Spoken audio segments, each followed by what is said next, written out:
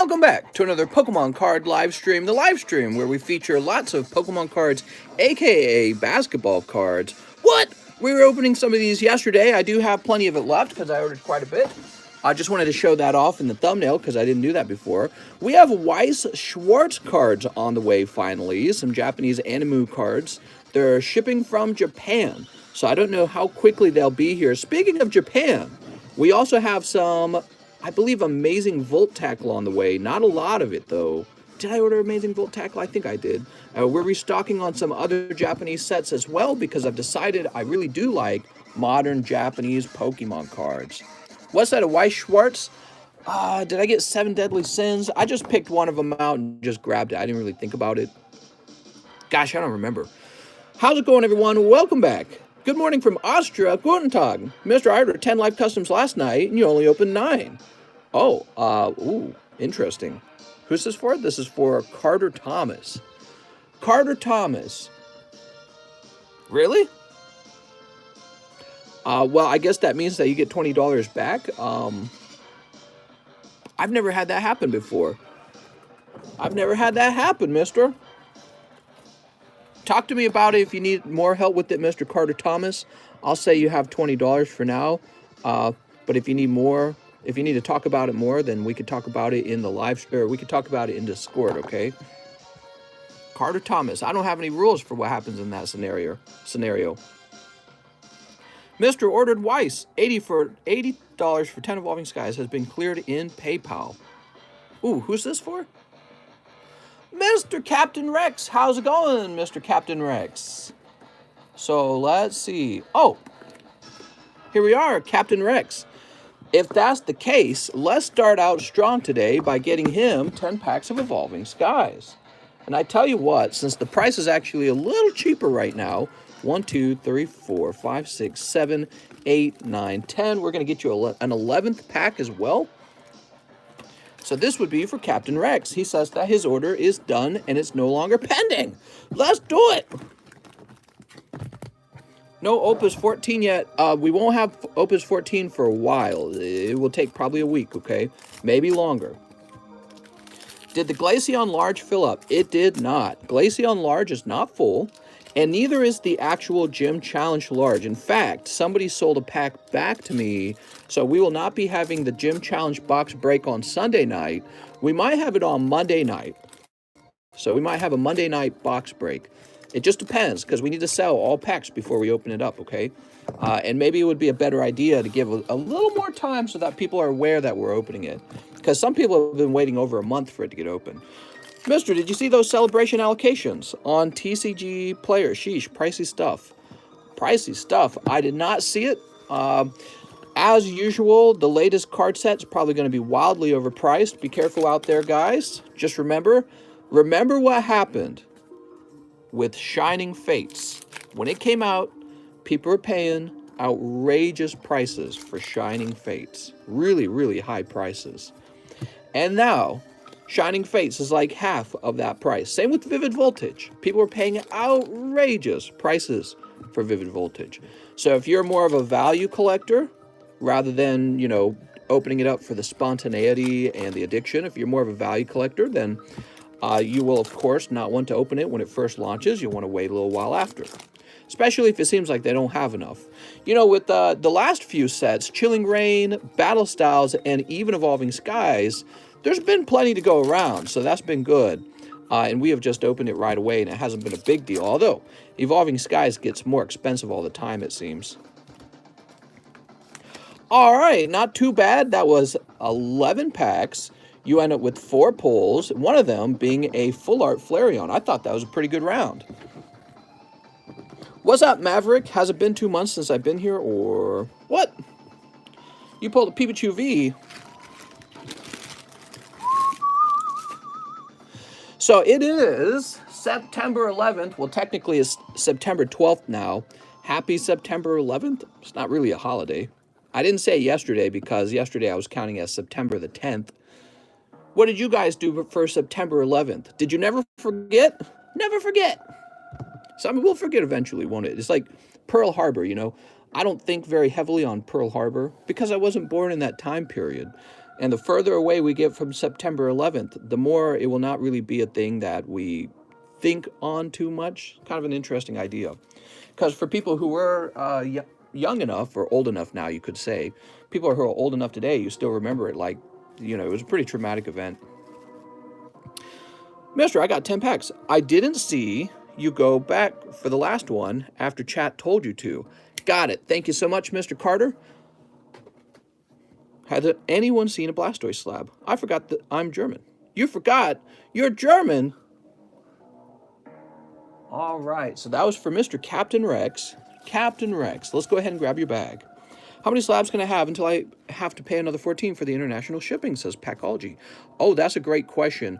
Well, it depends on if you also have a bag, but if you have no bag, I would say about 5 to 6 slabs is 8 ounces. Maybe a little less than that, in fact. It might be closer to 4 to 5. Here you are, Mr. Captain Rex. Thank you so much, man, for keeping up with me on the pending order. How much write you, mister? What? Remembering that this day caused my dad, me, and my younger brother to serve in the Army through the next 20 years. Man. Woo! Well, you guys must be a little frustrated with how it ended, huh? Did you guys hear in the news? I was watching this today. See, I kind of took the day off. I didn't work on Pokemons too hard. I usually do on a Saturday, Sunday, because there's no mailman pickup, so I don't do any shipping. So, since I don't do shipping, I don't read my messages either. Well, anyways, they were talking about how they're pretty sure the airstrike we did in Afghanistan, after the initial bombing of the 13 Marines, we did an airstrike, and it's believed now that it was just an innocent man who got bombed. Terrible, dude. So terrible. All right. Mister, how do you feel about the recent developments on card grading companies staring because of PSA backup? Staring? I don't want to be stared at. Look at this. Ooh. These are the new slabs being added to the table. There's a variety of them. Let's go over it. Yeah, alongside 7 kids. That's like a war crime almost. But it's crazy because we did that quite a bit. It just shows, and it was all for nothing almost. It feels like it was for nothing. That's Charizard 9. Cinderace. Evolutions. Shadowless Diglett. PSA 10 Holographic Dark Golbat. I have 2 of them. That's why he's for sale. So I'm getting rid of some duplicates. PSA 10, Koga's Beedrill. Very fancy. This is a really unusual one. This is the Premium Filed Typhlosion, and they graded it so long ago. Look at this. They graded this very early on in their career. Look at the number on the right. Japanese Neo Bakufan. They must have called him his Japanese name back then. How cool is that, guys? So that's 170. I have 2 of those, actually. This is a big one, 590. Rocket Scyther. 74. PSA 8, Dark Hypno. PSA 9, Moltres.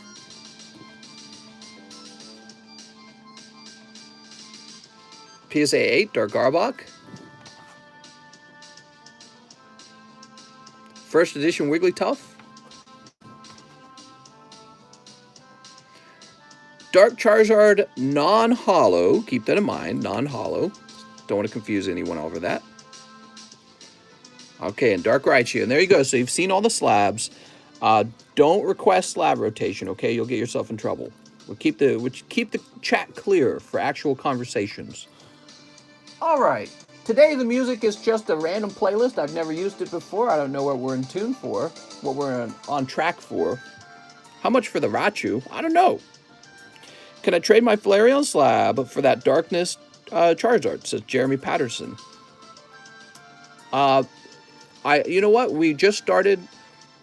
I suspect he will sell in like a heartbeat. I'm gonna have to turn that one down, okay?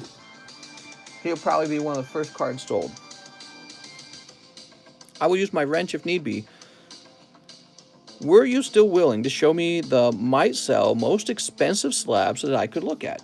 Yeah, why don't I do that real fast? I'll do that just for you. For those of you who missed it, yesterday's live stream was basically It was basically Mr. Tyler opening some crazy stuff.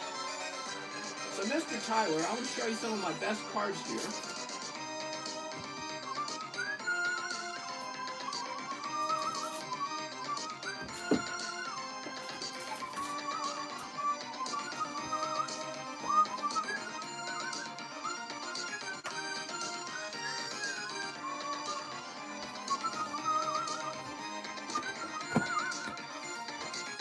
All right, try not to spill them here.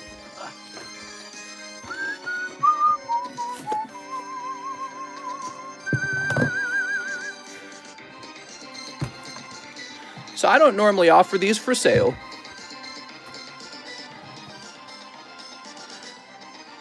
Those are my boxes of Japanese hollows.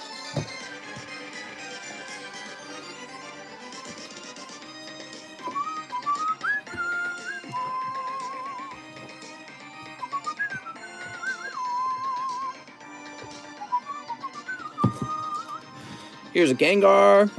I don't have these priced up. Bakufan, Dark Blastoise. These fancy Mews for Alligator. Another Dark Blastoise. There's a Expedition Blastoise Typhlosion. Here's a base set Pikachu. He's actually pretty expensive.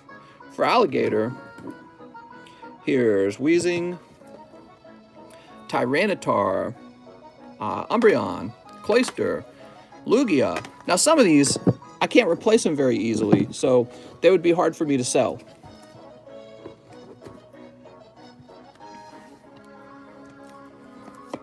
Did you see the news about Biden actually blowing up a U.S. military aid and some children with this drone? We were just talking about that. It was really sad. Game Boy Mewtwo, Sabrina Alakazam, another for Alligator, Dark Gengar, Dark Espeon, Scizor, Fossil Raichu, Fossil Dragonite. Look at this. Really like that card. That's the Typhlosion. Gyarados, Slowking, Raichu, Meganium, Kabutops. Oh. Ooh. Look at this. Now I only have one of these. I'm really proud of this. Game Boy Lugia. A lot of people didn't know about that card until I showed it off. And then his price jumped right after I showed it.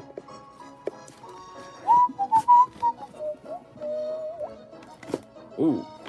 So you can see some of these I have duplicates of. And, you know, I hold on to them because I consider them appreciating Pokemon cards. Really important distinction, huh? But, you know, I'd be open-minded to selling you one.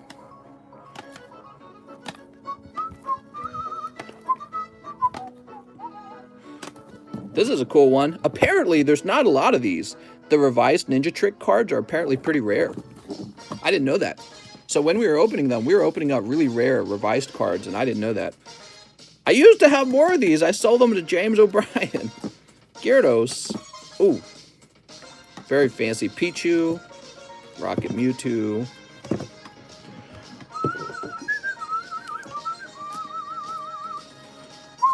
Ooh. Oh! I didn't know I had two of these Pikachus. What? I had no idea. I guess I had two of them.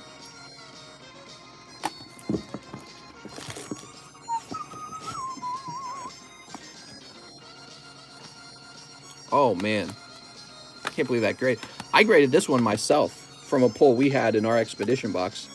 This will be in Gym Challenge. I'm always surprised that this is one of the cheaper cards in the set. I guess he's not that popular, but I love him.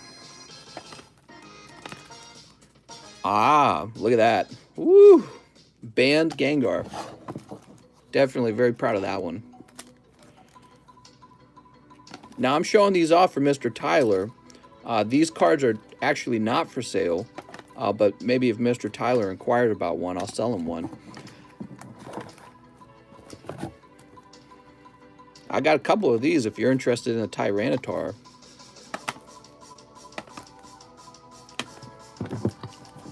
Okay, let's see. Raucous Snorlax. I was trying to pull one of these out of the Gym Hero set, but I couldn't. Arcanine. He's going to be in the Gym Challenge box. Ooh, man, some of these are fancy. Sabrina, flipping you off. Erica's Venusaur. This is going to be in Gym Challenge. Yeah. Very cool. All right, so you saw my Japanese collection here, and honestly, some of the Japanese cards have made it to the bench. I mean, for example, you guys have seen the Blaine's Charizard and the Dark Charizard make it to the bench. They're now in slab away. I can't quote you guys prices on these cards because, it would take my whole day up. And to be honest, I'm just trying to hold most of them. I'm not trying to sell them. But I had too many Charizards. And I'm like, I don't need... the thing about Charizard is he's considered such a good investment, but I don't need that many Charizards. So I was like, all right, I'll sell the Charizard. So I'd like 7 of those Charizards, and I was like, I want some diversity. Time for a diversity hire. Get some other Pokemons. Oh. So there you go, Mr. Tyler. I have a few other cards, like some English cards I could show you. I got some cards I have in secret. I can't show those off, but I got some cards I've shown off before, so people know I own them. So I could show those. How much you guys think those boxes are worth now? Back in the day when I bought these cards, they really weren't worth that much. And I was telling people, I was like, I think the Japanese cards are going to appreciate. Yes, they are cheaper than the English cards, but they're going to appreciate at the same rate. That's what I said back then, and I was actually dead right about that. When I bought this, I got it for $500, $550. I'm really curious if it went up or down. I think it's pretty expensive now, so it might have gone down. All right, let's see.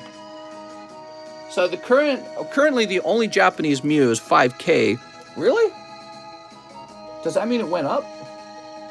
Let me check completed. So there's one for sale for 5K right now.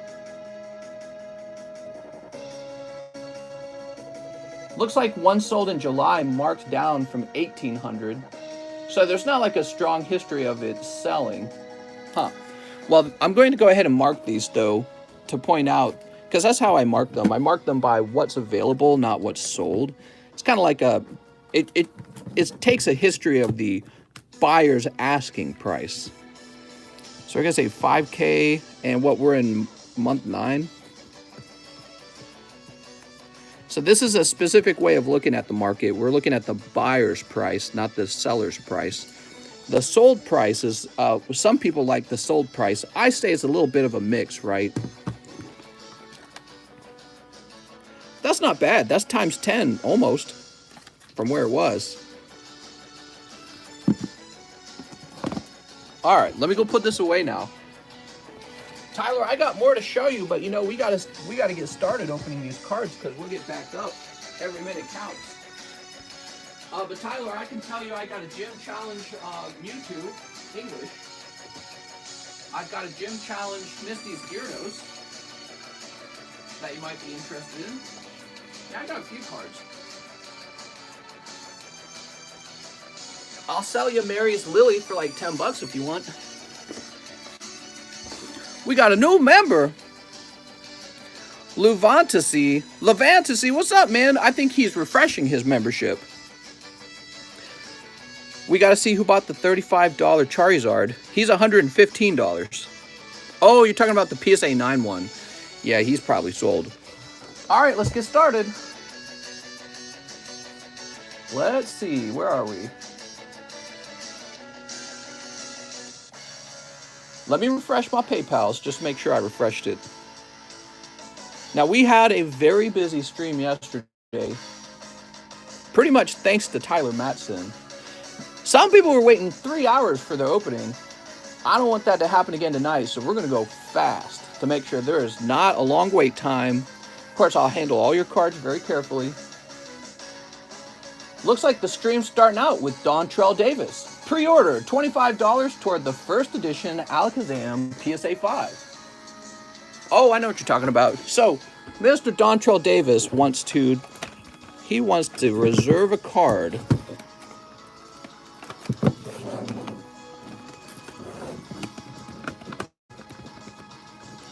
Not a bad choice. It's a cool card.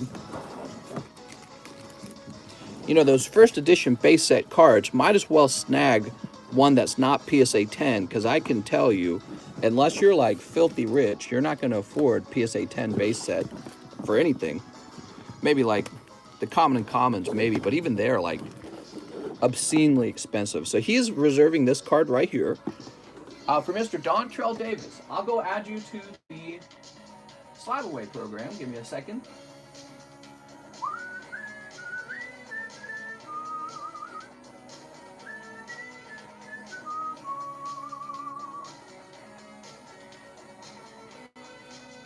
Dontrell Davis, Alakazam, and we're gonna put you down for 450.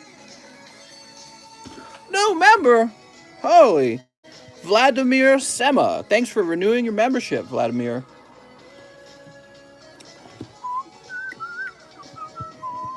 I don't have this song memorized actually. It's harder to whistle a song you don't know.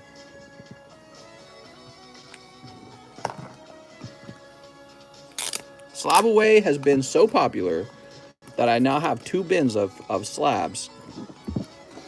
2 bins, not 1 bin, not 1.5 bins, 2 bins.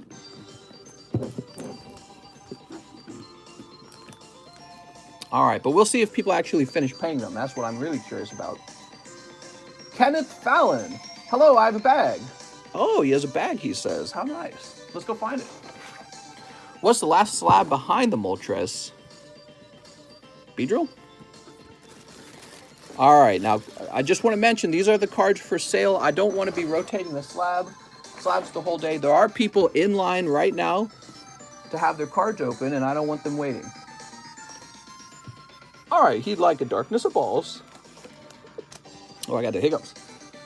1 Opus 4. All right. 1 Chilly Rain. Oh, Chilly Rain. Love Chilling Rain. 1 Lost Thunder. Okay, we got Lost Thunder. 1 Evolving Sky. Here we go. If you had to start a new business, what would be one business that you should do but never would, or a favorite way to cook a marshmallow on the fire? Well, first of all, marshmallows on the fire, to be honest, they're kind of gross. Like, you're just burning a marshmallow, and it's just goopy sugar in the end. Like, has anyone ever cooked marshmallows over an open fire and tried to eat more than 3 of them? You feel like you're going to die after, like, the 3rd marshmallow, right? So marshmallows over an open fire, they're just okay. And s'mores are just okay, too. Like, I get it. Graham cracker and chocolate and s'mores. You know, it's a nice little thing. It's an experience when you're a kid. When you're an adult, anytime you want, you can go buy a Snickers bar from the grocery store, and then that's just made better than a campfire s'more, is the truth. So really what campfires are fun for is just talking to people. And if you want to eat dessert, you can, you know what I mean? But your other question, if I had to start a new business today, it's so funny. I'm always thinking about that kind of question. And, oh, we got a $10 offer on the Lily. Very nice. Let me go accept that. I'm always thinking about that kind of stuff. I don't know if I like to make money as much as I just like to think about what do people need? And that's really what business is all about. Asking yourself, what do people want? What do they need? What would make them happy? And so today, I was laying down with my wife in bed. See, we didn't have anything to do today. So what we did was we went down to the basement bedroom, and we laid down and cuddled under the covers. And it was exquisite, right? Like, there's a lot of things in life that make you happy, but I mean, it was like straight up therapy. It's a big bed, king-size bed, fluffy blankets. It was a little bit cold in the basement, right? Like really well air-conditioned. We got this huge big screen TV. I got a little fan blowing. We're clicking through our TV shows and just laying under the comfort of the bed and cuddling. And I was thinking to myself, this should be a thing. You should be able to go to like a communal therapy cuddle session or something like that. We got all these drugs for happiness. We got all the, oh, I got depression. Oh, I got anxiety. Oh, I'm going to need to take a pill for that. I'm like, could anything be more therapeutic than laying under a warm sheet with, somebody who genuinely wants to spend time with you? And I thought to myself, really not. And I thought to myself, there's no product for this. And there ought to be. There ought to be some sort of way for you to go somewhere. Like people used to go to church, right? People used to go to church. I don't think churches are quite as popular anymore. But what if you could just go somewhere where you knew there was going to be a big, nice, kind of a darker room, nice air conditioning, a big TV, and you just lay down with somebody, like if you're lonely or young or something like that. You got therapy, don't you? Therapy, you sit down, somebody listens to your problems, and then they charge your bank account. That's probably not even as good as being able to lay down under the sheet and just, hold somebody.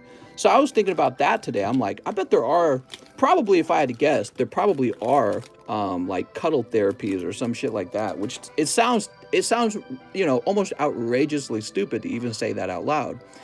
And yeah, human brains, I'm pretty sure they're designed for all that, like oxytocin or whatever it's called, releasing of that hormone. And if you're missing that in life, which I suspect the people who are struggling in life the most probably are missing it, that would be way better therapy than just having someone say, "How do you feel? You've got anxiety, here's a pill. You've got depression, here's a pill." You know what I mean? So I was thinking about that today. Mr. Kenneth, escorts. No, see, but that's not even true. So like escorts, R. Marquez says escorts, but if you think about it, that's about sex. Okay, which I understand that too. That's a pretty popular and well-known need throughout all time, right? Everyone knows about that. Well, I'm just talking about somebody who wants to lay down with you and just watch TV, right? Like that's a comfort. That is like one of the best comforts. It wasn't sexual. Well, I mean, in a way, all physical affection is kind of sexual in nature. It has a sort of intimacy that by default most sex would have. But the point is like just having physical contact with somebody, you know what I mean? And I'm thinking there's probably people out there who don't have it at all. And they're just in their room playing games and they got like game brain and they probably feel like there's nothing to life and they probably get depression and anxiety just from that. And I was thinking to myself, like, if you could just lay down with somebody who wants to lay down with you and watch TV, you would feel infinitely better. And yet there's no product for that. There's no way to easily just find somebody who wants to lay down and like be held, you know what I mean? Or hold you, whatever it is. Next up, we got oh, yeah, I said that right. Leonidas Garcia, 5 Supercross Spirits. You got it. So I was joking with my wife. I said we should open up a cuddle therapy business. But then I was like, man, what would I be, like some sort of cuddle pimp? Imagine trying to hire somebody to cuddle somebody else for money. And that's why it probably isn't a very common business or popular or something, because it's so strange. If you're going to cuddle somebody, usually it's because they want to cuddle with you. But there must be people out there in the world who just have no one. No one wants to hold them or be held, and they just have no chance for whatever reason. I don't know what maybe they're homeless. But also that's part of the fun. Like, I was thinking to myself, who could really use a cuddle? Probably somebody who's completely homeless. What if they could just go into a nice clean room with a big bed, air conditioning, and a warm blanket and just cuddle with somebody who wants to hang out with them and watch TV? Well, they'd probably feel like having a second wind, basically. They've been like given the fountain of youth for a moment. But then if they had money, they probably wouldn't be homeless. They wouldn't be alone. Because if you have income, if you have money, you can call someone and be like, hey, you want to go to my place? I've got a car to drive you there. Also, we can go to the movies. You know what I mean? So like being able to get somebody to go out with you just requires you to have money in the first place. So if you're going to operate this sort of therapy session somehow, how would you make it profitable if your main clientele probably doesn't have money anyways? You know what I mean? So I was thinking to myself, the clientele would be really strange. It'd be these people who can pay for the session, but they just don't have anyone in their life. There'd probably still be people. Let's be honest. What do we got? Naturon Shenron. I can't even effort the 5-pound for my epilepsy pills, and I really, really need them. I pass out over 2 times a day. Ooh, I'm sorry to hear that. Chris says they have rental girlfriends in Japan. Right. Well, that's kind of what my wife was saying. She was like, well, they kind of do that in Japan, right? They got rental boyfriends and rental girlfriends. But even that's kind of more of a, hanging out and just having conversation. I'm talking about climbing under a warm bed and just having someone hold you like when you're a baby or a kid. You know what I mean? It's just like, it just rejuvenates you. I swear to God, it's like manna from heaven sometimes. All right, Leonidas. And to think that there's people out there who have to wake up every day and they just don't have that. Like, forget about being pokey poor. You're cuddle poor. which is far worse, because you can always have Pokemon cards in life. Maybe you lose all your Pokemon cards in a house fire, whatever. But I mean, if you don't got somebody to go to sleep with at the end of the day, you're really missing something. Next up, we got Thad's Music Emporium. He says, "Hey, mister, pre-order for 7 Chili Rains." Wow, that's a pre-order, really? "I appreciate the sneak peek, and I saw one that I'm interested in from your Japanese set. I'll DM you about you. Did you also see the DM I sent you earlier today?" I may not have seen it. I didn't answer any of my messages today, so I apologize for that. I kind of took the day off, is what I did. Dude, I was tired. 1, 2, 3, 4, 5, 6, 7. You had me working for the money there yesterday, man. I had back pain at the end. Speaking of which, we probably shouldn't go past 5 hours or 4 hours, or maybe I'll try using the stand-up desk more. I assembled a stand-up desk, and I really don't use it. If we're going to go for 5 hours, or I have a feeling that we're going to go for 5 hours, I better spend some of that time at the standing desk. All right, sorry if I don't answer all your messages. Your messages are coming in fast. Book Cuddle Therapy from a professional cuddler. Cuddlist, each professional cuddler is there to listen, comfort, encourage, and journey with you throughout every cuddle. Yeah, basically, think about that for a second, though, because I feel like everyone's like, "Oh, I need therapy. Oh, I have these problems. Oh, I have that problem." When was the last time you just laid down with somebody who just like unconditionally cuddled you? It's probably kind of rare, in particular for the people who need it the most. That was the sort of irony that I was realizing. That's why I was explaining with the homeless person. I was saying the person who probably needs the cuddle the most is somebody who couldn't afford to get a cuddle from cuddle therapy. Look at this, Galarian Slowking. Wow, love it. He's having some deep thoughts, I think. Actually, he looks like he's having some inappropriate thoughts. He's got a bit of a scheming smile on his face, like, yeah, boy. How do I buy Panini basketball packs? Where should I go on? Through his link. You'll want to read the description, okay? Do members get to cuddle each other? In the House of Pokemon, you could cuddle each other all day. I don't care. What do we got? We've got Peonia. He needs a hug. That's right. Poor Slowking. He's all by himself. Zorora. All right, Zorora. Here's Porygon. Oh, I love this song. Bonsweet. Oh, what is this? So weird. Sorry about that. I'll DM you for that particular slab. If today's stream ends sooner, would it be possible to look through some of your English slabs as well? Yeah, so I do have some English slabs, and I don't mind showing them off. Maybe what we can do is, if you're still here after a while, I'll show them off as the stream starts to clear up a little bit. Hopefully tonight, though, we can stay ahead of it, right? So this was for Thad. Thad, you did pretty good, actually. You did pretty good picking up that alternative art. These are like as rare as hyper rares, the alternative arts are, so you've done well. What slab sleeves do I use? Penny sleeves. There's all kinds of them. I use multiple brands, okay? The cheapest one. Next up, we got Basilio Gonzalez. Hey, mister, happy Saturday. Can I please get 5 battle styles? We'll start there. You're happy with the Slowking? I'm glad to hear that. 5, 6 Japanese fighters. Okay, give me a minute. 1, 2, 3, 4, 5, 6. All right, 6 battle styles. 6 matchless. And then he says, 2 poker cards. You got it, Mr. Basilio. What would I rather own, Crypto or MetaZoo? Ooh, that's a great question. Crypto or MetaZoo? That is a tough question. Well, I think that crypto is basically a Ponzi scheme. That's how I feel about it. Yes, I know it can be used as a currency, but generally people don't use it that way. They put money into it hoping that everyone will do what they're doing and it'll go up in value, right? But obviously that can't happen infinitely because eventually you run out of people. So at some point it stops growing, and when crypto stops growing, the people that were there for growth, they're going to cash out, and then it's going to decline. And maybe it never fully declines. Maybe it just goes back up and down for a while, but it's never going to grow like it used to again. Whereas MetaZoo is a collectible that nobody has nostalgia for yet because it's like it came out last year.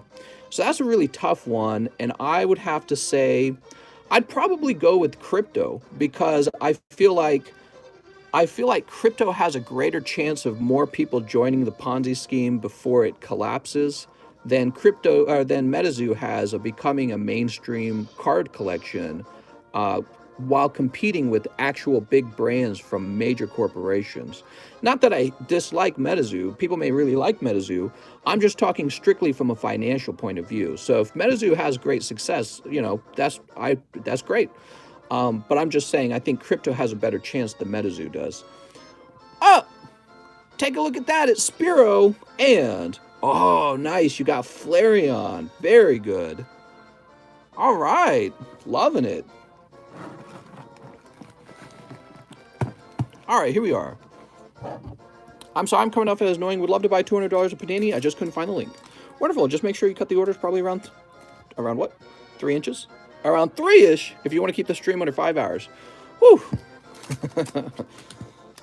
Mr. is ignoring me. I'm not ignoring anyone. There's a lot of messages. The chat room's moving. Now, before we actually open these up, can we hit 100 subscribers? Can we hit 100 likes tonight? We're at 59 likes. We're 36 minutes into the stream. So if you guys could hit the like button till we get 100, then I'll start opening these up. Just as a nice little present for me, because I know you guys like me that much. No, mister, I hate you and you suck, but I'm here anyways. Cardano. How about 100 dislikes?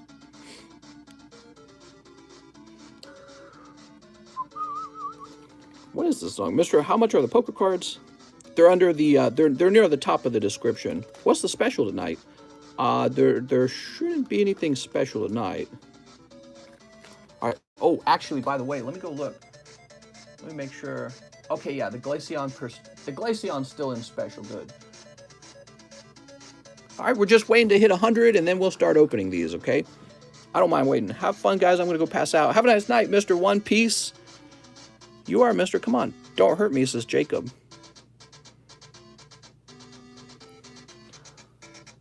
So while you guys think about that, respond to offer. I'm going to go look at the price of something. I'll be right back.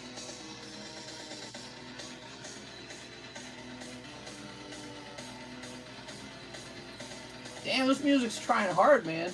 All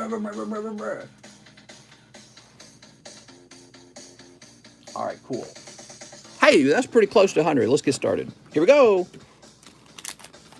We've got, oh, look at this. Hitting that Galarian Articuno very easily. Wow, very fancy. Cardano is like Ethereum. They're like their own web of functional data chains that build up many things. Cardano is decentralized currency, except it's kind of centralized in the hand of the programmers. Here's Articuno. Man, we got some heavy metal going on here. What is this music? Dracozol. Mr. Ain't got no law. What? Man, Charizard buyers are like 10 a penny, no variety. Hey! Here's Urshifu. Here's Shaman. What a Shaman. All right. Very good, man. You pick up that secret rare. Here's Zubat and Flapple. He's so flapping. Love the texture on the Japanese. Yeah, I hate to admit it, but the Japanese cards are simply printed better. That is the truth.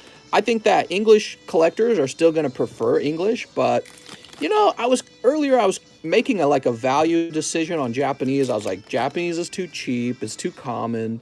It's too, it's another language. But I've been opening a lot of cards lately and just looking at the superior printing quality of the Japanese cards. They're going to stay on the menu. That's how it's going to be. All right, here we go. Beautiful. Not bad. Poker Flareon. Awesome. That was for Mr. Basilio Gonzalez. He says, I've got a bag as well. Oh, Mr. Basilio. He's got a bag. Billy. Basilio, you got Raikou last time. Damn, that's so good, man. Man, you have no idea how lucky that Raikou is. That is some money. We just need Japan to become the most universal language in the world. That's right. I'm ready for Japan to become the one world power. They have all the best art. Jeff Leon says 1 Glaceon, 3 Evolving Skies. Ooh. Let's pull this Evolving Skies up here. Whew. Here they are. And 1 Glaceon. I believe he means place me into the Glaceon sublist. So let's grab the sublist. Jeff Leon. My name's Jeff. There we are.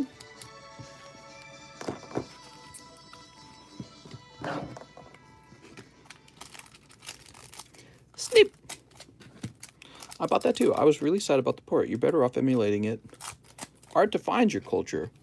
True. That's why American culture is so good. We had that Catwoman show the other year. Oh, it was so nice. Here's Ampharos. Here's Shark. Oh, Sylveon.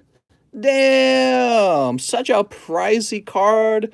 And he pulled it in just 3 packs. Unbelievable, man. Woo! Ding, ding, ding, ding, ding. You did it. That was for Jeff Leon. Oh, Jeff. Damn, that was fancy, Jeff. I'm going to go ahead and refresh this soundtrack. It's already over. It was a pretty short soundtrack. Jeff must be pretty pleased right now. Jeff, this appears to be... This is like a bag of all your hollows, Jeff. I'll put these hollows in here. Now, what about your hot ones, though? Here they are. So here's a bag of your hot ones. Owner of Cardano is the co-founder of Ethereum. That's right. He saw his friend become a billionaire from minting his own currency, and he said, "Wait a second, I want to be a billionaire too." So now he's got a group of bankers / software developers who are now becoming exceedingly rich off of our Wall Street betting, if you want to call it Wall Street. Justin Huerta says, "Hey, mister, I'd like 5 Evolving Skies." Oh, Justin. 1, 2, 3, 4, 5. Hey, mister, you're a legend. How long would $200 worth of Panini cards take? It wouldn't take too long. It wouldn't take too long. Not too long at all. I like your crypto cynicism. I think about it with complete obsession because I really enjoy thinking about finance, and I am not a fan of crypto even a little bit. I think the idea was, let's make a decentralized currency. That's cool. I like the idea of that. That's so cool. That's the kind of idea that would make everyone's pee-pee really hard. I came to the conclusion the other day, you cannot do that. It is impossible to do that because a currency is really only stabilized by a military. So to enforce your currency, its usage or its lack of usage, you have to have a military. And so there never will be a decentralized currency. There will only be currencies that are distributed by a government. And you don't really need anyone's currency. You can trade sheep and cows together. You never needed a government's currency. The only thing the currency is used, it's just a tool for trade. So you just trade one Pokemon card for different Pokemon, and it makes it easy to do that. And as long as you're not sitting on like $2 million in your bank account, you never experience inflation. You should just place it into the asset that you want. And then when you need to convert it to a different asset, sell and then buy the other thing, right? So you never experience inflation as long as you spend all of your money. And you can do that. You can buy ownership of a company. You can buy stuff for the business that you're starting. That would actually be a pretty good one. Or you could buy a house. So there's places to put your money already. And the idea that you need to convert it to this other currency that's more expensive, it does not have its own government, it does not have its own military to protect it. It's a really, really good lie by the people who are getting billions of dollars for having already bought those currencies for pennies, right? We call them currencies. They're just software to me. It's actually really remarkable. It's like if somebody made Call of Duty DLC and told you that you need to own that Call of Duty DLC because it'll make you rich. And the person who agreed with this marketing tool, the first people to buy it, they did get really rich. So they turn around and they're like, look at how wealthy I am because I bought the Call of Duty DLC. And so this drives everyone with dollar signs in their eyes crazy. They're like, I'm going to be rich too. And it keeps going and keeps going and keeps going. But you have to run out of people. There's a finite number of people. And so eventually it ends. And when you're not really making that much money, that's when people start pulling out because they're going to go on to the next thing. Logan Carlson says, pre-order, hey mister, 5 Evolving Skies. You can say the same thing about Pokemon 1, 2, 3, 4, 5. Why? I'm not saying that Pokemon cards are going to replace the dollar, though. Pokemon cards are like, they're just a collectible. You collect it if you like it. And yeah, it'd be nice if you could buy low and sell high. But nobody's claiming Pokemon cards are going to replace the US dollar. All right, so 2 Star Wars Galaxies. You got it, mister. Pokies are live. That's right. What am I talking about? Pokemon cards will replace the US dollar. That's what I meant to say. Buy now before... I almost said buy now before the bubble pops. Buy now before you miss out. I semi-agree with you. The community is the Ponzi scheme, but there is tech in the crypto that is valid, solves specific problems, and is pretty interesting. Name me one thing that the crypto does that is so good. And I'll debunk it like easily. Trevenant, woo! Can I please get large cheeseburger? That's how I feel. I feel like a glorified fast food worker at this live stream. I do. Crypto puts the price of the asset in the hands of the collective wallets that hold it. Crypto isn't all a Ponzi scheme. It's 100% a Ponzi scheme. But let's see what he says. He said it puts the price of the asset in the hands of the collective wallets. No, that's not true. So here is a Dark Raichu for $93. If you wanted to buy this from me in Bitcoin, I would ask you for $93 of Bitcoin. Duh, because I'm not going to sell it for $80 just because I'm getting Bitcoin. All I'm going to do with the Bitcoin is turn it back into dollars. So we define the value of Bitcoin by what it's valued in dollars. So when you use Bitcoin as a currency, that doesn't actually affect the dollar value of the asset at all. And you're buying the same amount of Dark Raichus with that Bitcoin. The dollar is a Ponzi scheme when you think about it. The dollar is not a Ponzi scheme. It's a tool for trade. The problem is we allow our government to print as much of it as we can. Now, if all you own is assets, it doesn't affect you. So the corporations don't mind when the government prints a lot, and rich people don't mind either. But the people who really get destroyed by money printing is anyone with a job, because your boss doesn't raise your wages as fast as the government prints money for itself. So it's a sort of hidden tax, and it makes you quietly poorer. The houses become unaffordable. The cost of college becomes unaffordable. Healthcare becomes unaffordable. And you're like, why is all this shit so expensive? Because the government printed money, shipped it out to China, and then China came back in and bought houses in the United States until there's not that many left. Or, you know, it's just whoever's doing that in particular, but it's not just China, it's everyone. Everyone who really understands the value of assets is buying up assets. And you beg the government for them to print money, not really understanding that it actually just keeps everyone poorer. Or not, you know, I feel like the bigger issue is a lot of people who are needing that government assistance, it's almost like they're not even playing the game. They don't understand that becoming wealthy isn't about waiting for the government to hand you something. Becoming wealthy is about starting your own business that either creates an asset or creates a service, one or the other. So you must produce a good, or you must be providing a service using goods that were produced in another country. And right now, the goods are produced in China rather than the USA, and that's just another problem that we have. Oh! Hi, mister. Just wanted you to know that is open the PAX. Crypto is taxed. That's right. And anytime and what the United States could have done is they could have just outlawed it, but they said, oh, we'll just make money off of it anyways. So crypto is taxed. It is effectively not decentralized. If your government can raise or lower the tax on crypto, how on earth can you call it like this, protected from the government system? It's not even slightly protected.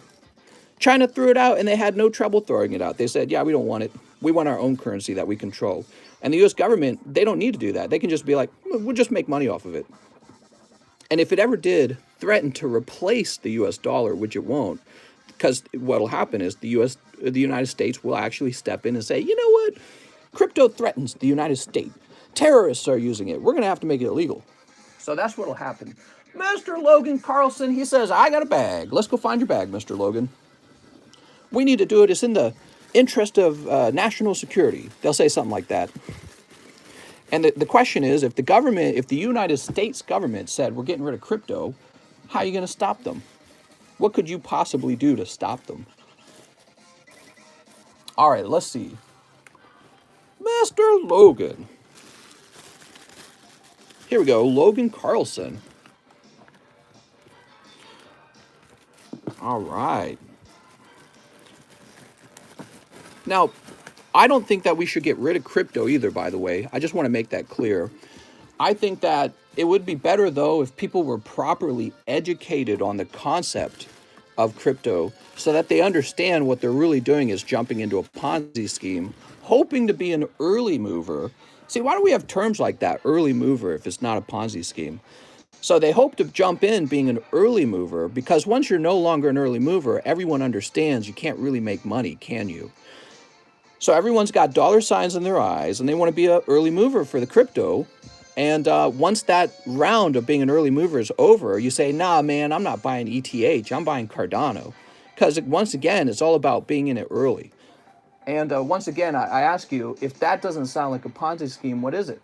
Levi Grimes, pre-order. Hey, mister, can I get 5 Evolving Skies? Wow, a lot of pre-orders. All right. Let's see. Why is tag team so pricey? Because it's not cheap, mister. If I had to lower the price on tag team, I probably would just hold it. If crypto becomes illegal, you just use a VPN. XRP was taken off the market due to the SEC law in the US, but everyone just bought it using VPNs. Right, but you know, the value of crypto going up, which is really, admit it, that's really what everyone in crypto is hoping for. You're not waking up saying, you know what, I don't want to buy pizza with the US dollar. I want to buy it with XRP. You're not waking up doing that. What you're waking up thinking is, if I buy a bunch of XRP now, it'll double in price, right? So that's what you're hoping for. When you wake up, if you were told to use XRP to buy pizza from Pizza Hut, you had to get a VPN because it's illegal to use. You would probably just say, you know what, I'm just going to use US dollars. It's much easier. So one of those central marketing tools for selling people the crypto, I would call it the crypto lie, one of the main tools you use is there's going to be mainstream adoption. Mainstream adoption. But if you're telling me that you need a VPN to buy a pizza, I don't think it's going to be mainstream adopted ever. I think you got high in the sky fantasies. And those fantasies, once again, are all pretty much everyone hoping that they're an early mover in the Ponzi scheme. I'm an early mover. I got in when it was only $1. Now it's $2, and I'm going to sell and get crypto rich. Woo! What do I think of VeChain? What? Is that like the JJ chain? And finally, Love Disc. Oh, Mr. Levi, that's a cold one. Why wait for pending payment when crypto can be covered in seconds for only $35? Could you imagine that? I saw those fees that people pay to use crypto. It's outrageous. That's another thing. It's outrageous. We expend all this energy for a made-up currency. It's really just a piece of software. And so we expend all this extra energy just so that we can use some other currency to convert dollars to that currency, to buy a pizza, to convert it back to dollars. It's the silliest thing I've ever heard of. And you pay like a giant fee to do it. And currency, the cryptocurrency can take quite a while to transfer as well. So another thing that's not true about it is that it's fast. Sometimes it's fast, sometimes it's not fast at all. Mr. Levi, he says, I got a bag. Let's go find it. Jeff Leon says, am I a mod? You're pretty much a mod, Jeff. Anyone who talks with the wrench is a mod. Levi Grimes. Is Team Up what? Is Team Up normal 36-pack box? I don't have a sealed box of Team Up, but I have blister packs. And those are a little more random than the boxes, I think. I can't guarantee that you'll have a box pull rate. Last time we opened blister packs, though, the guy pulled like 5 full arts. So take that as you will. I just can't guarantee that something like that will occur again. Okay, now we have Jacob Thomas, 3, Battle of Omni. Uh-oh, is Battle of Omni still on the menu? Battle of Omni is all sold out. Yes, so Mr. Jacob Thomas, Battle of Omni is still all sold out. Could I offer you, let's see, how much does the other set cost? Mr. Jacob Thomas, can I offer you 2 of the Digimon 1.0s? Mister, with the defenses we have in place right now, do you think a terrorist attack as big as 9/11 could ever happen again? Yeah, absolutely. I think it could definitely happen. What did we do? We opened up the, shoot, what's the name of that company? The TSA? We started the TSA and they do like random screenings. Yeah, I think absolutely another terrorist attack could happen. Like the assumption is that you could, oh, I should wait for him to say yes. I just VMAXed on my Cubone. Anyone know how to clean a slab? What's up, spunky weirdo? Mr. Jacob Thomas, it is your turn. I do not have any more Omnimons, but I can offer you 2 packs of Digimon. Yes, he says yes. Thank you. How many of those do you have? Also, how many more boxes of Japanese Tag Team do you have? Oh, I got more. We opened a fresh case, right? So I got plenty of Japanese Tag Team booster boxes. As for the Team Up set, which would be very impressive to open, I have, give me a second. So I got this is, I believe, a box of 36 of them right here. It looks like I prepared it beforehand. So there's 36 of them. It's quite expensive. You're not planning on opening a box of Team Up, are you? Because I'm about to get scared. Here we go, Jacob. We've got, oh, Metal Garurumon. Mister, are you getting any more Final Fantasy Opus sets? Currently not. I don't have any plans for new Final Fantasy sets, but I'd be open-minded to it. I really like the Final Fantasy stuff. All right. Not bad, man. Very good. Let me get your bag. Mr. Jacob Thomas, you got a big bag. He said a box, not just one box. You seriously want to open up multiple boxes? So let me look. Let me just take a look. So I think I have enough. I think I have enough for up to 4 boxes, but I wouldn't go beyond 4 boxes. Might even be safer to start with 3 and see what's left. So I would say I probably have, I think 4 boxes is exactly how much I have. You don't really want to open 4 boxes, do you? You're scaring me, man. All right. Next up, we got Brooke Williams. Hey, mister, could you check my bag? I made an order on the 6th and can't find it in any of the streams, says Brooke Williams. All right. Mr. Brooke, give me a minute. Basilio, Brighton, Benjamin, Blake, Billy, Brandon, Brock, Brian, Brandon, Bridget, Brian. Let me start by trying to look up that order, Brooke Williams. So give me a minute. Brooke Williams is saying he's concerned he might have been missed. Oh, Crypto Tree. Oh, it's funny though because I said I'd rather buy crypto than MetaZoo. And that's because I feel like crypto has a better chance of going up in value than MetaZoo. I feel that MetaZoo might already be kind of like at its peak value. I could be wrong, but I don't know how much more it could become expensive compared to crypto, which I think there's still plenty of people out in the world who could buy into crypto before crypto sort of like peaks and then declines. All right, Mr. Brooke, he ordered 2 Towering Perfections. He says, I have a bag with 1 card in it. Oh yeah, I remember that actually. All right, let's see. Crypto may help discipline poor countries from printing too much money or else people will shift to crypto. Not if your government outlaws it. So once again, a government can easily outlaw crypto. It is not even difficult, or they can tax it. Again, I don't think that when people buy crypto, I don't think that they're really concerned. Here we are. I don't think they're really concerned about the poor people in another country. I think the real reason people... Look at that, Brooke. You're getting 2 towering perfections, mister. Well, I tell you what, actually, Mr. Brooke. We're out of towering perfections. I'm going to go ahead and send you a refund on that order. I think you were missed. Give me a minute.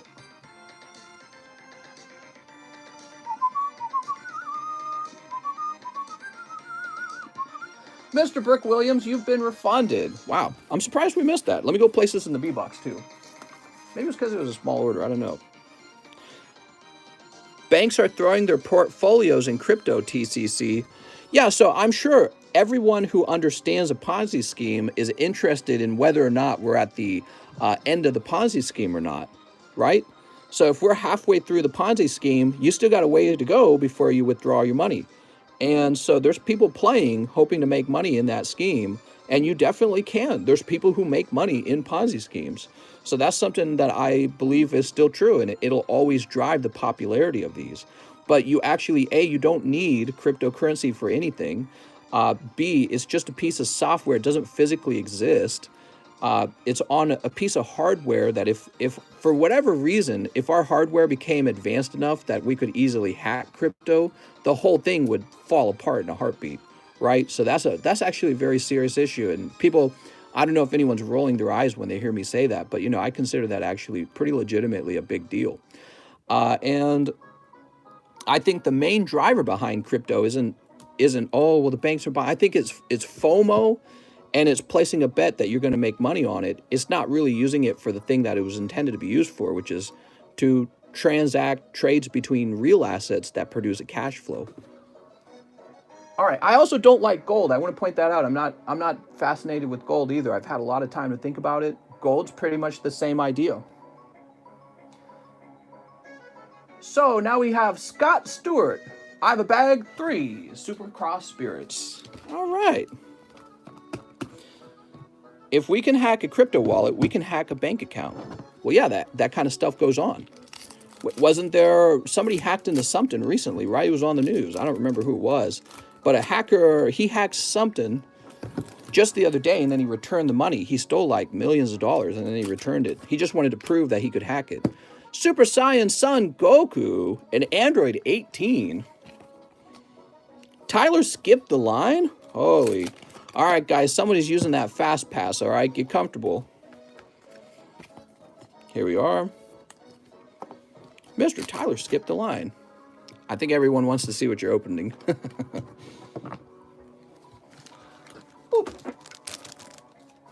Scott Stewart.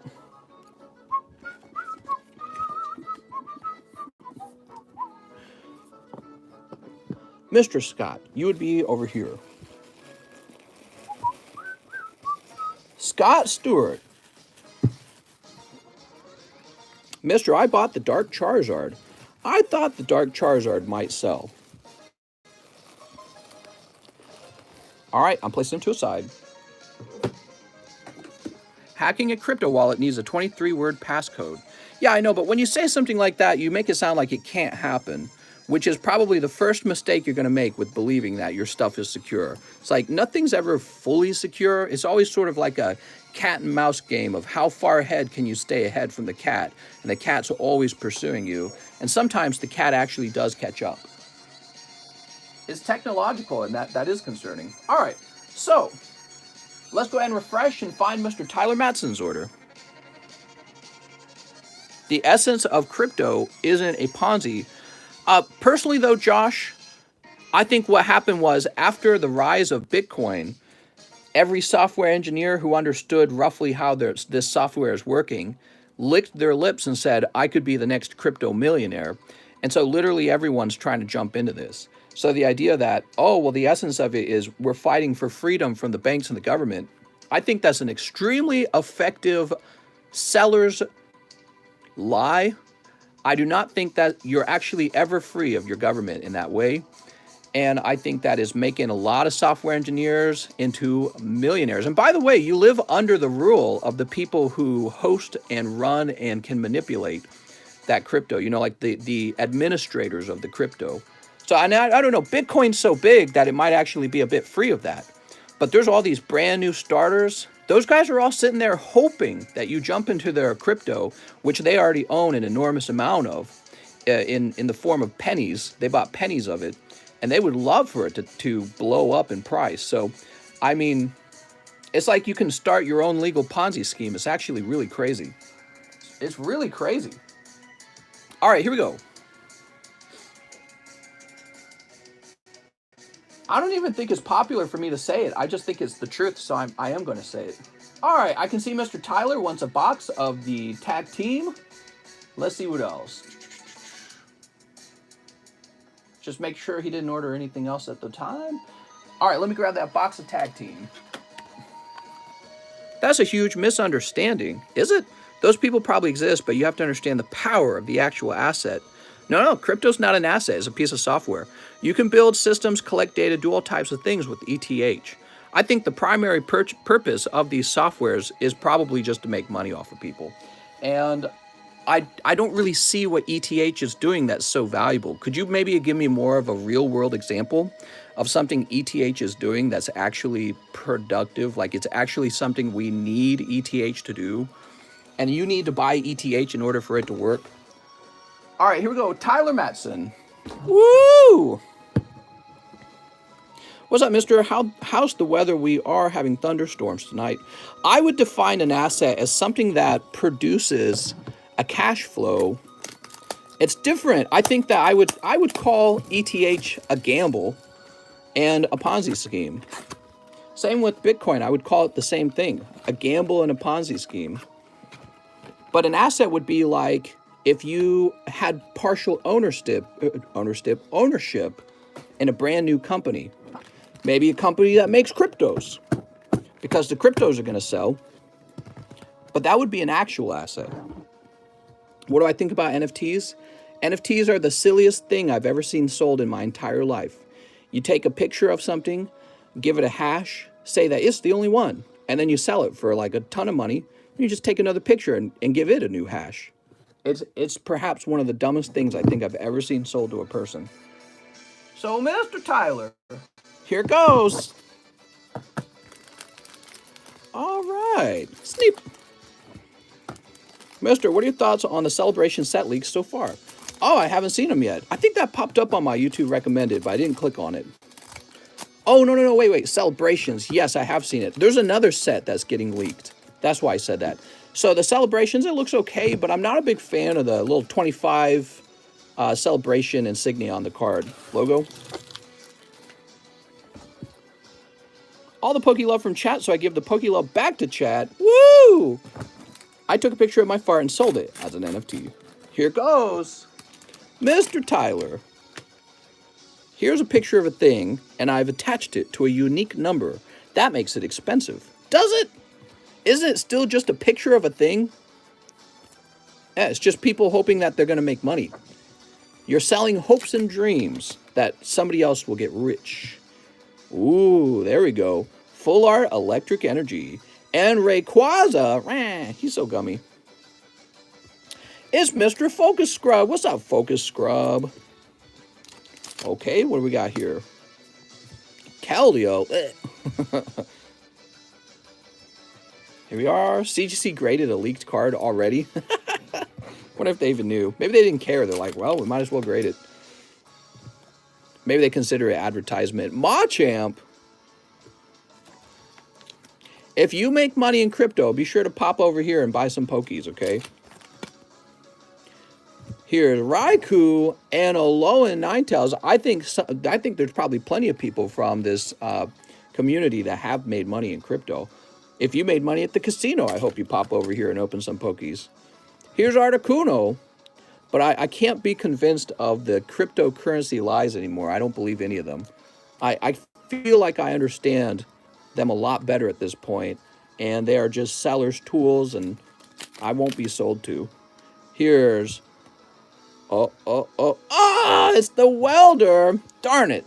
So Welder would normally be a nice pull in the Unbroken Bonds series, but this one's a boy. I guess that's not a big problem if you like boys, though. I like boys. I like boys who weld. The Guy Welder. One of the things that people often tell me is that I simply don't understand crypto. No, no, no. I understand it really well at this point. I read about it constantly, almost daily. I think about it in as often as I can in an abstract way. I try to see the picture from many angles. I try to understand what's people's motivations behind it. I listen to all the ideological arguments for it and against it. I actually do understand it quite well. And I think it's awful. Cryptocurrency is terrible. It's a huge waste of money. Oh, Charizard, Reshiram, and Jirachi. It's an enormous gamble, and it doesn't do any of the things that it promises to do. But it is a great gamble, especially if you walk out with money. And people love a good gamble. Here we go. Sweet. Double Charizard. I don't hate gambling, by the way. I'll say that. But I don't like scratchers or gambles that are hosted by the government. Gambling, I consider it a sort of wasteful kind of fun. But I mean, I watch people spend $500 on fireworks and blow that up. So what you can or can't do with your money, as long as you're responsible with your money. I do also think there is gambling addiction. I don't like gambling addiction. But there's also video game addiction, and I don't hate video games either. But you have to be aware if you have an addiction. You have to do something to stop it. Wow, those are really nice. All right, so that's for our friend Mr. Tyler Matson. Huge supporter, man. Tyler, it's pretty amazing. All right, got another Charizard in that box. If anyone saw a card that was pulled and wants to possibly trade for any, let me know. All right, I'll write your name down here.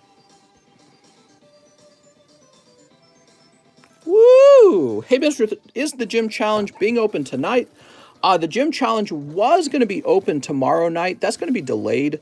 We're gonna wait till all the packs have sold. I had one of the packs sold back to me. Look at this. There's that Fortnite card. Oh my lord. I had one of the packs sold back to me. We have 3 packs to sell still. And because of that, we're going to delay it a little bit until that pack officially sells, okay? All right. Now, back to that list. Mr. Levi, Jacob Thomas, Burke Williams, Scott Stewart, Chris Keon Voncott. May I get 5 Evolving Skies? Man, Tyler, you've made the last few days a lot of fun. I actually missed the days where we would open whole boxes of those. And that was back when they were a lot cheaper. What's up, Uncle John? Sleep. My favorite addiction is women. Don't tell the pokies. Mr. Celebrations, you're going to be getting McDonald's Hollow set. What? Sleep. Can't wait for that McDonald's style. Chris Kielvoncott. 5 Evolving Skies. Just keep the pack and do it tomorrow, says Yo's Brian. No, we're not going to do that. We are going to wait till they officially sell out, okay? All right, what do we got?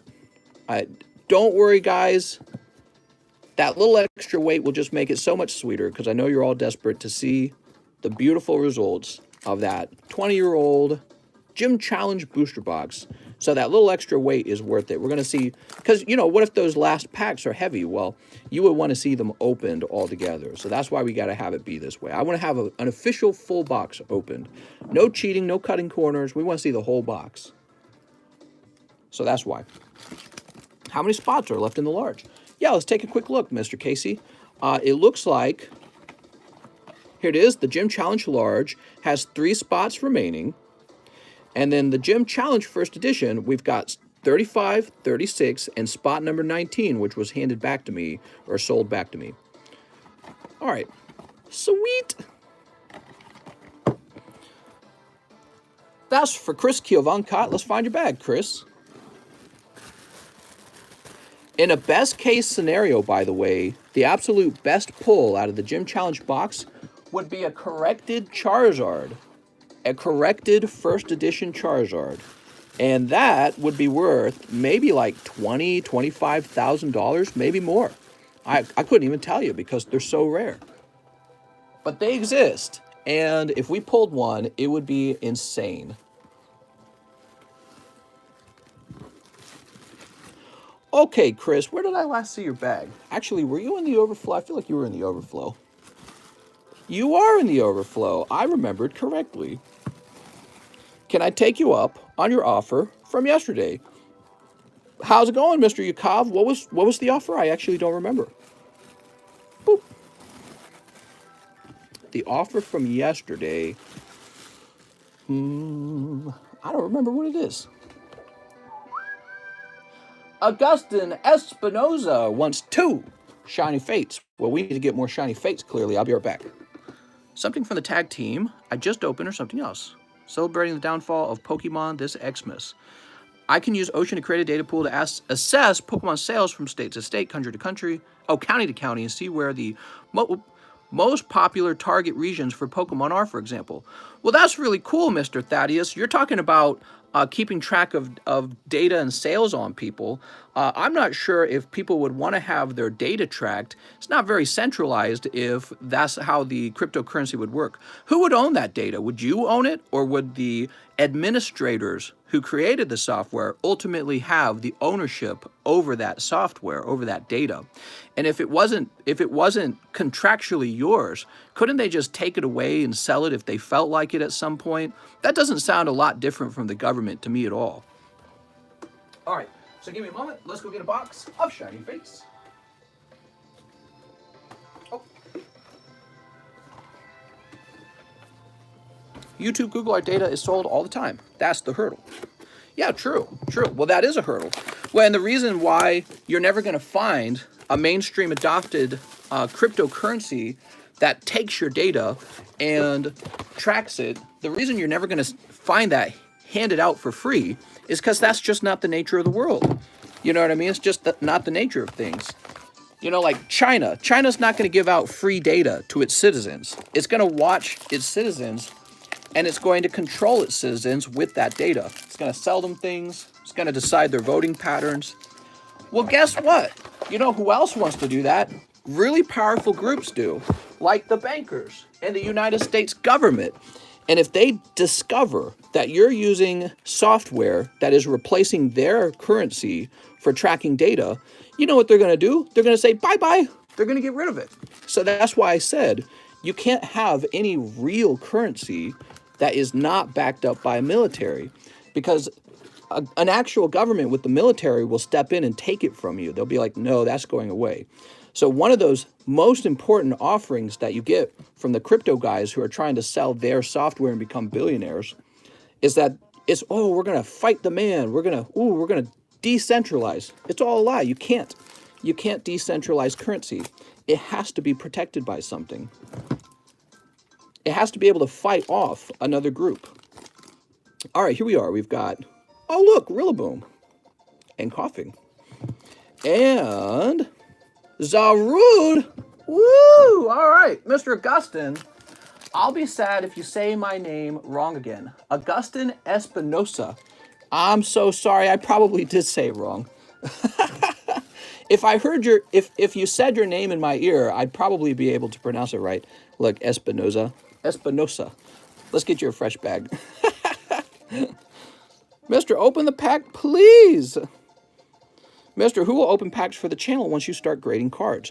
Well, it's more like who will grade cards once we have a really good, high-quality grading process going. And my goal is to hire people. I want to hire people to grade cards. I don't want to do the grading. I just want to get a system running. So my goal is not to grade cards and run this channel at the same time forever. My goal is to begin a grading company and offer jobs to people who have a passion for card grading.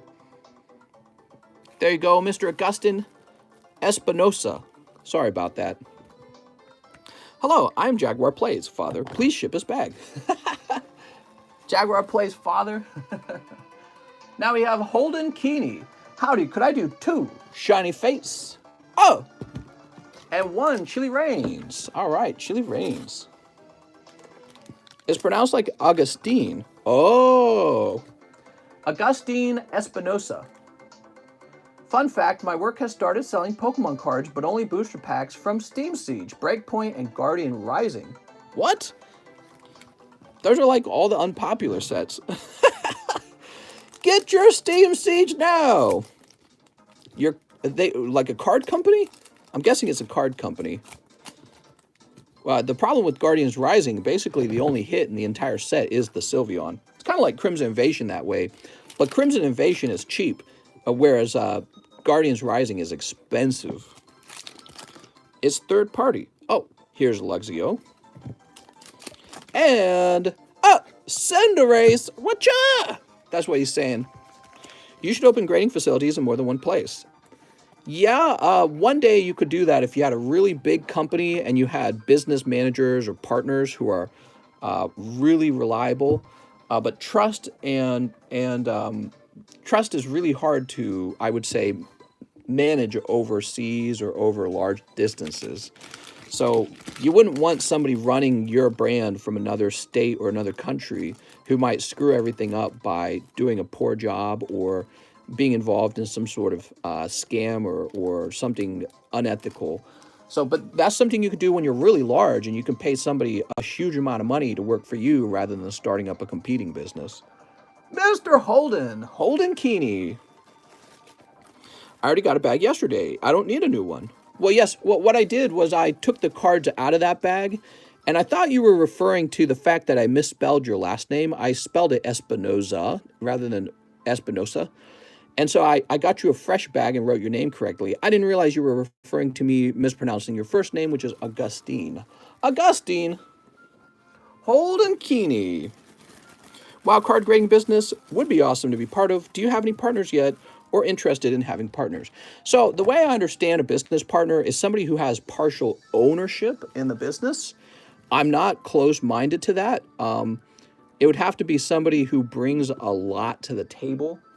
Not just somebody who was there first saying, me, me, me, me, me, me, me. It'd have to be somebody who's like, look, man, I got some skills that you can't replicate. Only I can. And they would have to be, basically, they would have to be able to offer that skill and be all in with growing the company. So if you're talking about partial ownership, that's what I would have to say on that. I actually started reading about whether or not to give away part of a company. The other thing I would say is there probably would be some pretty good managerial positions for somebody who has those kind of skills. But partnerships is a little more complicated and maybe something to talk about down the road if there was somebody who was, you know, in that managerial position who was doing an outstanding job. And you would go, you know, he basically helped make the company. He should own part of it. But you wouldn't want to do that beforehand. Next up, we got Jeremy Patterson. He says, Mister, can I trade my Flareon slab for the Darkness Charizard? Ah, darn it, it's sold, mister. Donald Story says, the Zard. Mr. Donald. This is Donald Story's Charizard. Can I work for you packing boxes, packing orders? Well, not right now. If you're talking about for this live stream, definitely not for this live stream, but someday there will be a shipping job for shipping out cards, graded cards. Donald Story. Very nice. Now we have Gregory Powers. So Gregory says he would like the Charizard 9 and $25 on his slab away. Mr. Gregory Powers, you just missed it. Can I put all of that money toward your other slab, though? So I will go ahead and put $60 toward your actual slab. You would go from $100 to $40 remaining on your other slab, okay, Gregory? Even first edition is a stretch. I didn't get the Charizard. Use my 35 on Dragon Ball Crossbeard. Okay, I can do that for you. So, okay, let me go ahead and take 25 off of your other card. That means you have $75 left on it. And you said you want Dragon Ball. Let's see, how much are these? I don't even remember. Wait, was that actually Gregory? Oh, you know what? I better be careful. I don't even know if Gammon is actually Gregory speaking.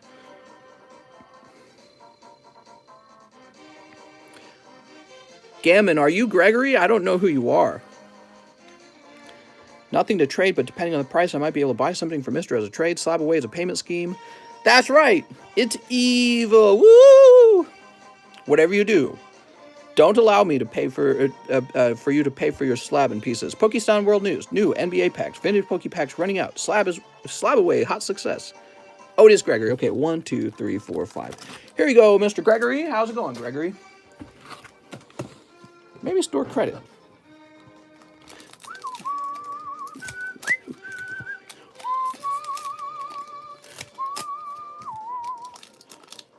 Sneep. Imagine not having a first edition Zard. What a beta. Beta! Heart of the Maiden. Here's Jiren, Blind Destruction. Here's Krillin the Brawler. As someone being forced to vaccinate for my medical career, I'm rethinking card grading career. Nobody open positions. Okay, well, but the problem is I can't hire anyone right now because I don't even have a setup yet. So I've got the machine, but I don't have like a whole system just for grading cards, and that could take a while. It could take like 6 months to a year. So I hope to be grading cards within 2 months, and I want to learn a little bit about the pitfalls or the challenges. And at that point, I have to buy like a warehouse or an office. And that office, you know, I have to outfit it with computers, and everything has to be moved over there. Like the card grading machine, maybe I would buy a second one, I don't know. The card grading machine would have to be outfitted for that. And you're talking about lots and lots of money at that point. So it could be a little while before I could potentially hire somebody to sit around and grade cards all day. Although I could say this, maybe early on, if there was somebody who lived near me, they could potentially just drive over to my house and grade cards while I'm working. So that's not impossible, but, you know, that'd be kind of difficult in terms of privacy and all that. All right, but anyways, yeah, so it would take a while. But yeah, if we were successful, I would like to hire people and have it be really much of a larger thing. That's for Gregory Powers. Let me find your bag, Mr. Gregory. I know exactly where it is. It's right here. Lost the Zard and got 5 dud packs. Man, I'm sorry. You got a nice fat bag. When you get your bag at home, it's going to be fun to go through it. It's Giovanni Bonaire. What's up, man? 2 Glaceon Customs. Mr. Giovanni, nice of you to drop on by. That's Jim Large. Here we are. Okay, so we're going to put you on 1 and 2.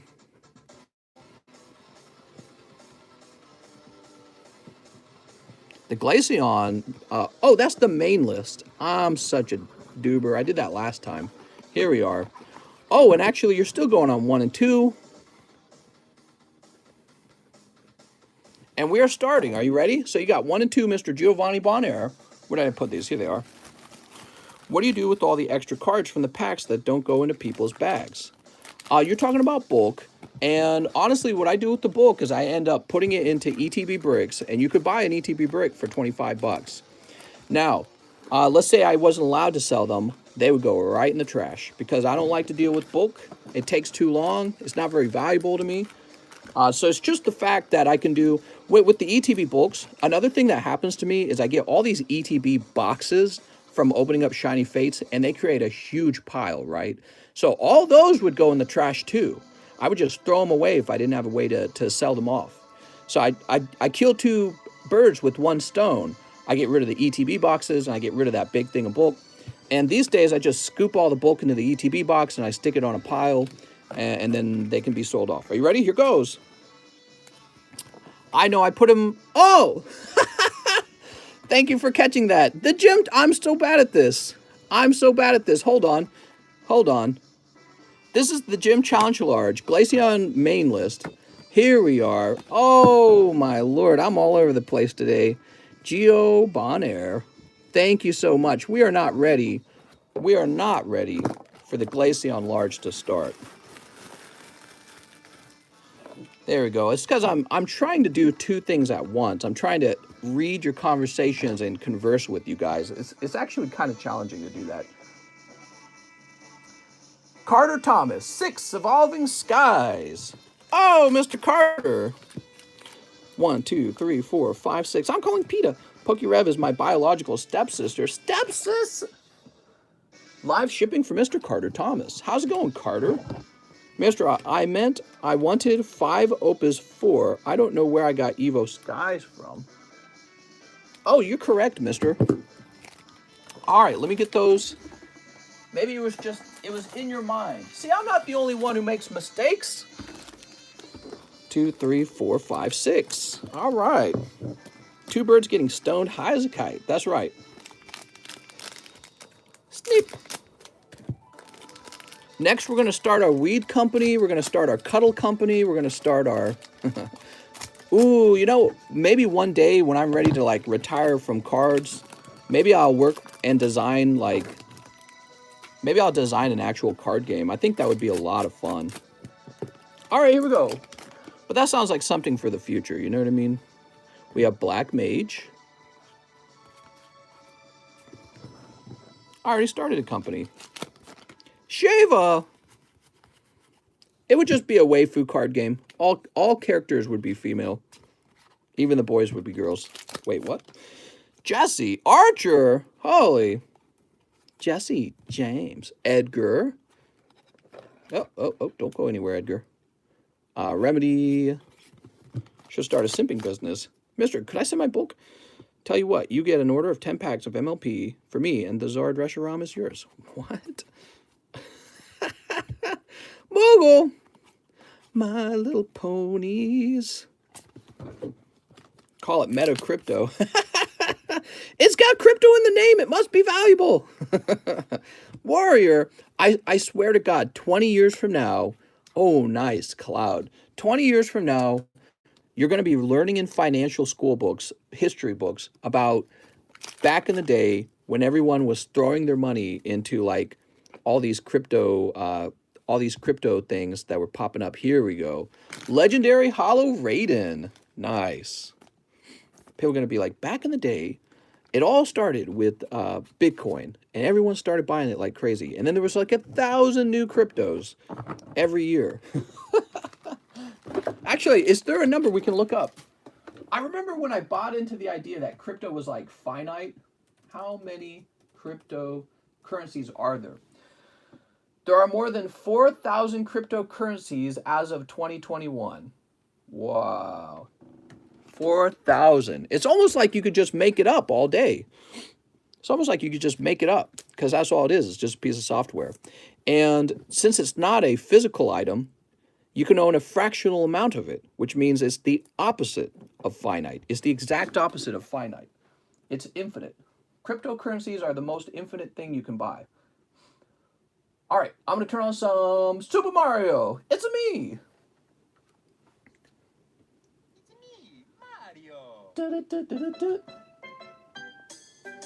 All right, so let's see. Carter Thomas. Live shipping too, huh?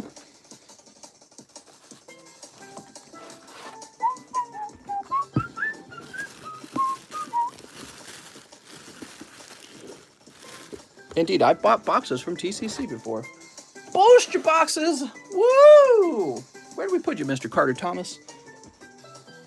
Let's see, Carter Thomas, I saw your bag just a day ago. Here it is.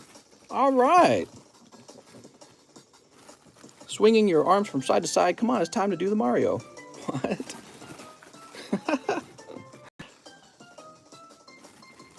All these new cryptos that pop up are quick pump and dumps. Well, here's an idea. They're all pump and dumps. And some of them are just more popular than others. They're all pump and dumps. Mr. Carter. And the reason I say that is because the promises of cryptocurrencies are all false. Nothing they claim they can do is true. All of it is false. Not truly decentralized at all, in fact. There are administrators who make decisions for these cryptos. Not immune to whales manipulating the currency. Not immune to the government. Not cheap to use. Not actually safe from hacking. Lots and lots of problems. All the things they claim to be able to do is a lie. Another one, a very big one. There's a finite amount of Bitcoin. No, there's an infinite amount of Bitcoin because you can own it fractionally. You can transact in it in a fractional amount. So it is the opposite of finite. Tammy Lowe. 10 evolving skies for Tammy Lowe. 1, 2, 3, 4, 5, 6, 7, 8, 9, 10. Ooh, here goes. Miss Tammy. Tammy, we need to just get you a whole box of these evolving skies. Let's see what's in this box, okay? I swear, Tammy, this is the hottest round. If this doesn't have Umbreon VMAX in it, I don't know what is going to have Umbreon VMAX. I want to pump, then dump the waifu girls. Bitcoin. Wait, what? Please, please, please, please, please, let me see this. Yesterday's offer of a roll in Discord. I want the live custom Slayer roll. Oh, you want a live custom roll? Mr. Yakov, if you can send me a message in Discord, I will definitely work with you on that, okay? So send me a message in Discord talking about that, and I will eventually catch up to you over there, and I will be happy to make that roll for you, okay? It's Lycanroc. Oh, woo! It's not a lie that crypto can do transactions like 4 million times faster than the next best tech. It will get integrated with the government is the sad part. Right, I mean, look, people are sending me money right now over PayPal. It's pretty fast. How fast does it need to be? Just needs to be fast enough, to be honest. And you know what PayPal doesn't have? PayPal doesn't have massive mining farms that don't even need to exist. PayPal doesn't have that. So the idea that, oh, well, we can make crypto faster, it's not really appealing to me because it's not really that useful at this point. The dollar, transacting with the dollar on PayPal is pretty darn fast already. Like, does it need to happen in a millisecond of a, you know what I mean? It's like, and actually all the crypto I've dealt with right now is actually much slower than PayPal, and the fee is immense. Terrible fees. And I think if it was capable of transacting quicker, my guess is that it would not be so decentralized or safe at all, because they would move away from proof of work. They would do the whole proof of concept and all that other stuff. But really what you're talking about at that point is changing the nature of the cryptocurrency itself. So what even is a cryptocurrency at that point? Liligon, woo! Again, you're taking US dollars, you're buying a token on a piece of software, and then you're buying a thing with that token, and then you're converting it back to US dollars, the businessman is. So he can buy something that's a real asset, like a home, or ownership of a company, or the company that he's working on. All right, hold on to the seat of your pants, Tammy. We're going to open the rest. Are you ready? All right, Tammy, this is yours in my box. Let's see what we get. Oh, Tammy. Sneep. How's the large and the box break looking? How's the large and the box break looking? The box break is nearly done. We got 3 packs left.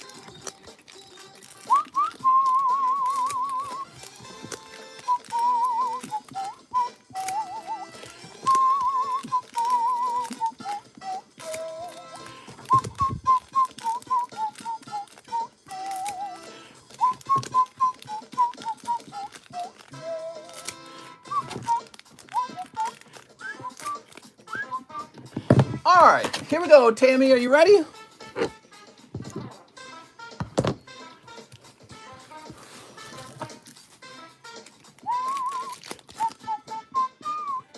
Oh, how much is a pack for the box break?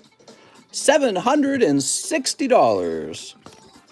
Mister, you've played Flesh and Blood? I heard about Flesh and Blood.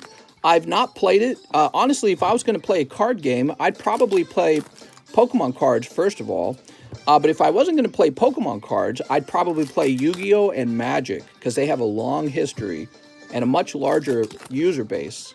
Here's Shelgon. He's so cute. Flesh and Blood would not be a choice at all. I wouldn't go after Flesh and Blood. We got Trevenant. Resent for the Lucario slab properly this time. What? Oh, resent. I gotcha. I read it as resent, like you were angry. I resent getting the Lucario slab. The amount of data being stored has gone up by such an incredible percent over the past few years, the tech will be needed within 5 to 10 years. Well, I'm not disagreeing on data. Florges. We've got Phoebos. How feeble of Phoebos. Oh, Tammy, look at this beautiful Sylveon you pulled. Wow, Tammy. What a lucky day for you, Tammy.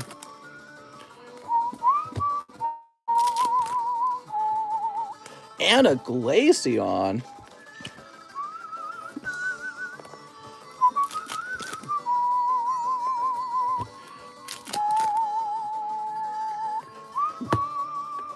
And Sylveon. Wait. Sylveon doesn't make that noise. That's the Lycanroc noise. And Umbreon. What a loaded box. Holy. Oops.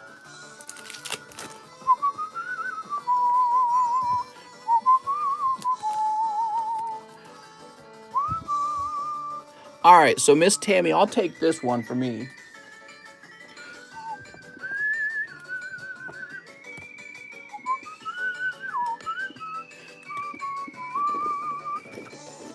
All right, and finally, a Sylveon Ree. She's so cute. Wow, Tammy, that was a good box. It had a Sylveon V alternative art in it. That's like a chase card.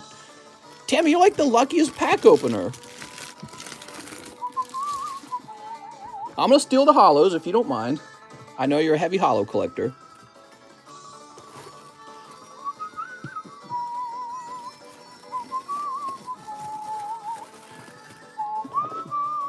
Tammy, that was a great box.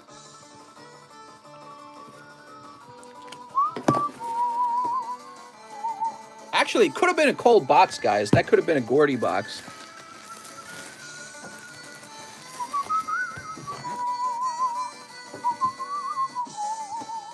Now, have no fear, audience. We have a fresh box of Evolving Skies. That's the most you can ask for, is a fresh box. All right. Wow, Tammy, that was a lucky box that you got. All right. Whoa, there we go. Next up, we got Amanda Gonzalez. 5 Evolving Skies. Woo! What about Safe Moon? 1, 2, 3, 4, 5. I mean, you can hear it in the name.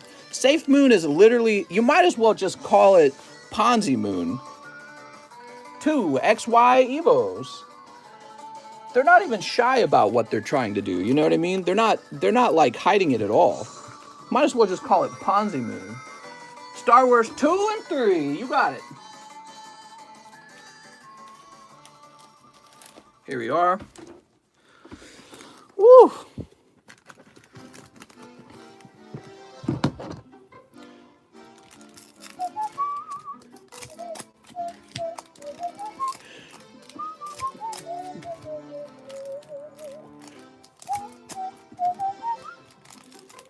Sneep. Sneep. All right. Some lovely Sneeps. Miss Amanda, we're starting with an Evolutions pack here. Come on, Charizard. Oh, nice. Reverse Hollow Mew. He's a little off center, though. All right, starting out good with that Reverse Hollow Mew. Here's XY Evolutions pack number 2. We got Machop and Raticate. Well, at least the Machop's a bit better centered. He looks nicer. Oh, Machop. Why does Machoke and Machamp get a diaper, but Machop doesn't? Seems a little sus, if you ask me. Come on, Pokemon. They make Naughty Grimer and Naughty Mister. That's Naughty Machop. You guys just didn't realize it until now. Here's Stoutland. Here's Pumpkaboo. So cute. Here's Hydreigon. Here's Duraludon. He's such a big building.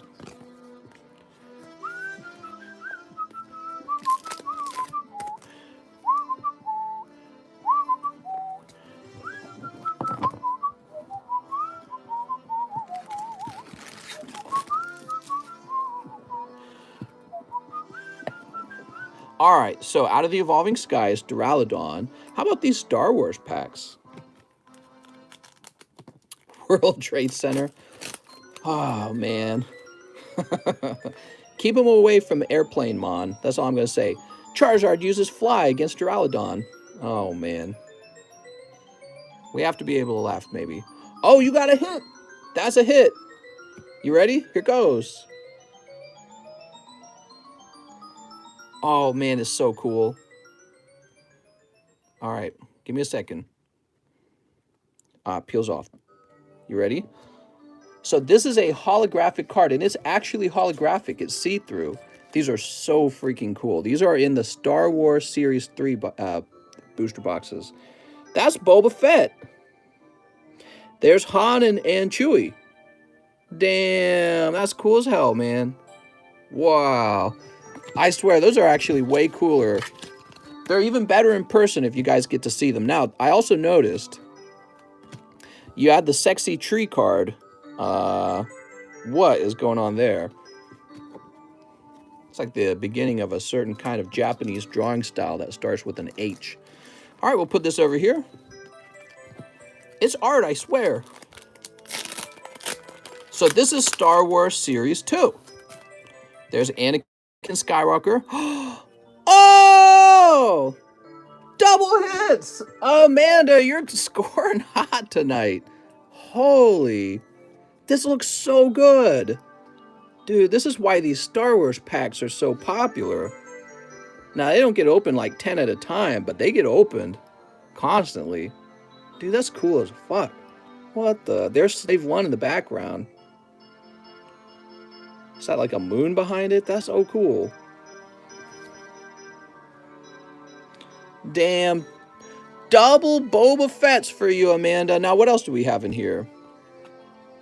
That looked really cool. Oops. Cold. Why did I say cold? We already pulled the hit pack out. What? Honestly, I mean, this is me and Quip in a nutshell. There's Karis and there's me. I'm just kidding. All right. I'll sleep that up too. Hoochie mama. Holy. She's spinning her web. That's from Star Wars Galaxy Series 2. That's right. There's some cool cards in here, but not every pack, right? Just like Pokemon cards. Some of them have to be rare. All right. Oh, we should go ahead and save that. Save highlight.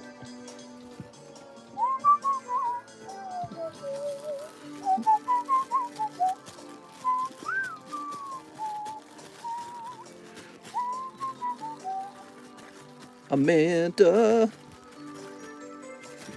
Where am I going to find your bag, Amanda? And the pee-pee poo-poo box? Andrew, Austin, Albert, Alexander, Anthony, Andrew, Amos. We got a lot of A boxes. Let me keep looking, okay? Here's Anthony, AC, Adam, Alexander, Andrew. You're not going to be back there. Let me check the up top A boxes next. We've got an Augustin, Amanda Gonzalez. Well, you got a fat bag, Amanda. You've been going deep. That's all right. You don't even have EV Heroes. We got a lot of EV Heroes on the way, though, okay? So EV Heroes on the way, I promise. Do you know if the bulk boxes include shipping if international? No, they do. Oh, the bulk box. No, you don't want to buy those. You don't want to buy those international. So to ship the bulk boxes international would cost, the cheapest price would be for Canada for like $55. So you should not buy those at all. If you can buy bulk locally, that would be a better choice. Even if you're just buying regular booster packs locally, that would still be cheaper than shipping bulk. So sadly, for international buyers, I really don't recommend bulk.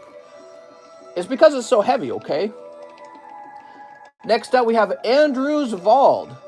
He says, hey, I want that cute little Bakufun Typhlosion. You got it. Here he is. First time buying, BB girl. What's up, man?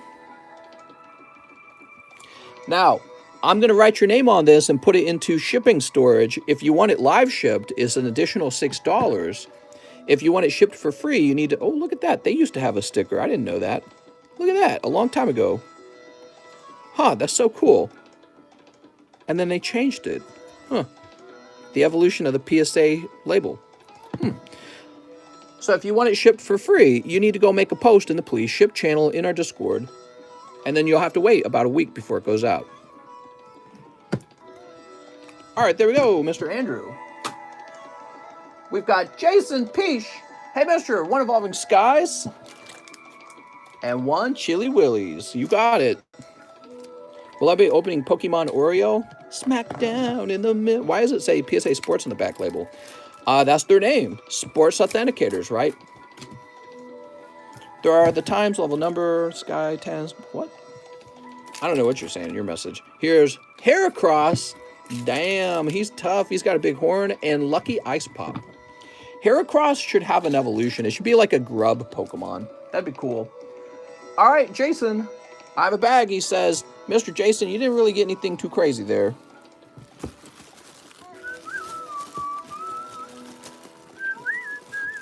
Just bought the Beedrill slab behind the Raichu. Funny story about my last name. It is Espinosa, but someone messed it up. So for about 10 years, it was Espinoza. Oh, very interesting. It's a very easy mistake to make because the S and the Z are so similar. All right, I'll set this to the side for you. Mark Assignation, who wants 4 Opus 11s. Oh, mister, not Opus 11. That's the set with all the hoochie mamas.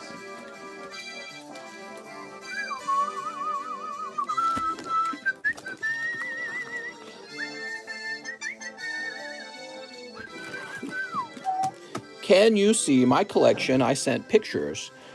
When I go through my messages, I'm sure I'll run into it, okay? So you have to wait a little while, though, because I don't go through my messages too often. I take breaks from them.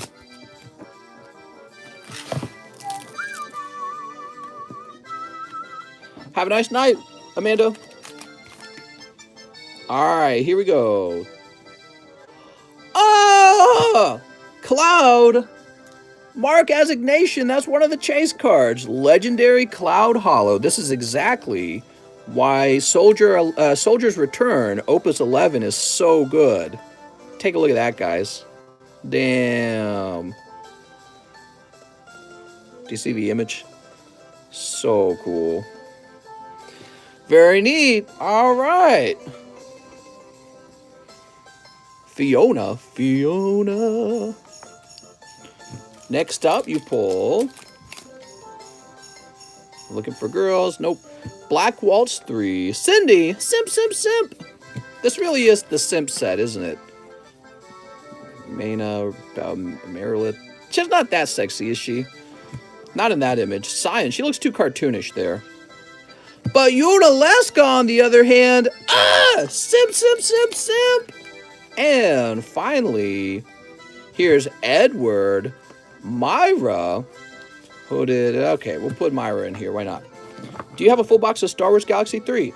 I do, actually. Yes, a whole box.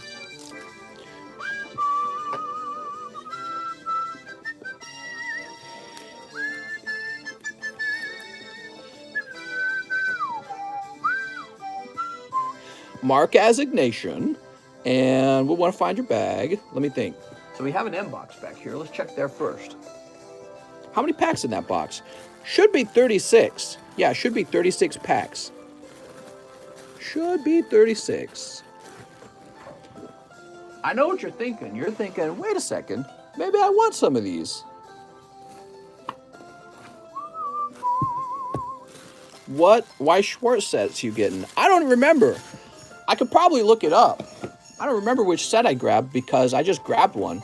I didn't even want to. I felt uncomfortable. I was like, I don't know if these will be popular. So I just grabbed any of them. There was no planning. And I didn't order a lot. I ordered just 4 boxes as an experiment. Ooh, you know me, always experimenting. If you see this messages, I typed it 2 minutes ago. What? 2 minutes ago? Mister, did you do my order? For Mr. YT Products, not yet. Let's take a look at the list. I'm going to shout out names to let you guys know who's next. So, it'll be Ricardo, then Joshua, then Ruben, then Tyler, then Dontrell, then Eric, then Matthew, Nectaria, Juan, Giovanni, John Medina, and then Mr. YT Products. So you have a bunch of people ahead of you. I'm going to bust through these, though, okay? So Mr. Ricardo would like the Diglett. Let me grab that Diglett for you. Here you go. Ricardo Marquez.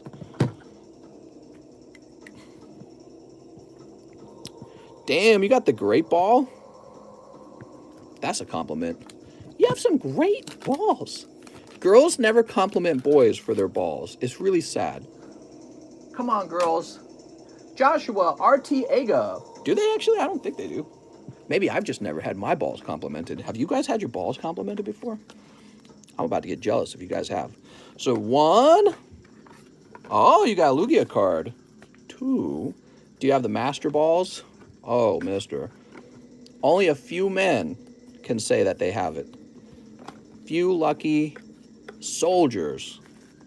All right, you got 1 Charizard 1996 packs and 3 of the Lugia packs. Let's see what we got. Oh, very nice. Aerodactyl. That's actually really, really cool. Cleffa. Nice. Graveler. Not very nice. And Hoot Hoot. All right, very good. That was for Mr. Joshua Arteaga. Joshua Arteaga. We got you over here? Let's see if we got you over here. Jose Joseph. Joey Joseph. You can get cancer in your balls, and then they have to be sliced off. Why is everything about life so life-threatening? When are we going to solve everything medically? Humans should be throwing all of our money into science research on health so we can live longer. What the hell? How are we spending our money on, like, war? It's actually crazy the more you think about it. Ruben Aguilar says, give me that Lapras Schlab. You got it. Russia, China, the U.S., Germany, the UK, France, all of them. All these big countries with money. Every dollar should be put into research and development until we can live forever. Come on, guys. Where's the Lapras slab? Don't we got better things to do than blow each other up with, like, drones from miles away in the sky? Blow up 7 kids. And, of course, part of that was because the U.S. military was worried there'd be another bombing. Oh, not this song. All right, I skipped it. Whew. What a jarring sound. Oh, Lord. Well, if they wanted us to live longer, they would make smoking, drinking, and fast food illegal. You better not take my drugs away. Vote him out. Where's the Lapras? You're saying you would buy a Lapras. So Ruben says, I'll take the Lapras. What Lapras? I think it might already be sold. I don't know what you're referring to. I think the Lapras sold last night. Sounds like the Lapras sold. I'm sorry, mister.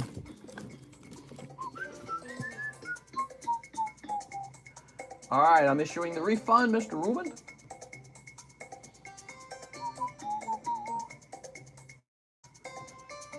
I'm dying of an illness. Sorry, we're busy going to war with all your money.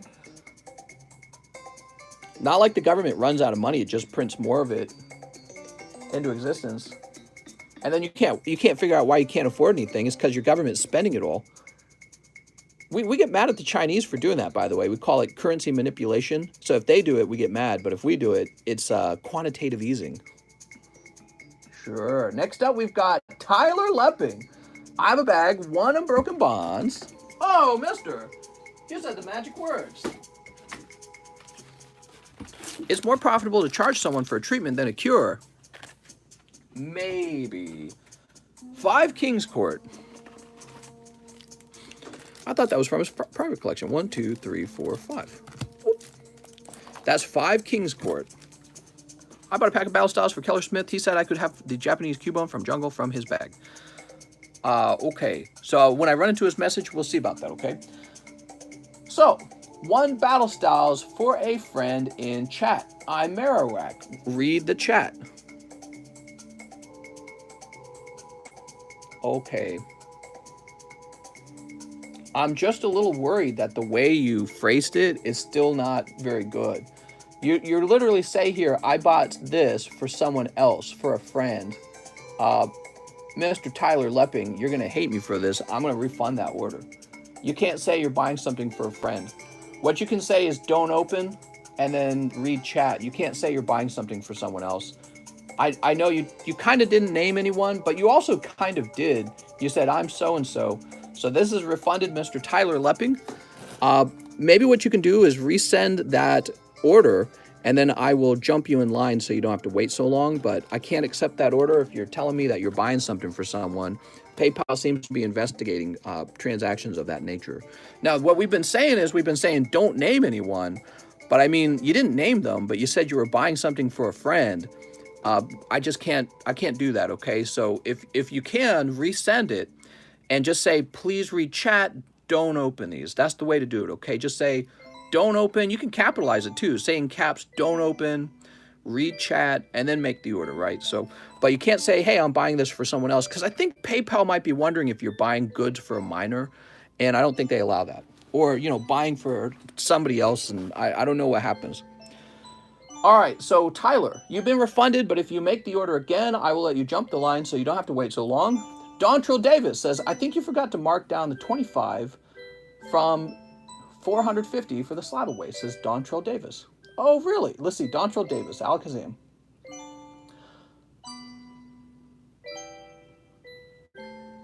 Oh, I see. So, Dontrell, it was the way you word. No, I did it fine, actually. So, Dontrell Davis, you would have had to have sent $50. Hold on, let me unpause this. It sounds like Dontrell Davis didn't read the rules for slab away. You guys need to read the rules. Give me a moment. I'm going to go find your slab. Here it is. Yes, so the initial price of the slab is $450.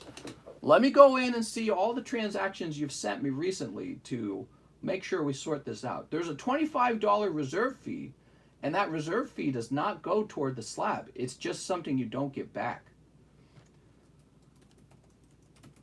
So give me a minute. We're looking at Dontrell Davis real fast.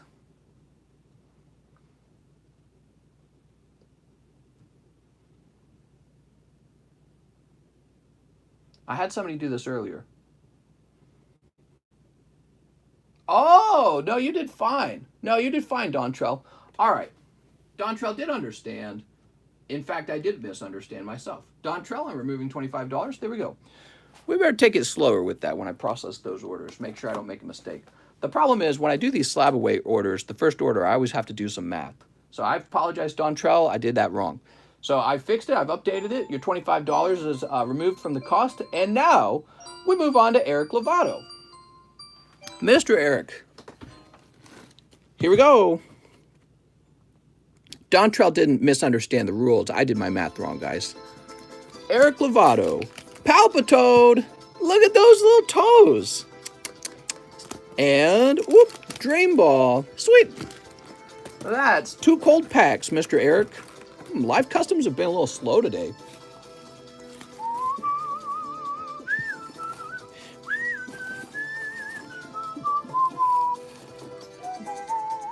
Matthew Blaine. I would like 5 shiny fates for Matthew. How's it going, Matthew? 1, 2, 3, 4, 5.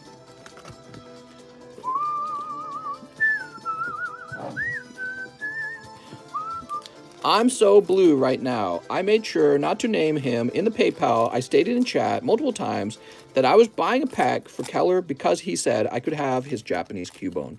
Right, but it doesn't really matter how you feel or how I feel. I'm not going to accept any payments where you're buying something for someone else. What you can say is, don't open my packs and read chat. So I apologize. It's just something you and I are learning together. But PayPal did an investigation into my account the last time somebody ordered a pack for someone else. So this isn't something that I can just be like, you know what? Don't worry about it this time. It just can't happen. That's how it is. So it's not a big order either. If you resubmit it, I'll jump you in line, okay? I even said that. I said if you resubmit the order, just word it differently and I'll jump you in line. But I can't accept orders where you're buying stuff for other people, okay?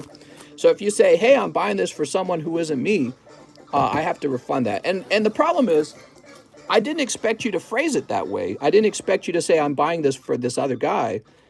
So we need to change the way we talk about it. You see, up to now, I've been saying you can't name someone. And now it needs to be changed to, you can't buy cards for other people. You can, but you can't say it in the PayPal message.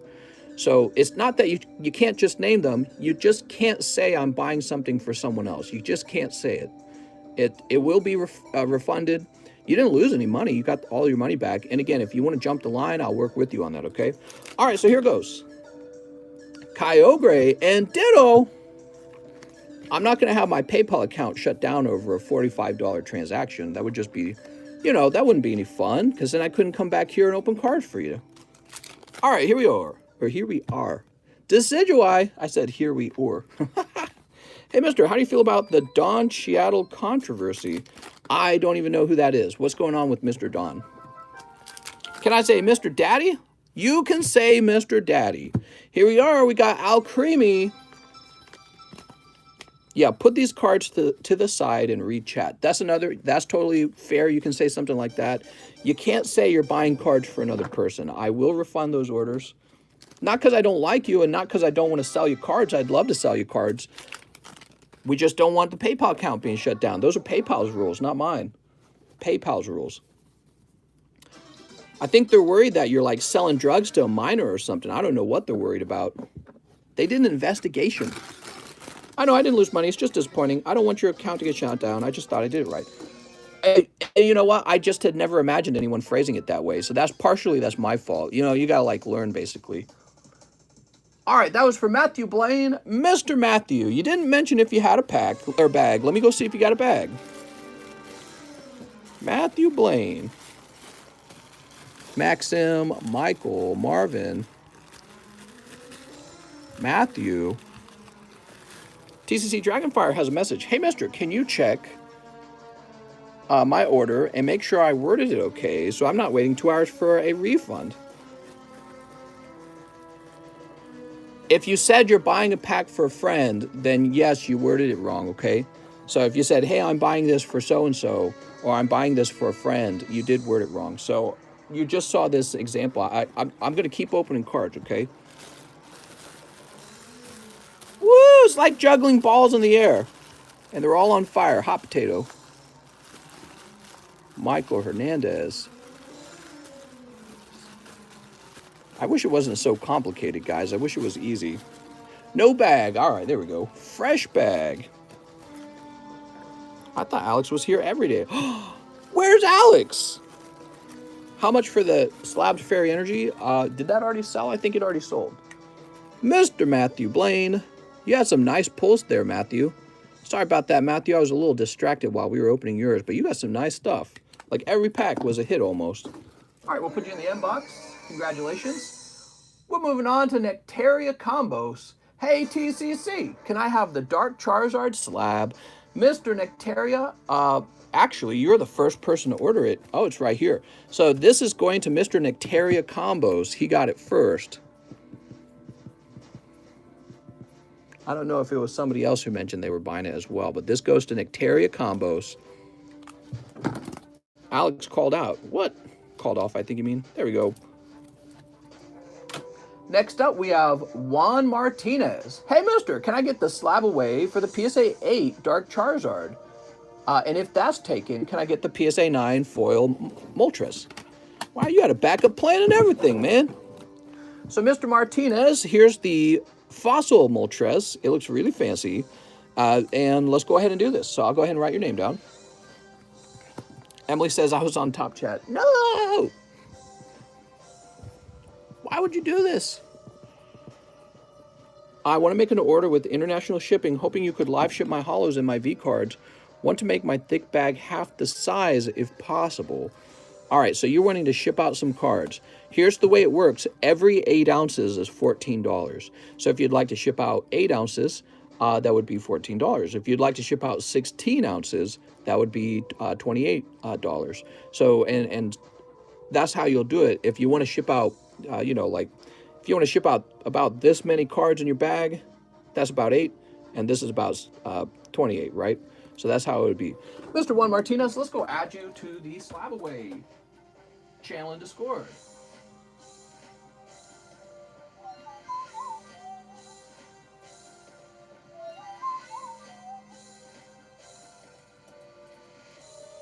So you have a PSA 9 Moltres, and let's see how much you put toward it. You put, looks like you put $10 toward it. Okay.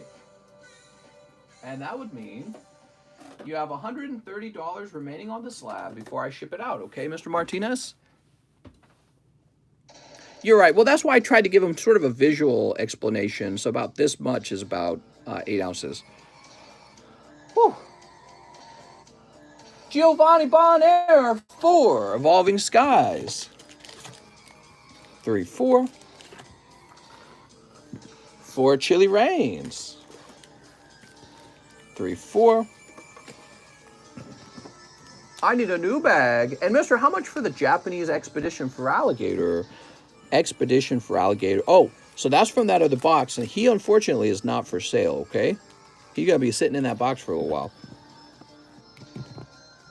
From your description, I figured it was an automatic $55 I'd owe you. Right, well, if you wanted to do $55, we could ship all your cards out, because at that point, you can get, well, it depends. If you're in Canada, you can get priority mail shipping in a big box up to 20 pounds. I'm trying to remember, James, if you're from the UK, the cost actually goes, for a priority mailbox, the cost goes all the way up to like 70-something dollars. It's crazy. And then you can have 20 pounds of cards in that box. It's the PSA 10. Shiny Lucario, still for sale. He is sold. Snatched. Someone snatched him. You ready? Here we go. Oh! What a great pull already. Woo! A beautiful hyper rare Gyarados for Giovanni Bonaire. Take a look at that. Wow, that's nice looking. It looks so good. What do you guys think of that? That's for Giovanni Bonaire. All right. Here's Shiftry. Oops. And Shelgon. And Zygarde. All right, we're on to Chili Rains. Flaffy. When's the box break?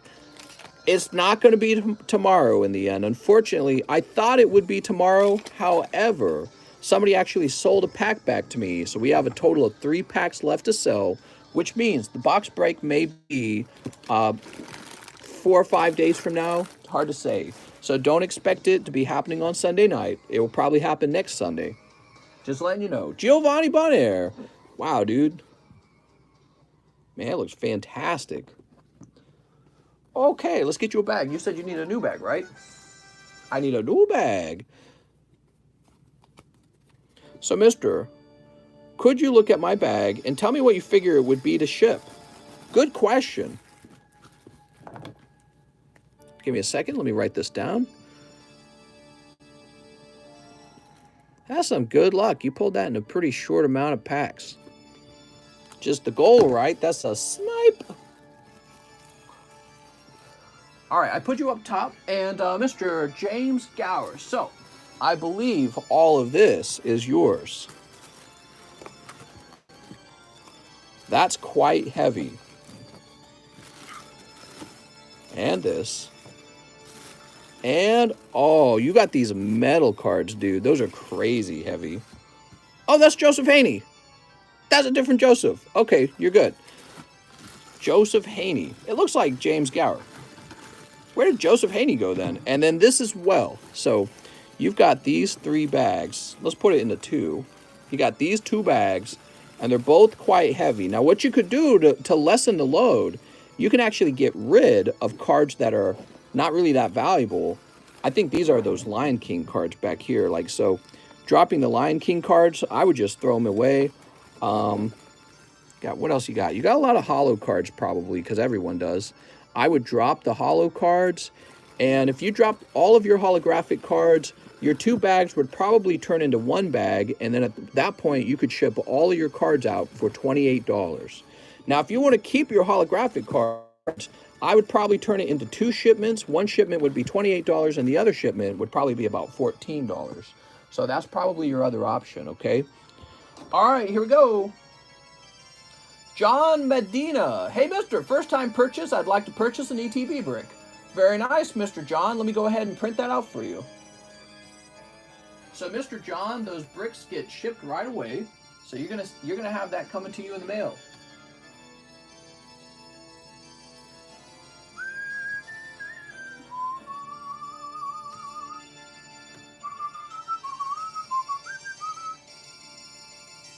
Let's see. Oops, that's the wrong one. Here we are.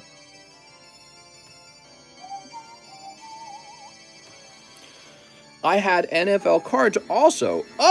Oh man, you had a lot then. Okay, so we need to go locate the NFL cards. I'm sorry.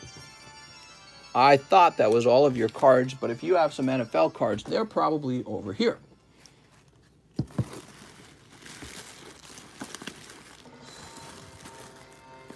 Not in there.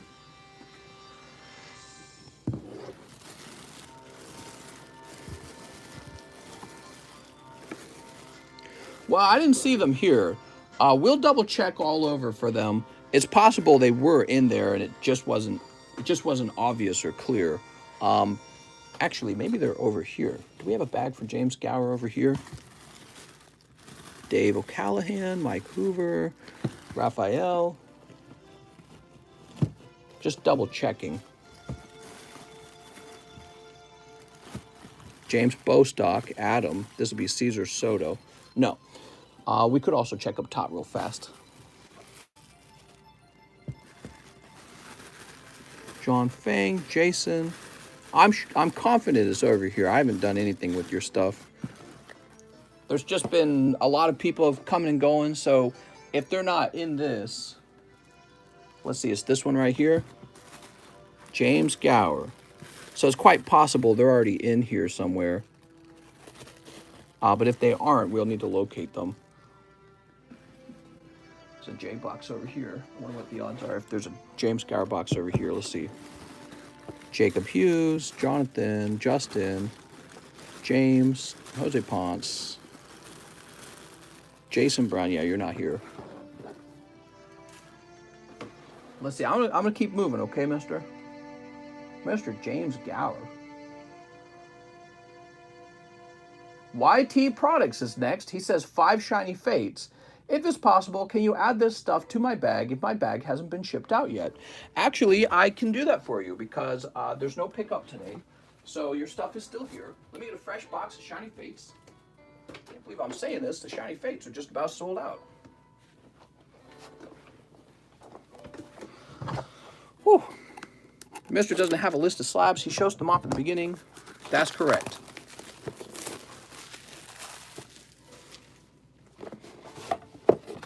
Can I trade a slab for the Cinderace? The Cinderace is only $45. I'm going to have to say no. Not because I'm not interested in trading, but because it's too much effort for such a small thing. It's too much effort. If you want to do a trade, I'll do a trade on a more expensive slab. A little slab, he's not worth the time. So somebody will probably buy him up pretty easily. All right. We got some more of these energy cards. I'm going to toss them over there. I use those for shipping all the time. So, Mr. YT Products, it is your turn. We've got one pack here. 1, 2, 3, 4. There we go.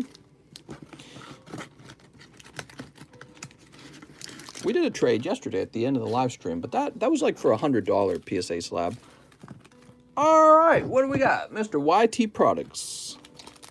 You missed John Medina. Oh, for some reason I thought we had serviced John Medina. I'm sorry. I got distracted trying to help James Gower. See, that's the problem with trying to multitask. It's so dumb of me. No, I didn't skip him. I didn't skip him at all. John Medina said he wanted a ETB bulk break. So I printed out his label and I set the label to the side. All I have to do is ship it now. No, I didn't skip him at all. It's YT Products' turn. Woohoo! Trying to trick me, guys?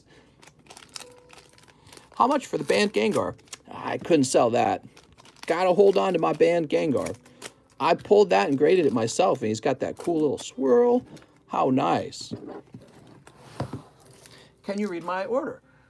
Yeah, you said you would like me to add this to your outgoing live shipping, and I said that I would. Are you ready? Here goes. So you got Q font. Still worth buying EV Heroes?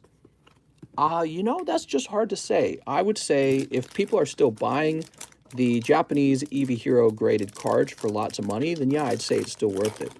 That would take a little market research, but I suspect, based on the Glaceon price, that the Japanese cards are going for plenty of money. All right.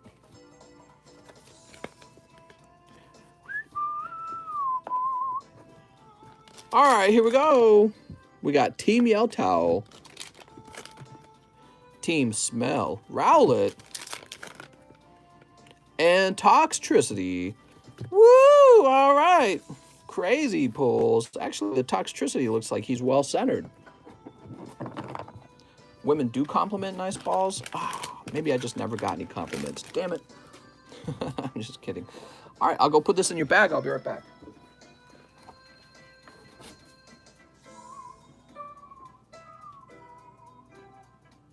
The question is, where is your bag?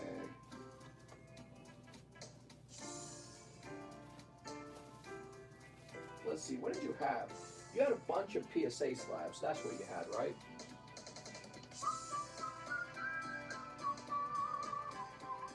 Is your order still over here, actually? Oh, I think your order's right here, isn't it? Yeah. Okay. I never even moved it. So let me place it over here now, your order.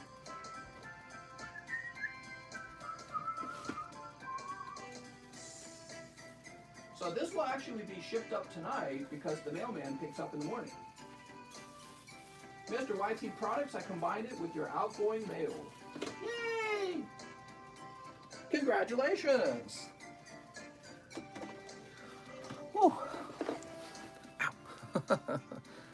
I would if paid for it. What? Mister, my ex told me my slab was too small. I'm sorry. All right, and now we have Christian Whitfield. Hey, mister, hope you're having a great 2 Lost Thunder. I am having a great. All right, so here's the 2 Lost Thunders for Mr. Christian Whitfield. Sneep. And is my bag heavy? Somewhat. It's not like as heavy as some bags, but it's not a worry because it's being shipped out priority mail, so at that point, the weight of the bag doesn't matter. Christian Whitfield, 1 hot pull. Where did I see your bag last? Were you in the C box by now? Lexo. Hello, Lexo. Yes, you are up here.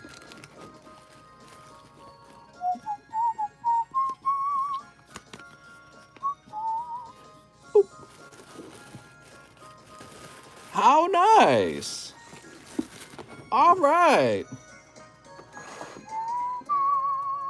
Kenny Dowell. Hey, mister, first-time buyer, 6 matchless fighters, and 2 shiny fates. Oops, I want to drop that.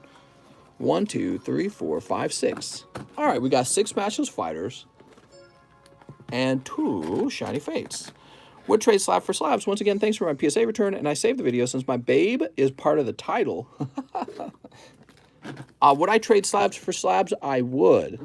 However, it can be hard to get me involved in the trade because I get people making those kind of requests all the time, and then they make kind of like a, you know, they make a trade where it's like, I'm not that interested, and it's a lot of extra work. You know what I mean? So if you're going to make an offer, make sure that you think I might be interested in it. You know what I mean? Don't be like, I'll trade you my Charizard. I'll trade you your Charizard for 5 PSA 3 Weedles, you know what I mean? And it's like, bro, if you add the value of these Weedles up, it's totally the same as your Charizard. You know what I mean? I get a lot of those, actually. All right. 3 hours of relaxing Nintendo music. This is like my go-to soundtrack. All right, here we go. Cold. Here's Thunderous. I actually did make a trade for like sub 10 slabs for a nice 10 slab one time.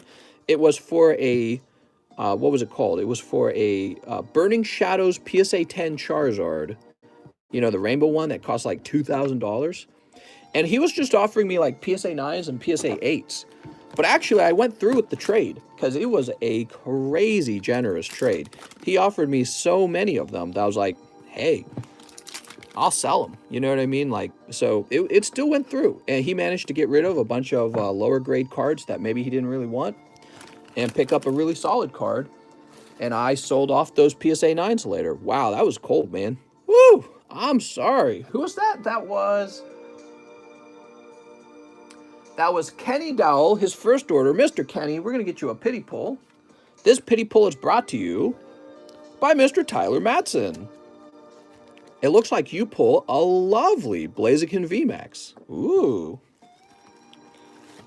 All right, we got that pity pull box now donated by Tyler. So when you get tough rounds, you'll still get a pull. I'm back. Thanks for the Darkness Charizard slab. No problem. Kenny. Dowell. There we go. Sweet. So Kenny, you would go in the K box. K box is pretty full, but actually you will still fit in there because your back's pretty small right now. And now we refresh. Yay! Refresh time. I love refresh time.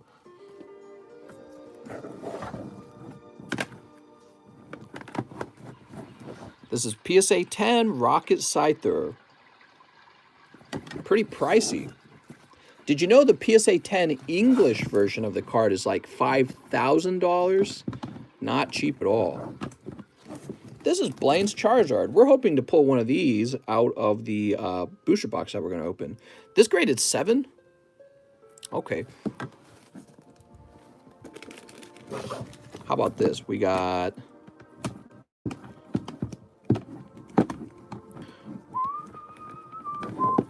Here's holographic Magneton for just $49. And a lovely Togetic Team Rocket Returns. Got rainbow in the background. Very cute. All right, I'm logging back in. Let's see what we got. You'll buy Dark Charizard. He's sold. The Dark Charizard's out of here. Pokemons. Mister, is another stimmy check coming? Oh, yeah, the 6th stimmy check is on the way. I just heard about it. Mister doesn't usually know how long the line is, but it can be over 2 hours on busy nights. Tonight's not going to be quite as bad. We just caught up, and now it is Mr. Kip Foster's turn. Oh, Kip! He wants 1 evolution pack, first pack purchase, new bag. Wow, we got 2 new guys. All right, Kip Foster. Can you check what Weiss Schwartz you're getting? It might be 7 Deadly Sins. That's what I'm thinking it was. How's the Large and the Glaceon doing? Not much movement on them tonight. Here's Caterpie, Ghastly, Diglett, Rattata, Charmander. Now, what is this going to be? Another Mew and Ninetales. And here comes Team Rocket. That was a hot pack. And also, I'll point out that this Mew is in much better shape because of the good centering. All right, so that was a hot pull. How about the Ninetales? Ninetales with the typical line in the hollow. That's what we find with the evolution cards a lot. And then the Here Comes Team Rocket is considered a secret rare in this set. So we're going to go ahead and sleeve that up too. Yeah, it was a good pack. Pretty good, Mr. Kip. You pulled the kind of pack everyone wants to pull.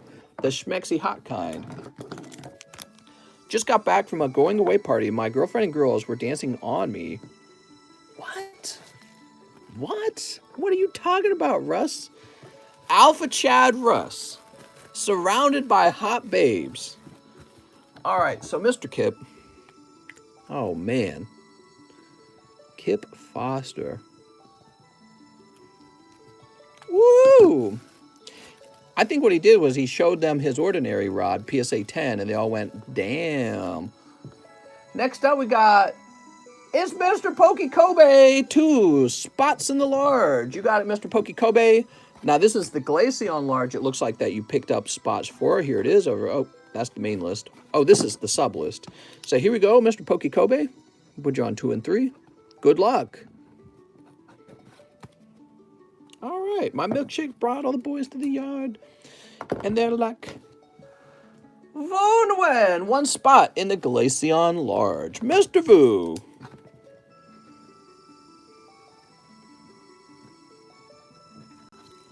Hey, mister, if you haven't shipped my bag, I would like to keep my best pulls to eventually grade with you.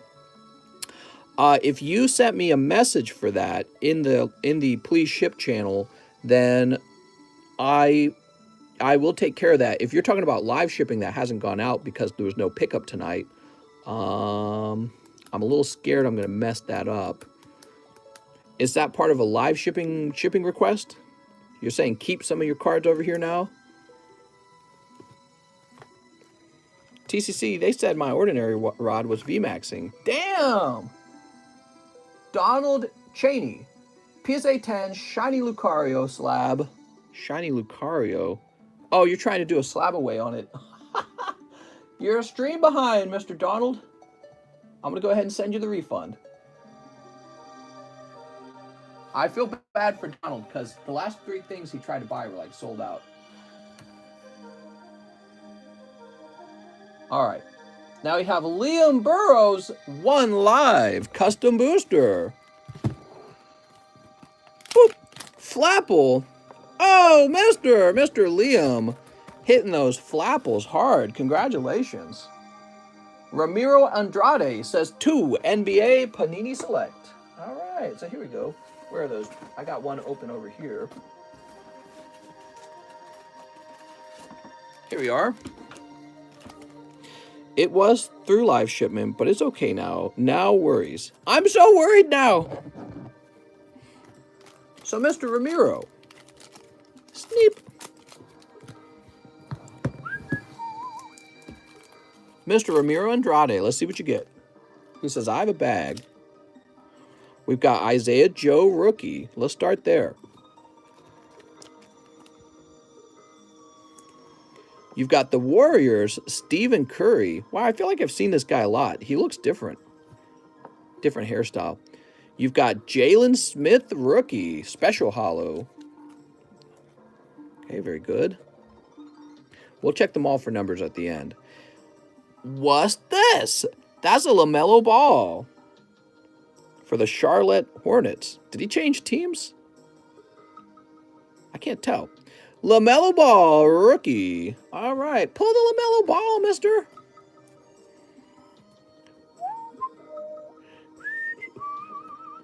Curry with that facial hair transplant. Did he get a facial hair transplant? That's crazy, man. Here's Tyrese Halliburton. That's a huge hit. WTF.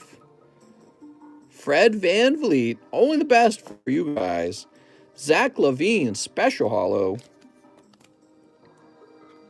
Okay. And Kira Lewis Jr. Rookie. There we go.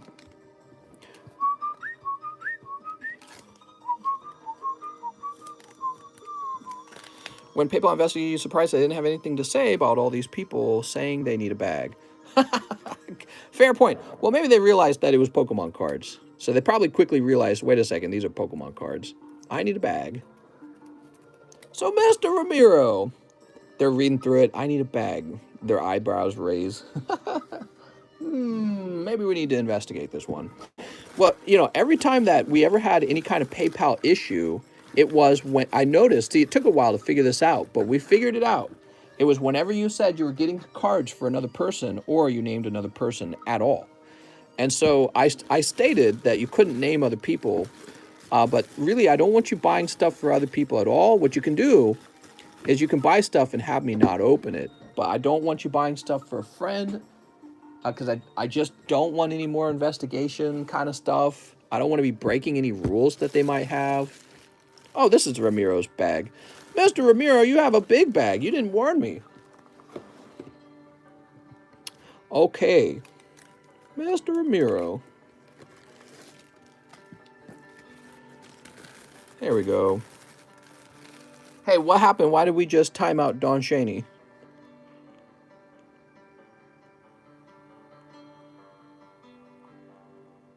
Can we see the slabs for sale? Oh, Mr. Don Shaney, you probably didn't know that we try to clear the chat up of that. So he probably just didn't know, okay, guys? When it comes to the slabs, you're not supposed to request any kind of slab rotation, okay, guys? Alex didn't do anything wrong. Mr. Cheney just didn't know. Yeah, no requests on slab rotation. The ones you see are the ones we have, okay? I apologize. He keeps trying to buy a slab, and somebody else, like, beats him to it, so I feel bad for him. Now he's in trouble for requesting slab rotation. Have no fears, Mr. Don. We'll get it eventually, okay? There's always new slabs, so we'll get you eventually. Now, my next question is, where shall I put Ramiro's bag at this point? Oh, he still fits the R box fine. Okay, cool. So you just go where you were. Robert Brown. 10 packs of My Little Pony to part of the game for trade for Charizard Reshiram. All right, I'm canceling that too. You cannot make a request. I think that was the guy who was asking if his order was going to get canceled. Your order is going to get canceled. You can't make an order where you request cards for another person. All right. Sorry about that, man. Woo! Giovanni Bonaire says 2. Gym Challenge Customs this time, mister. Oh, good luck, man. Scary. The Gym Challenge Customs. Pretty close. Pretty close to finishing this. Okay.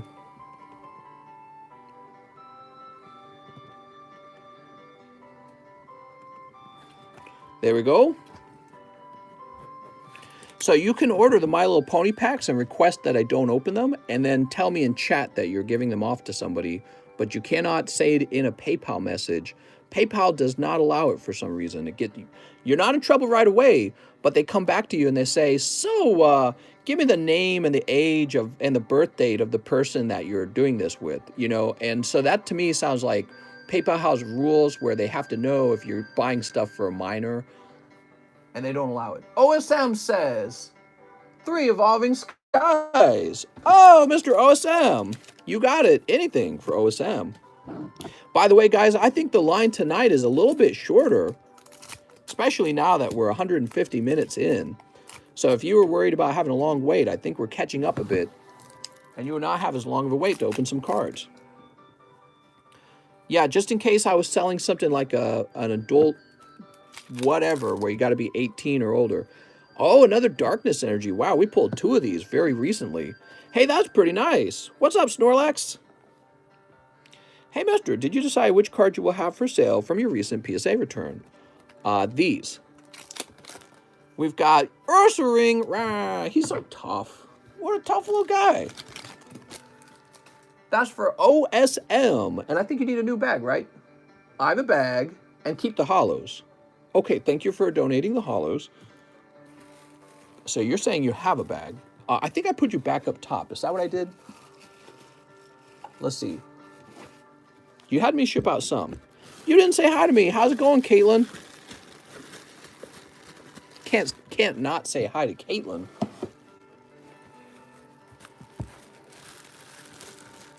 All right, we're looking for OSM. OSM, didn't we ship your stuff out? OSM, I swear we shipped your stuff out. You had me ship your stuff. Was there something wrong with the shipment? I can't even remember. You didn't have me cancel the shipping, did you? I'm creating a... Maybe he did have a bag. I'm just going to check one more time. Well, I remember now. Hold on. I remember. Here it is. OSM does have a bag. It's in a special area. Nice snipe there, Mr. OSM. You were right, Mr. 1080p minimum is definitely needed. I'm squinting like mad. Like mad. All right, we're getting some 1080p. Augustine, he says, for the Beedrill. You got it. Here it is.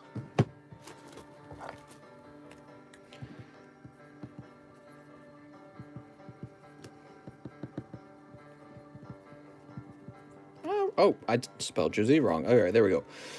Woohoo! Next up, we got Jackson College. Hey, mister, I would like 1 shiny face. How much for that CGC Charizard? $335. 1 live custom booster. This is for Jackson College.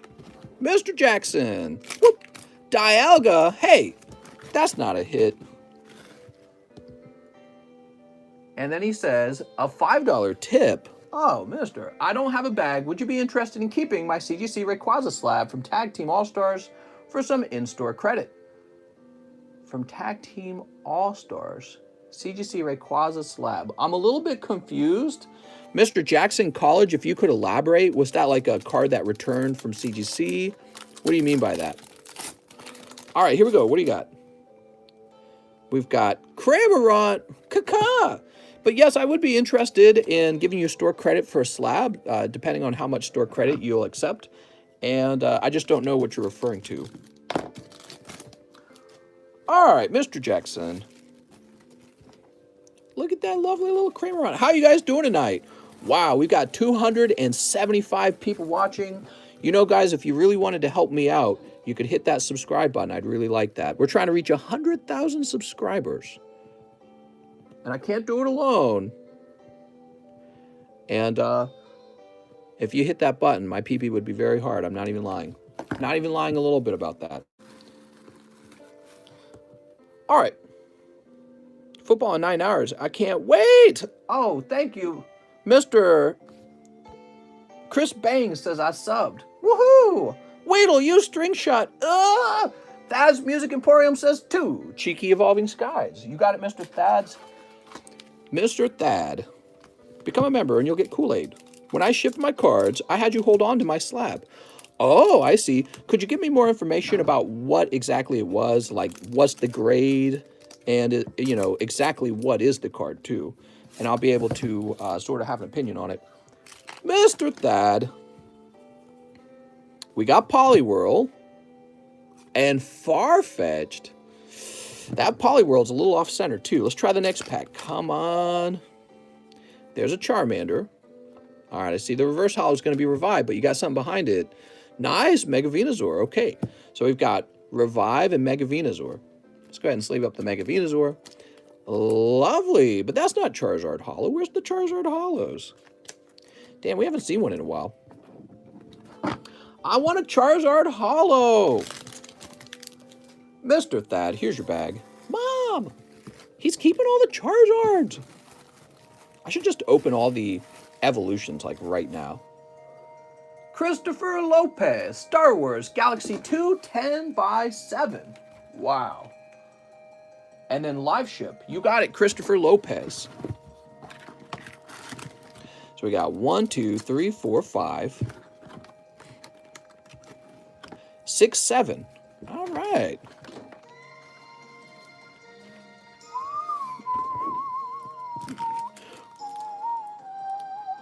This is for Christopher Lopez. I hope you're watching, Chris.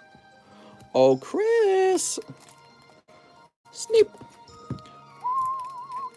Did I pull 7 and he requested 10? You know why that happened, right? That happened because, once again, I was looking at the price and doing the math. I'm so dumb. Why do I do that? All right, we're snipping this one at a time. This one's pretty close, actually. There's actually more room on this side. 3. Oh, not 3. Snape, you opened evolutions. Oh, I'm sorry. Mr. Thad, it looks like I opened up the wrong set for you. Probably because your message says 2. Oh, no, I just messed up, that's all. All right, we're going to fix that for you. Have no fear. 2 Evolving Skies for Mr. Thad. Oh, Thad. Let's see what Mr. Thad got. That's a pricey mistake, huh? That just cost me like 62 bucks. And Crustle Ludicolo, wow.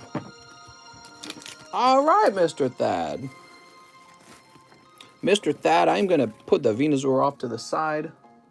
That sucks. You can have these, Mr. Thad. They weren't anything too crazy.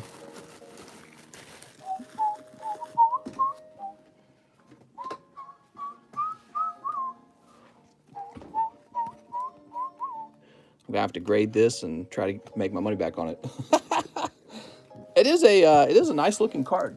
So if it grades well, then I'll be okay. How much money is it to skip the line?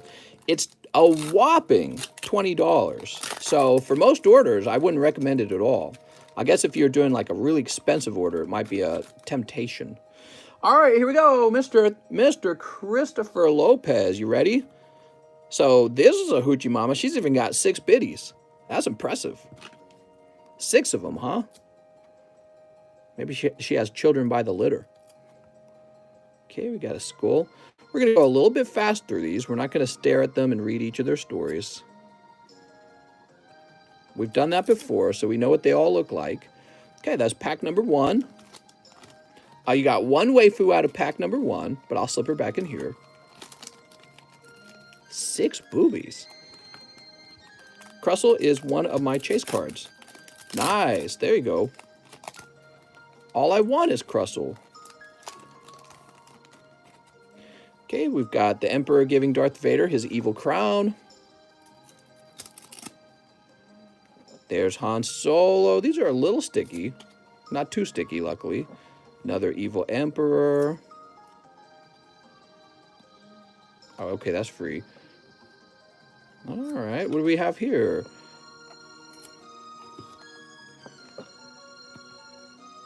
Oh, interesting. Weird. This is like the side of another card. All right, maybe they did that on purpose. How about yours, elf? Now, come on now. Oops. Dang, you rich, Emily. Dang, Emily, you rich. Who's saying that? Error card. Woo, misprint. I don't think it's misprint. I think that's actually the design of the card. I didn't realize that. I didn't realize that the card was designed so that that graphic was coming from another card. Just wondering if I got missed. It's been just about an hour. Who's this, Ardenan? All right. No, you have not been missed. You're, in fact, 2 people away. I can see you right now on my screen. Just a long wait. So the wait time's about an hour. That's not too bad. Guess it depends on what your version of too bad is. It is a weekend. Weekends are pretty busy, huh? All right, set that down.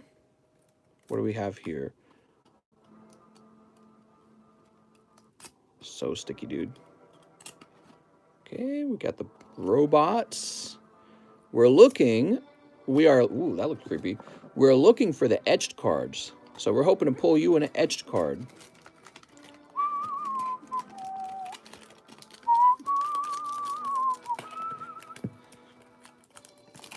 All right, next pack. Let's see what we got here.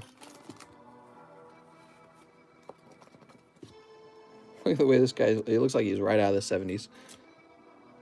The artist. I don't know why these are so dang sticky this time. Okay.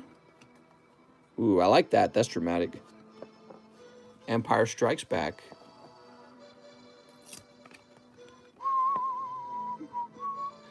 What, keep pulling your arms off? Oh, I like this one. Look at this. I like this one. It's real vibrant. Look at Chewbacca looking over at C-3PO. You better not win. All right, very cool. Why did you do to those poor cards? What did I do to the poor cards? I didn't do anything to the cards. It's whoever had them last. Naughty, naughty. What's happening, says Focus Scrub. We're opening a lot of Star Wars Galaxy 2 cards. All right, what do we got? We've got this lady holding up a... Is that a Darth Vader? That's a Darth Vader helmet. Luke Skywalker's daughter or something like that, some storyline. There's a robot. Here's... You know, it's kind of sad that George Lucas, he made the prequels, right? George Lucas did. Kind of sad that instead of the prequels, he didn't just make sequels, right? Which would make a lot more sense because the main actors like Mark Hamill and all them, they actually would not have been that old at that point. So he could have assembled their team back then, and the prequels could have been made later. No, not C-3PO. No. Is that Rey from the new movies? Not at all. These cards were made back in 1990s, so Rey had not even been conceptualized yet. All right, 2 packs remain. Mister's fingers are double jointed. Something like that. Superior double jointed genes. That's double joint supremacy. People are so touchy about genetics and stuff like that, aren't they? Luke Skywalker and Leia. Oh. Akbar. He's such a lobster. Join me, son. That's cheating. Evil Luke. And finally, 2 more cards, and they are not sexy waifus, and they are not etched. You got 1 pack left. No, I'm sorry. You've got 4 packs left because we need to get those other packs out for you, right? All right, what do we got? So we got... Oh, I love this. He's throwing down the evil empire. I can't speak. Emperor. I'm saying empire over and over again. Mommy, sorry. Mommy, sorry. Mommy, sorry. Lando, freeze. They're in the Wild West. Oh, I thought that was an etched card right there. Darth Vader. Any card that has Darth Vader is instantly more cool.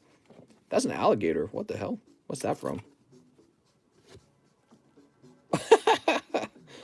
Look at this hat he's wearing. Oh, man.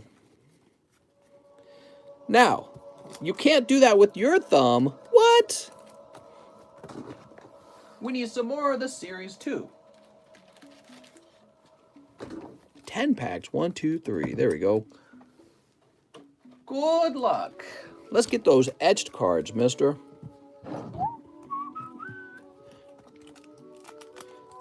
Sneep. I do like this soundtrack. This not this playlist. It actually does have calming music in it, like this one. Like, I could listen to this all day. This is actually really calming.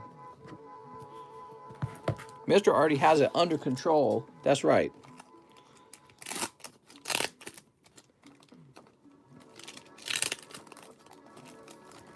Here we go.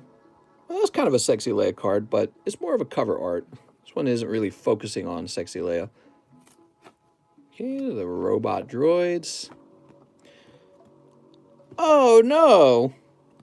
He eating up that poor person. All right, we got them. We got George Lucas. We got the evil Emperor. Oh, that's actually quite cool. This reminds me of, like, Sleeping Beauty, this sort of back art style. I think there's a term for that. All right. YT Products, now we have to wait longer. Oh, did YT Products use a fast pass? What? I don't recommend it, because if you don't use the fast pass, you have an extra $20 to just, open cards with. Oh, what do we got here? Mercenary. That's a mercenary droid. That also has a bit of a Sexy Leia on it, but it's, once again, not the focus. That's another dramatic part of the story. It's so cool. See, 3PO being collected by Chewbacca. Well, dang, dude, you're sweeping a little bit if you don't pick up an etched card. But then again, there's 36 packs in a box, and you're opening 10. So you're not guaranteed an etched card just for opening 10. And I don't know. An etched card might have already been pulled out of the box. I don't know how many are even in here. Here's, let's see, the evil Emperor. Ooh. Sand people. Oh, there's a dramatic card.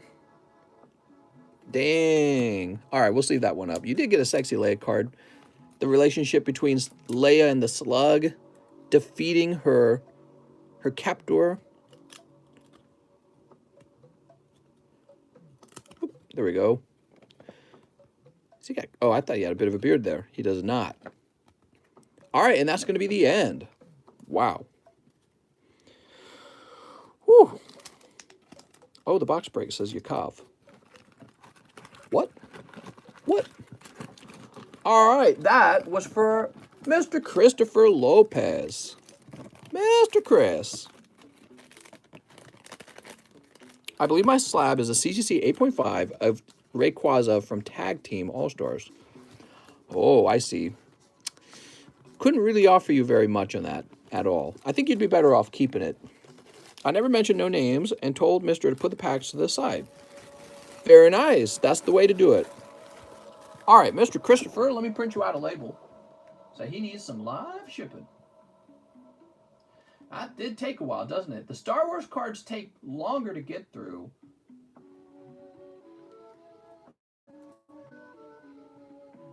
All right. I'm a little uncertain about your address here. It's written in a strange way. You wrote the letter C on a new line, so I don't know if that means apartment C or if it means highway C. And that could make a big difference, but let's see what we got. Let's see what happens when I hit print, because the software might correct it.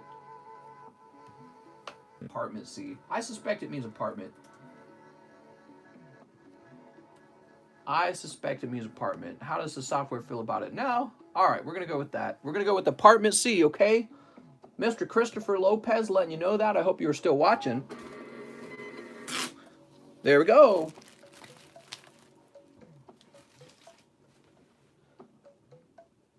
Now I'll give you a 20. Okay, he says apartment C. Very good. All right, we got it. Now we have Mr. Ardenan. He wants 2 Evo Skies. All right, 2 Evo Skies. Here they are. Whew. Sneep. Did you see who won the POV? Dude, I just want to listen to this song over and over again. Dragazol. Man. I did matchless, not chilling. The Japanese Moltres instead of English. Oh, yeah. Oh, and, you know, Chilling Rain has that Galarian Moltres in it. So we're out of boxes of matchless. We just have the remaining box, and it's only got like, you know what? We need to mark it as sold out, honestly. I'm going to go mark matchless fighters as sold out.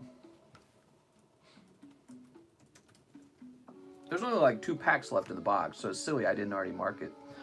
So if you're chasing after Galarian Moltres, it's better to go after the Chilling Rain set and try to grab them in English. Now, of course, the reason we have matchless fighters is so that you can pursue the Galarian Moltres where there's fewer other pulls, so technically your odds are higher in the Japanese set than it is in the English set. So Mr. Ardenan, he says, it's been a while, but I do have a bag. Oh, Mr. Ardenan, it's been a while, huh? Mr. Ardenan, time for the bag hunt. Are you guys ready for the bag hunt?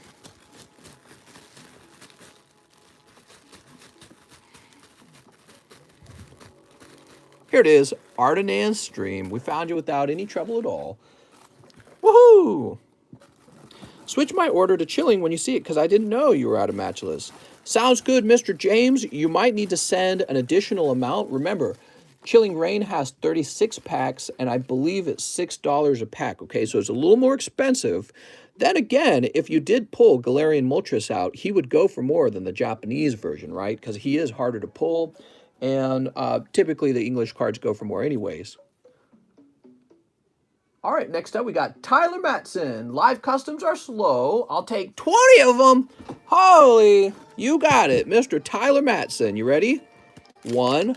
Oh, that's a pretty good start, Mr. Tyler. All right, 1, 2, 3, 4, 5, 6, 7, 8, 9, 10. You said 20? 11, 12, 13, 14, 15, 16, 17, 18, and 19. Oh, yes, there we go. And 20. So that was a very good round. You were only 1 pack off at the end, and the beginning of the round started with a hit.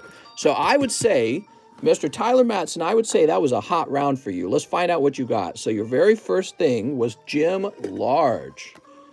Oh, snap. Well, the problem is we've only got 1 spot down here. And so you'll have to choose, do you want this 1 spot and then 2 in the next one? Or would you like all 3 in the next round of the large? So I'll need you to decide on that. And we can save this for the next round if you prefer, okay? So it can either be 3 in the next round or 1 in this round and 2 in the next round. All right, so I'll set this to the side. PSA 5, number 2.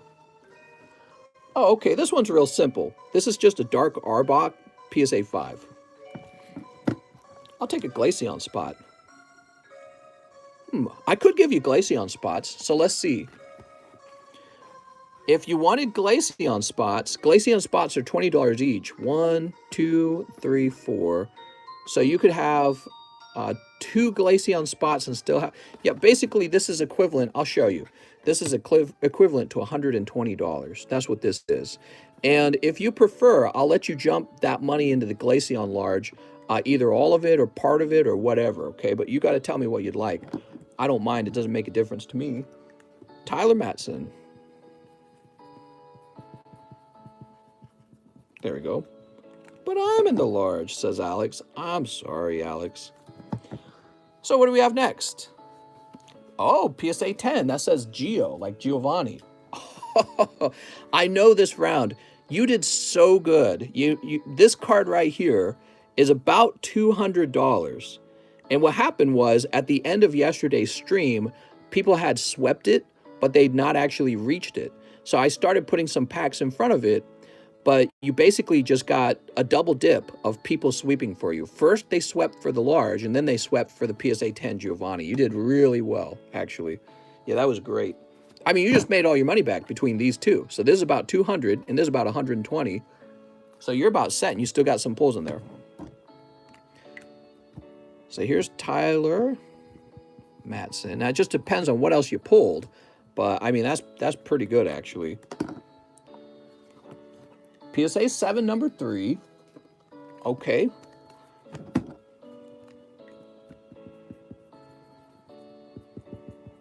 Yeah, you did really well, actually.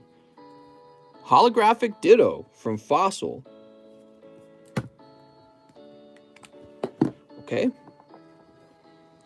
Now you have this PSA 9. Now it's claiming that this is a bit of a pricier card. Okay.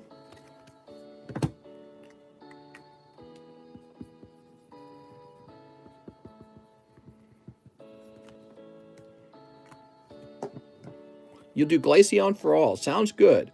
So that's going to be PSA 9, Giovanni's Machamp. And for your last pull, PSA 4, number 83. Damn, dude. Really lucky.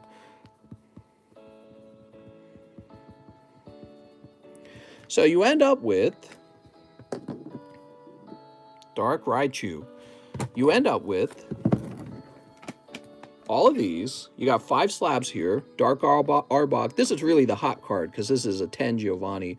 Ditto 7 is nice. This is actually a real solid card too. That's a PSA 9. And PSA 4, Dark Raichu. Okay, cool. And the large on top of it. So all these and the large.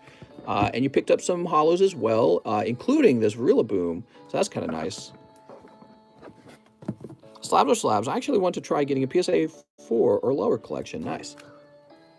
Well, and always remember, you could offer a trade for them.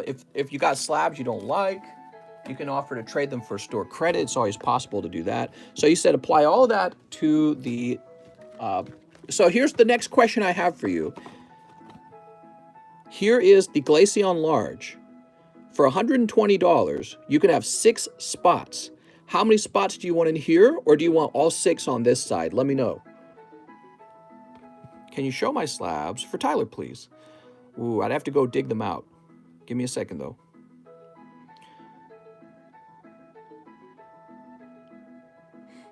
All 6 on 1. Okay, sounds good. So that would mean...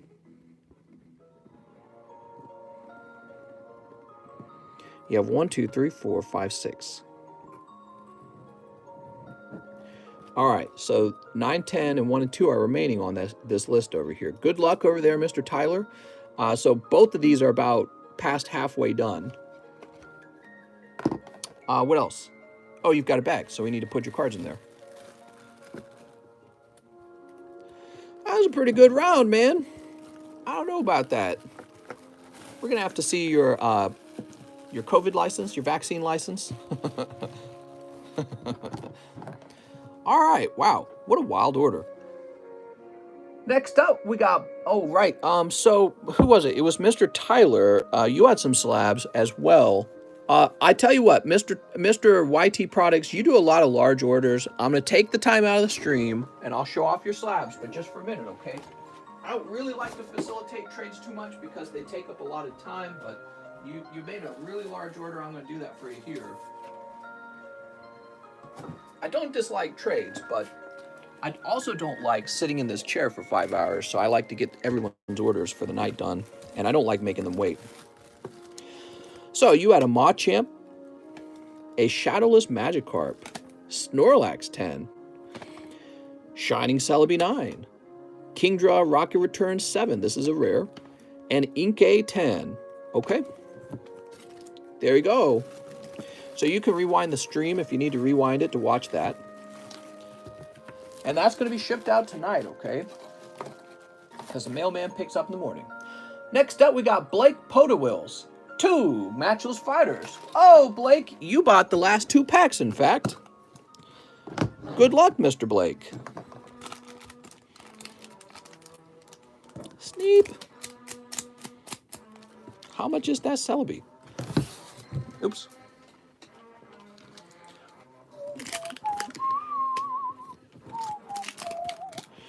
Cold! Ah, darn it.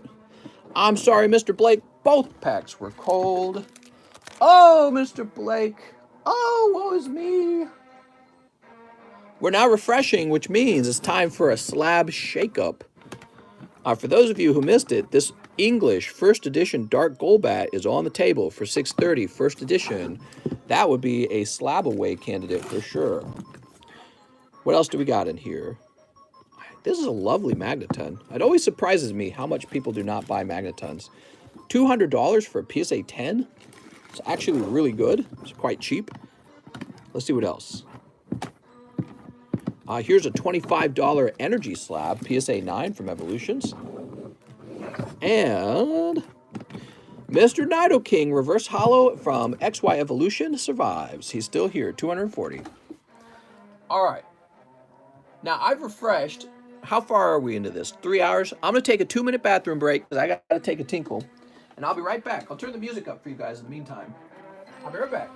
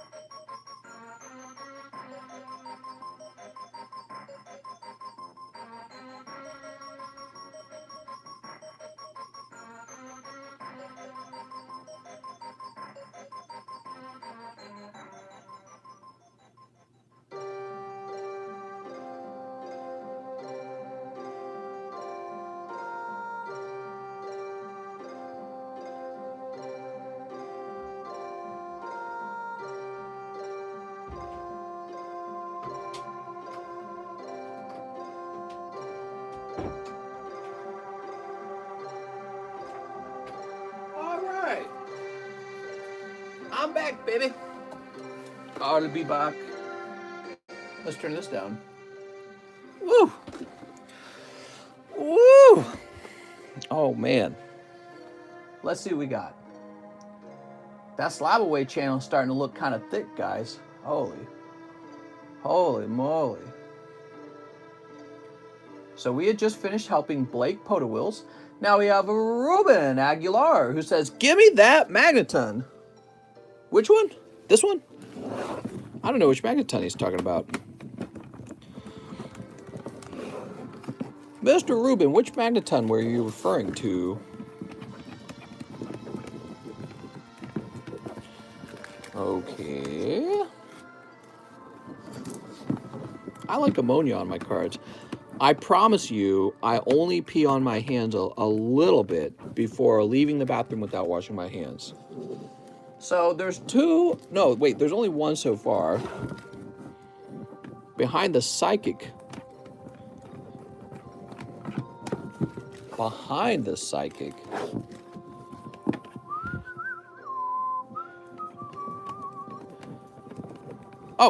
Oh, this one. Here we are. Yeah, he's actually kind of nice. That's English.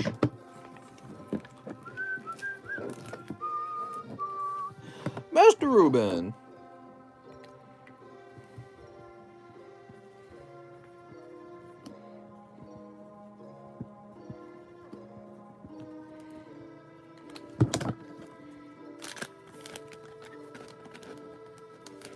There we go.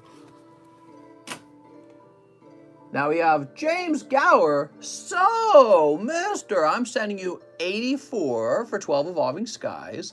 The other 50 is for live shipping and sending my bag out. Let me know if I have store credit, says James Gower. Okay, so you think you might have store credit. Let me look around. Oh, I see what you're saying. Are you saying that you're just giving me $50 and to cover the cost, and if there's any left over, turn it into store credit? All right, well, let's start by opening up your 12 packs. What's the NBA Select for mega boxes? 1, 2, 3, 4, 5, 6, 7, 8, 9, 10. No, it's retail, okay? 11, 12. No, I mean after the 50, yes. 1, 2, 3, 4, 5, 6, 7, 8, 9, 10, 11, 12. Mister, I'm good with that trade for... Can I trade the PSA 10 I just pulled for YT Products, PSA 3 Machamp, and PSA 9 Celebi? We decided in chat. You certainly may, but let me go ahead and snip these open first. Snip. Snip. Snip. All right, Mr. James. Wait, what was it again? I don't even remember. Machamp and Celebi.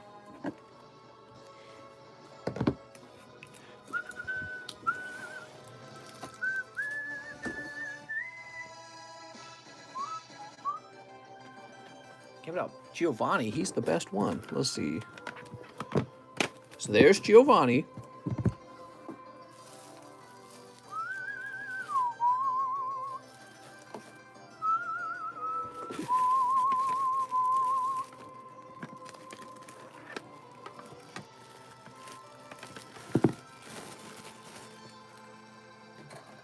What, I just put your bag? All right. The TradeConomist. Okay, and what happens to these is we add a different name to them now. And the Magikarp. Oh, and the Magikarp. Now the trade makes more sense. I didn't want to be rude and comment, but I was like...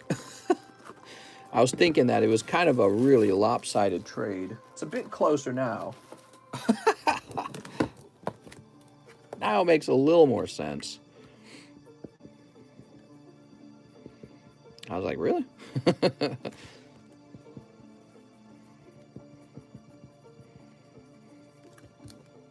Sometimes I'm rude and intervene. All right. How much is that Chansey? 3 smoochies to be paid immediately. Use a little tongue. I like tongue. All right, James Gower, are you ready? Mr. James. Mr. James. Sleep. Mr. makes me cry every single morning. I'm sorry. So, mister, if I have $5 extra, I want to use it for Chilling Rain and an order for a little bit. Well, now, hold on. So you say for live shipping, huh? Hold on. Before you get too excited. Here's Rabombi. Let's work on getting your label done. I tell you what, have we shipped to you before? Let me jump over to the international shipping. We'll start out by seeing if I can actually calculate the cost of your shipping. We have shipped to you before, but I can see that it did not save your email or your phone number. Mr. James Gower, if you could maybe message me on Discord real fast, that would be a good idea, okay? So message me on Discord real fast to get your message to the top of my message box. I got to get your email and your phone number. Okay, here goes. One time, Mr. kicked me in the shin. I'm so sorry, forgive me. Oh, but before you message me, you might want to see this Rainbow Rayquaza that you pull. Jesus. I found some of my old cards, and they're unlimited. Out of Electro, Dugong, Hypno, Bulbasaur, Seeking, Slowbro, a few Arcanines, and like 4 Executors are unlimited worth anything. They're all worth a little bit. Big fan from Chicago. Yay! All right. That's a sick-ass pull, mister. What the? Hippopotamus. I'm interested in the Chansey. The Chansey, that's so great. Here's Vigoroth. Here's Gordian Dialga. Here's Metacam.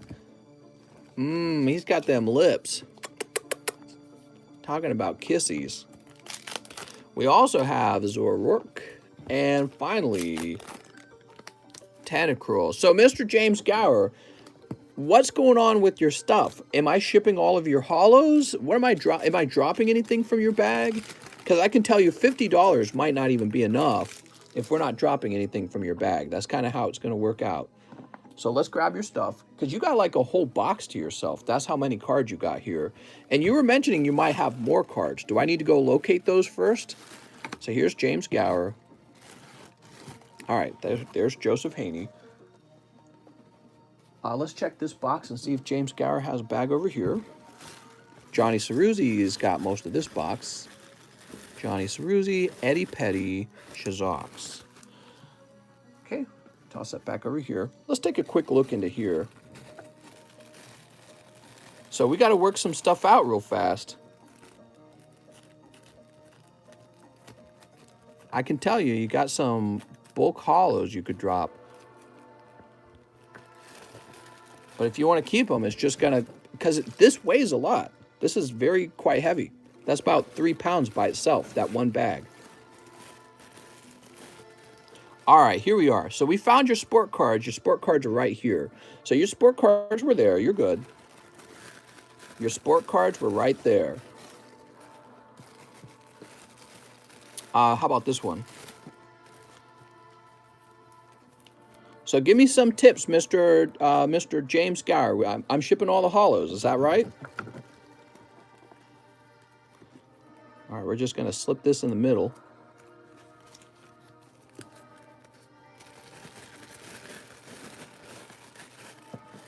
And I do have your address, so I can actually start figuring things out right now. I believe this is about 3 pounds. This is about 1 pound. And this is about 8 ounces. Read my messages. Oh, sounds good. All right, give me a second.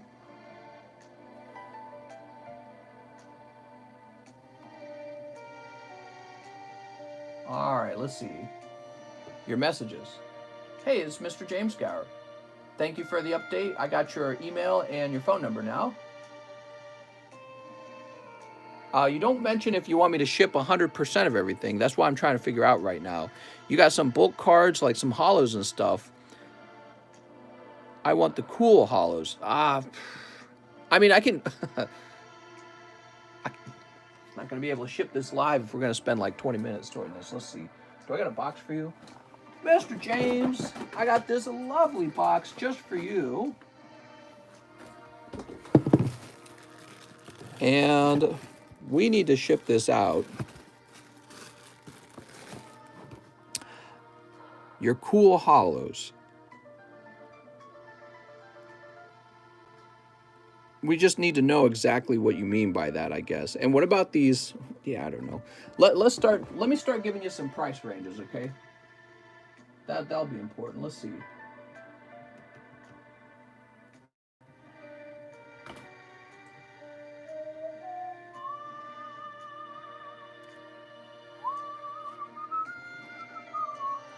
Very good. You are actually in Canada. That's good. So you sent me $50, Mr. James Gower. I think we can just run off of that. Yeah, you qualify for the medium flat rate box. So you're good, actually. So, Mr. James, I can just use all that money and ship 100% of your cards. However, let me mention this as well, James. At the medium priority box rate, you can ship 20 pounds of cards. So if I were you and you were interested in opening anything else, what I would do is I would save the $50 for the shipping and then ship it a little later. I'll even show you real fast. He says, that's what I was hoping. Yeah, so I didn't realize you were in Canada. And without showing any information, 5 pounds. Oh, there we go. $52. So there we go. So you're covered. You are covered for the bulk priority mail shipping. And now what that means is you can actually get a whole bunch more stuff. But if you really want your stuff shipped right now, I can do that too. But then you would have to order that bulk box if you ever wanted to use it a second time. You know what I mean? So you would have to order shipping for the next round. So you've reached that point where you've ordered a bulk box, a priority mail box. It's a priority medium. He says, I'll save the 50. That's clever. All right, that's what I was going to recommend. And I will just set your box up top.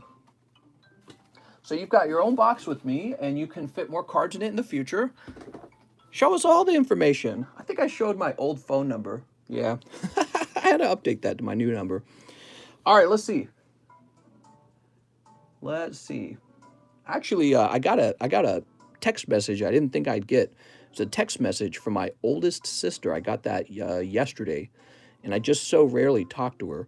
But that phone number that I had, she set up for me when I was like 18, running away from home. No, I would have been 17. See, the cell phone came from my other sister. See, I was always terrible with phones. But I asked for help, and my brother-in-law at the time, he worked for AT&T. I don't even know what he does now, but he worked for AT&T, and he's married to my oldest sister. And they set me up with the phone plan, and you know, I don't thank her enough for that, because at that time that really helped. I didn't really have money for that because I was so poor. So I kind of had forgotten that they had done that, even because I'd had that phone number for so long. I basically took it for granted. And I've got a new phone number now because I got a fancy iPhone and all that stuff, and I don't even use it. I call like almost no one. But yeah, it was so weird. I just didn't expect to get a text message from my sister. Hey, mister, how many spots left for the Glaceon? Well, we've got 2 sublists running right now. This one has 1, 2, 3, 4 spots on it, and then the next one also has 4 spots. Hey, mister, I just realized I want to ask you, how do you deal with currency conversions, says Mr. Yukov. Well, PayPal does it for me. Well, basically what happens is, let's say you're in Canada using Canadian dollars.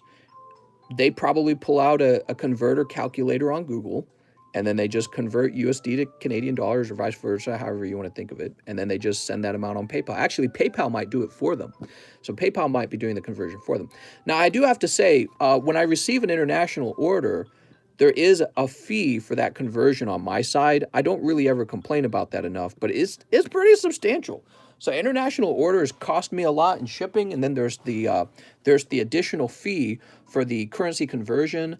And yeah, but you know, I like the fact that we ship to other countries. I think that's actually one of the cooler things we do. So I'm happy to do it. So you only see the amount in USD. That's right. I only see the USD amount, but I can tell that it's a conversion, because it's always like a really bizarre number. Like it'll be like $24.15. Well, nobody ever sends me 15 cents. So it's definitely, at that point, I know it's an international order. What's the fee, mister? I'll add it on. Oh, it would typically, it will depend on how much is being sent. So there's the regular PayPal fee, and then there's a currency conversion fee. And I think it goes something like this. It's like $1.50 to convert, and then it's like, I think it's a higher percentage or something like that. I had to look it up, but it's always higher. And I don't worry about it too much. I'm just happy you guys are here hanging out. So now, what are we doing? Mr. Benjamin, be honest. I have a bag. 1 poker card, please, and 3 Evolving Skies, and live shipping. Oh, Benjamin. The currency conversion is always off, so they can make money on fees and on the conversion. Oh, yeah, I'm sure they make it all kinds of ways. All right, we'll place this here. So Breaking Benjamin gets Electabuzz. Ah, man, I'm sorry. Electabuzz will never be that popular. Just want to say thanks, Mr. Stream, always awesome. And today, keep my mind right. My mom ruptured her spleen. Oh, no. Not sure I can get in to see her because of COVID regulations. It's so hard to get any information. Damn. It's so crazy that you mentioned that, because I was watching an episode of Little House on the Prairie yesterday with my wife. And the episode is about a man who has a ruptured spleen. Yeah, sorry to hear that. I hope she gets better. I'm sure she's in good hands with the doctors. We got, unlike back then in the early 1900s, we have really advanced medical care. So the doctors will probably take care of her. The bigger question will be, it's probably going to cost a lot, and how are you going to pay for it? Of course, maybe you're in the UK and it won't cost quite as much. But yeah, I hate to hear that. We all get old, don't we? And I'll have a ruptured spleen one day. That's the way I think of it. Mr. Benjamin, be honest. Let's find your bag. Somebody earlier reached out to me. They wanted to sell their entire card collection to me, I think. I don't know if it was the entire collection. But the reason why is because he found a lump on his shoulder, and he said he's having it looked at by the doctors. And I was trying to give him some advice that it's probably not cancer. But yeah, he was really frightened over it, and I totally relate because I'd had a very similar thing happen, and it wasn't cancer. It was just you can get like a clump of fat that sticks on a part of your body, and you're, oh no, it's a bump. I'm dying. I just had a tiny little bump on my arm. Well, anyways, yeah, he's having a CAT scan of that, I think he said. So I hopefully it's nothing though. Again, we won't know until he knows, but it's just terrible to hear. And he's pretty young. He's only 34, but that's also a pretty good sign that it's probably not cancer, because you're more likely to get cancer as you approach 50 and past 50. But anyways, yeah, ruptured spleen, man, that's probably pretty painful. All right, so Master Benjamin, the ruptured spleen stream. Whatever you do, don't show Crispbot the chancing card. Oh, I'm gonna do it now. You can't tell me what to do. I'll do whatever I want. Benjamin, I have an address that begins with 34. I'm gonna go ahead and print your label. Print.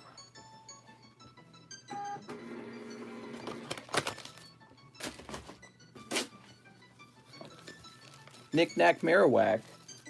Oh, mister. All right. Now we have Nicholas Lenhart returns. He wants 5 Panini Selects. I have a box. Oh, mister, you got a box. How prestigious. You know you've made it when you have your own box. All right, let's see. Mister, my packs. Says Ben, be honest. Did I do something wrong? Give me a second. 1 poker. Oh, 3 Evolving Skies. I'm sorry. You know, you typed out 3, not with the number 3, but with the word 3. And my eyes, they didn't, they just kind of skip over it because of that. It's a funny thing, isn't it? All right, here we go. Here we go. This is for Mr. Be Honest. We forgot his Evolving Skies. Give me a moment. Mister, do you think the Marnie Premium Milk Box is worth to be opened? Open, open, open. Open everything. That's my motto. Here's Sylveon. Whee! Oh, Sylveon. We got Regieleki. And finally, Floetta. How nice. Oh, I apologize. I hope that can be fixed, says John. What? Oh, John. You silly Billy. So now this needs to be added to your bag.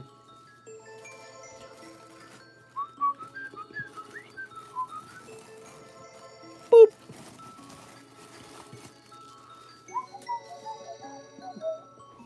So going back to Mr. Nicholas Lenhart, we need to get his Panini Selects. I just opened the milk tins. They are awesome. Open and grade everything. That's right.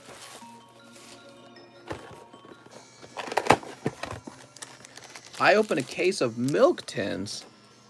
I open a case of milkers. Thank you, mister. Have a good night. No problem. People get benign cysts on their nuts, John. It's fine, man. Yeah, but definitely have a doctor look at it. But yeah, it's scary, man. Scary, scary. It's scary to think about. Your cells go bad, and then they just start growing. And that's it, and they don't stop. Which isn't always a big problem for some parts of your body, but it is a problem when it reaches something like your liver or your brain. All right, Nicholas. Mister, I researched it, and it's the SSN like we thought. Not this St. Anne crap. What? What are we talking about? We have Mr. Kyrie Irving. Josh Green, rookie. He's got a little basketball. How cute. Kenyon Martin Jr., rookie. And finally, Anthony Davis, chrome card. Pretty neat. There we go. Pack number 2. Here's Lou Williams, Anthony Edwards, rookie.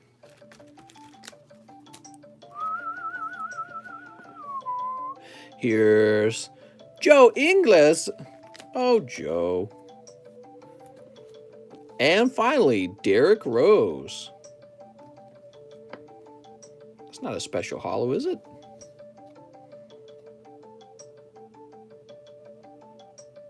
It almost looks like it's some kind of blue chrome card. I'll sleeve them up just to be careful. That ad is a huge hit. Who?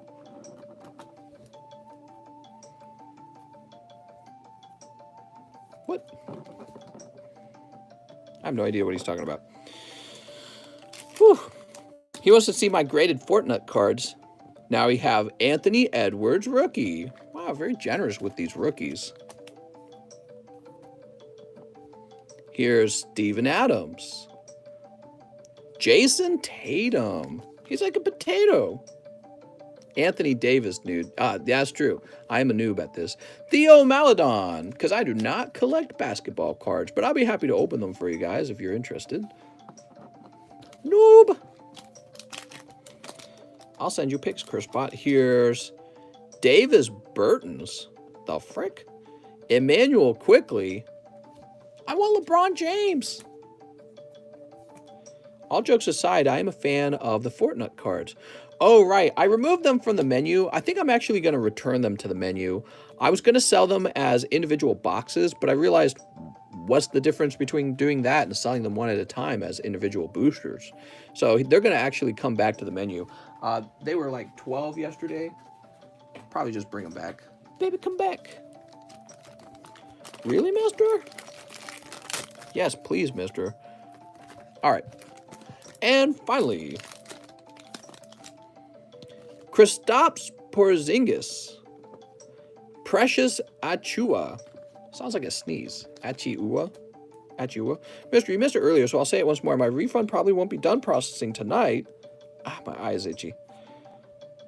So I'll wait to put in another eye when Keller's here. Sorry for repeating myself. Oh, you don't gotta apologize. That's an important message. Yeah, if you need to catch my attention for something important, you can spam it. LaMarcus Aldridge. And finally, Kyle Lowry. Wow, so nice. There we go. Now, how many do we have here? 1, 2, 3, 4, 5. Let me just snip the sides of the pack. He says, bring them back so we can keep snipping them. No! To be honest, when I saw that Fortnite holo card, even though it was snipped, it looked like not much work went into making it. I don't think that matters, man. I think all that matters is if somebody wants to spend a lot of money on it. There we go. It's Fortnite, mister.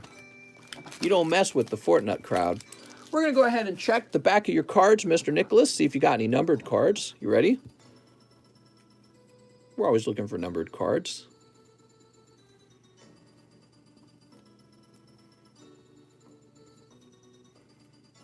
Looks like not this time. All right.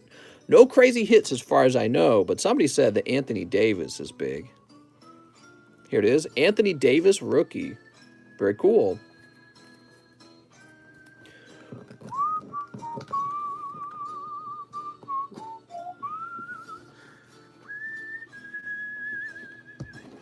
Your cards are numbered. That's right. You have very few numbers to live. Now the question is, where is Mr. Nicholas Lynn? Oh, he has a box. Ha-ha. That's easy. So here's your box. Looks like we'll grab a fresh bag for your box for all these lovely cards. How lovely. Just put $50, Chris, then ask for the store credit if it's not enough. You're wanting Chansey? That sounds really good. Does nobody remember the price of Chansey? It's like 5 bazillion.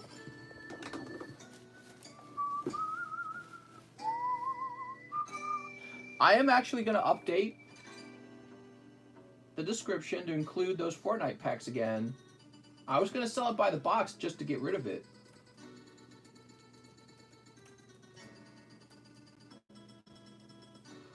We're going to put it down for 11 and call it clearance. I won't be carrying any more Fortnite packs in the future, so once these are gone, they're gone. Not like I consider that a big deal or anything, but I'm just saying.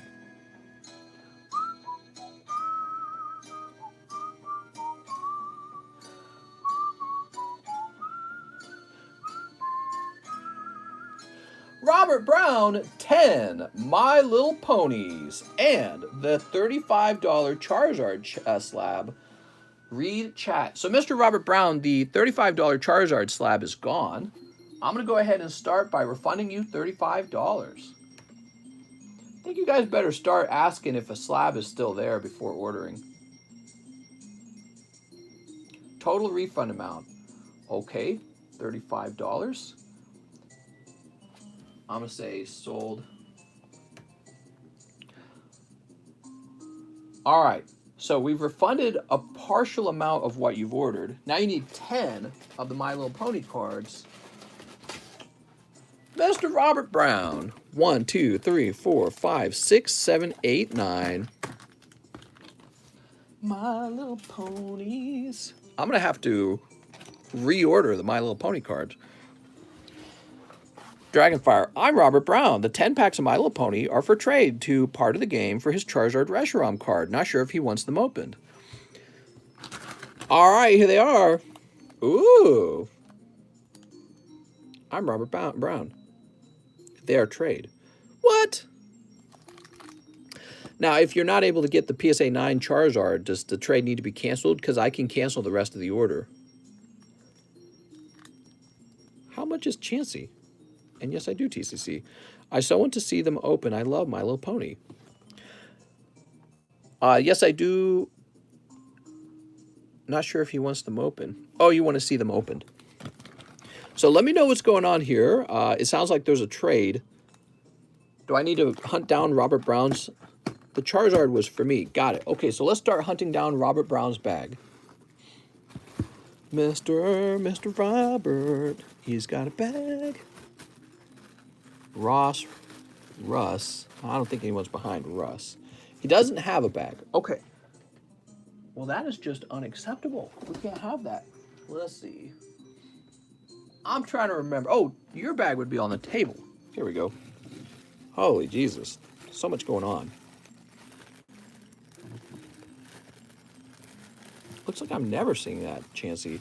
How much is that Chansey? Crazy. Oh, it's not in there. Okay, set that down. Here we go. We got one Charizard Reshiram.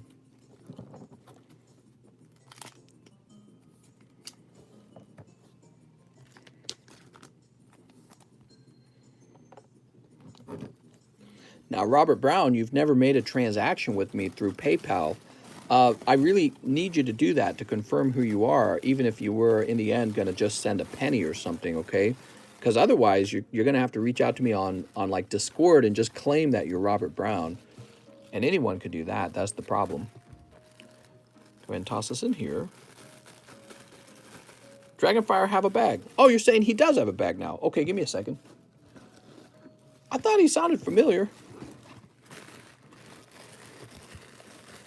Rudolfo, Pierre, Ryan Hutch, Robert Brown.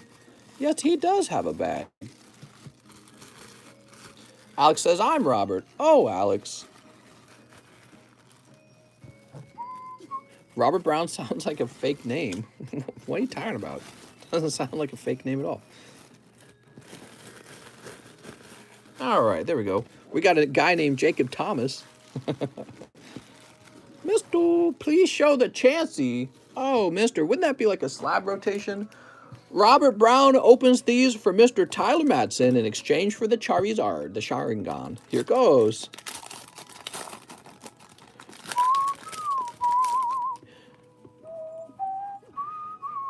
Professor Nay, whir! Did anyone buy the large? The large is just about to go off. It's really close. But it has not gone off from last time. So Professor Nay is a hollow card, and that's what you're searching for in here. You're searching for the hollows. Okay, here we go. Ship Shape. Holy. He's looking really tough. Oh, look, this features that little derpy Pokemon. I'm sorry, pony. With the messed up eyeballs. There we go. Scott says Derpy. Yeah, that's one character I do recognize. because I would find those shirts at Hot Topic, and if you found that shirt for cheap, you were making money on that one. That one was an easy money maker. Pinkie Pie. This don't look right. Pinkie Pie, Pinky Responsibility Pie.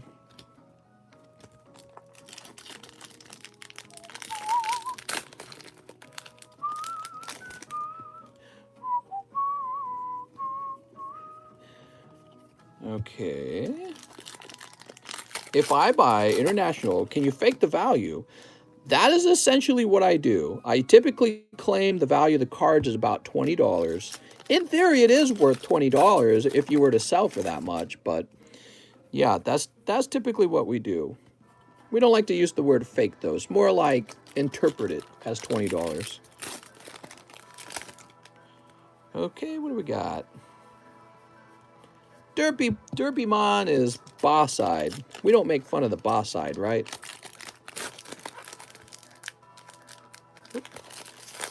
I had one international guy. He wanted me to accept cards from like eBay and then ship them out to him in Korea so that he could dodge the fee, the international shipping fee.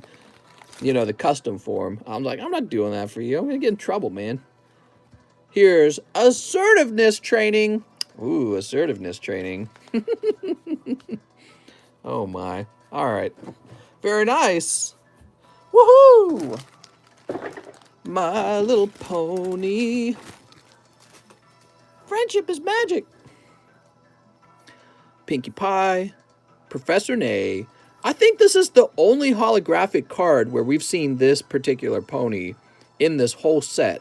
So this one's actually probably... Oh, that's actually considered an ultra rare.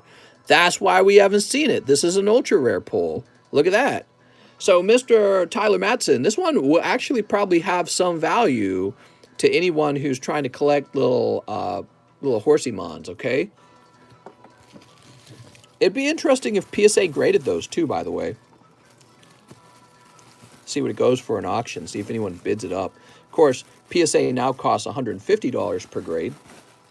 Wow, so cheap. Very affordable. PWCC didn't want to interpret my slab I bought. Interpret? Oh. I see what you're saying. They're like, nah, you're gonna pay the forum on that.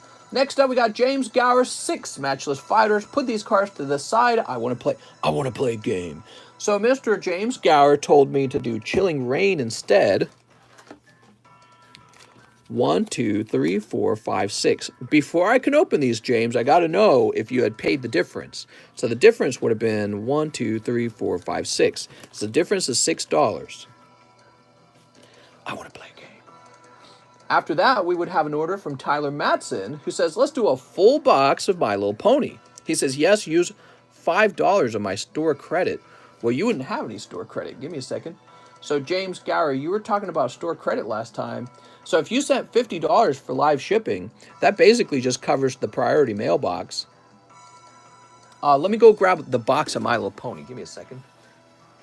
Mr. Gower decided, you know what? Let's just go all in.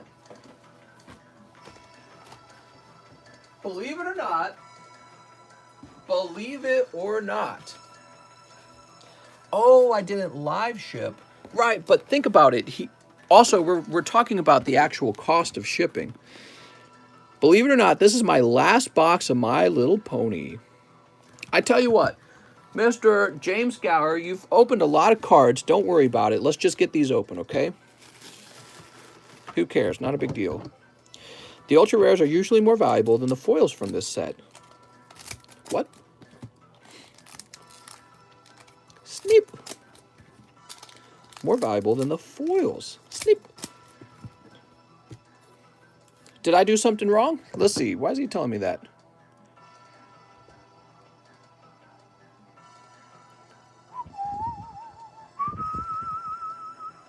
All right. Mister's still live. Damn. You should have seen yesterday. We went live for 5 hours. Speaking of which, we should really wrap up soon. But the orders are still coming in. Here's Phil. Maybe we'll do a few orders at the standing table. Here's Rock, Ruff, and Weavile. Sawsbuck. Oh, Pullin' Boobany. Not bad. Well centered, too. Great pull, man. So funny, I think you have a Melanie. Mr. the Large is finished. All right, there we go. Very nice. That's for James Gower.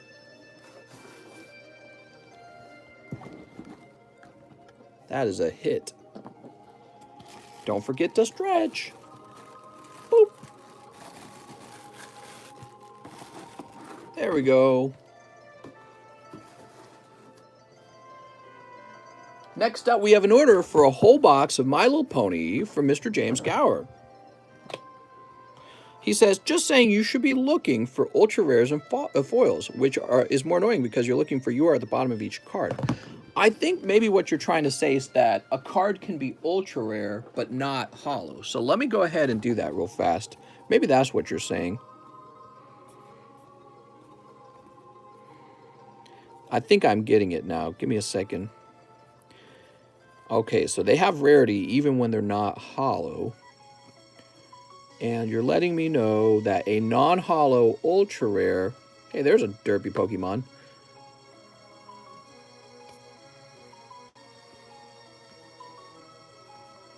I actually don't know a lot about these particular cards. We usually open them jokingly.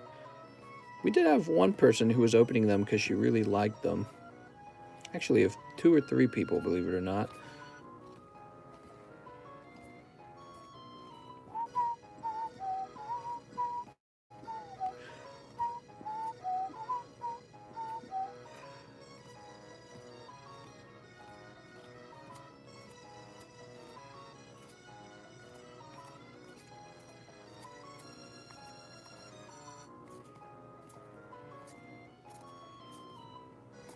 Well, no ultra rares in there. There we go. Sweet. Somebody who gets this junk box is going to get a lot of My Little Ponies. We are essentially sold out of My Little Pony. I need to go mark it as sold out. It can have big rares without them being foil. Oh, I see. It all makes sense now. Damn, that's a thick box. My Little Pony.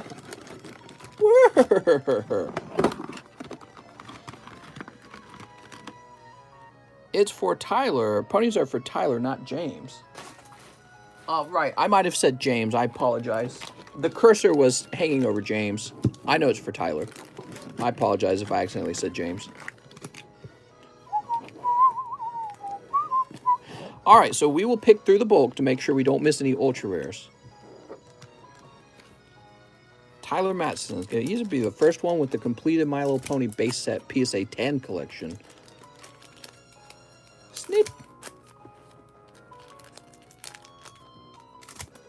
I can't wait to actually be grading cards and encapsulating them. That's going to be so cool.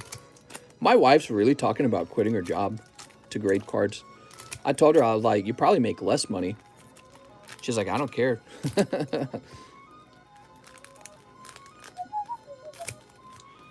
Be careful, cut your fingers. No, I don't want to cut my fingers. Ricky Bobby. I saw some people on TikTok who could do Hank of the King of the Hill voices really well. It was pretty funny. All right, so scroll up. Here we are, Mr. Tyler Matson. My Little Ponies.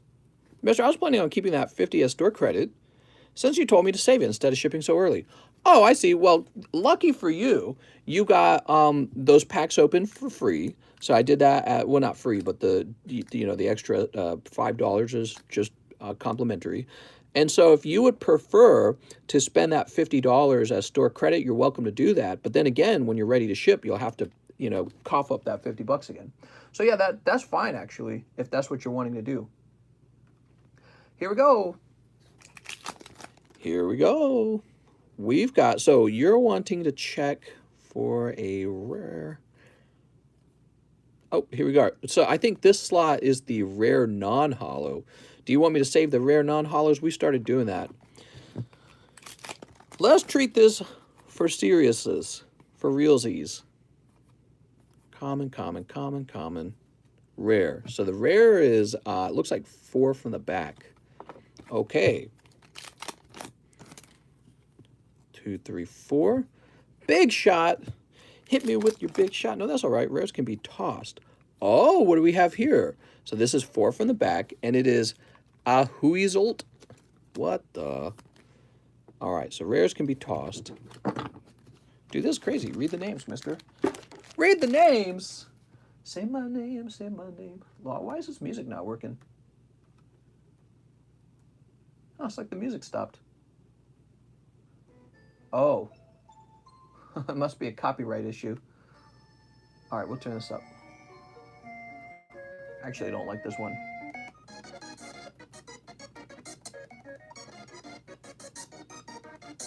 Come on, there we go. Here we go. You guys on your end, you're like, the music. What is going on? So, we got a rare. Rare. Alex is like, my ears. Oh, that is the rare. Rare. Rare. Come on, Pokies. Working together. No, I bet. All right. I work together with my wife. Toss this over here. Oh, why are the ponies so sexualized? Don't they get sexualized? So weird, man. Read them. What, the cards? Cloud Chaser. It's a Cloud Chaser. Oh. Here's Carousel Boutique. How's it going, Mr. Enzis? We have up here our Lemony Jam, quite sour. Fluttershy. Oh, she's so shy. Boop.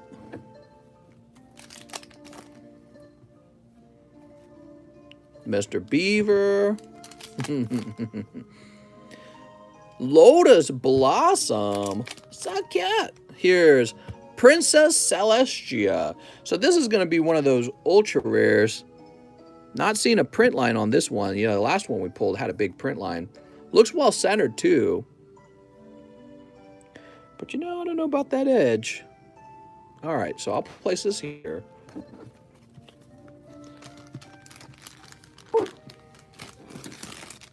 Princess. Princess is an $8 card. Really? Here's Wildfire.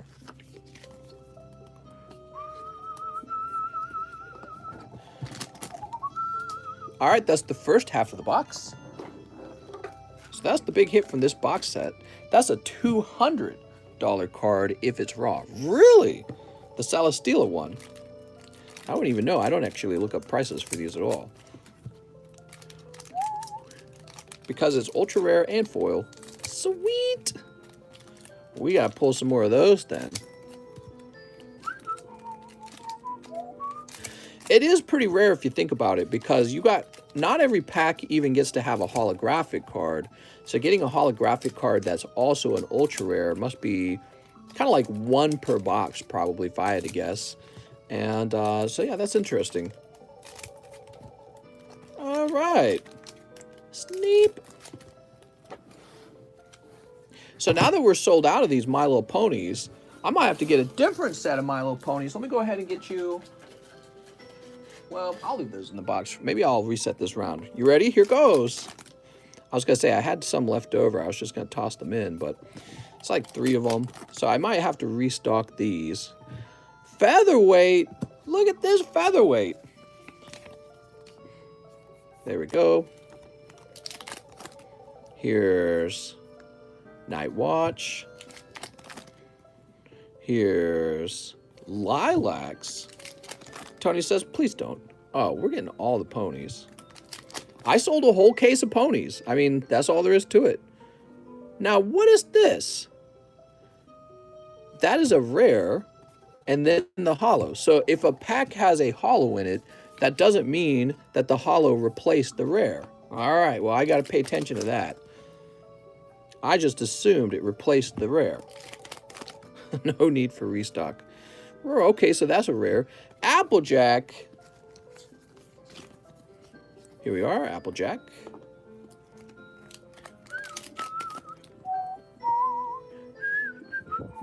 Charged up. Here's Maine. Gyro. We've got a rare Parasite Swarm and Berry Dreams.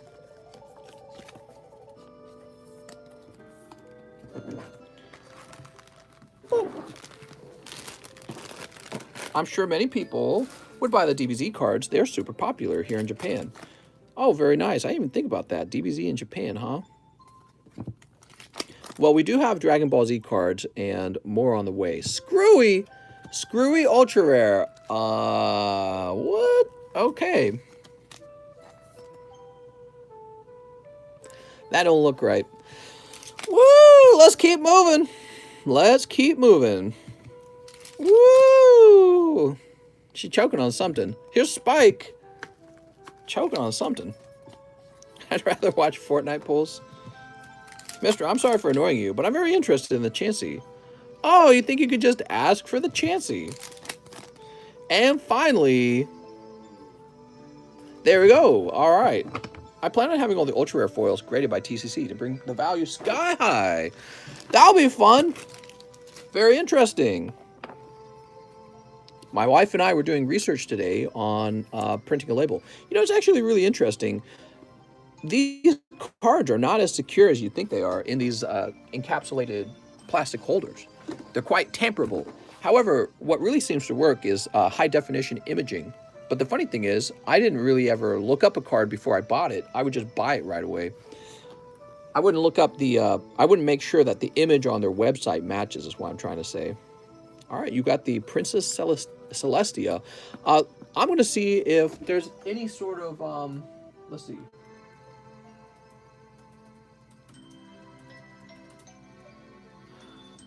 $208. Let's see if I can find some info on that.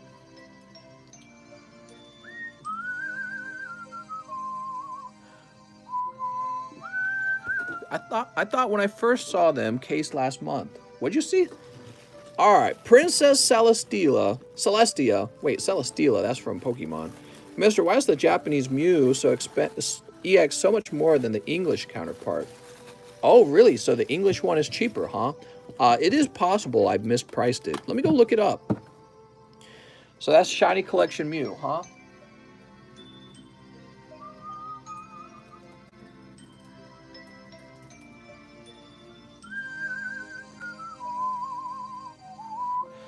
So I see one.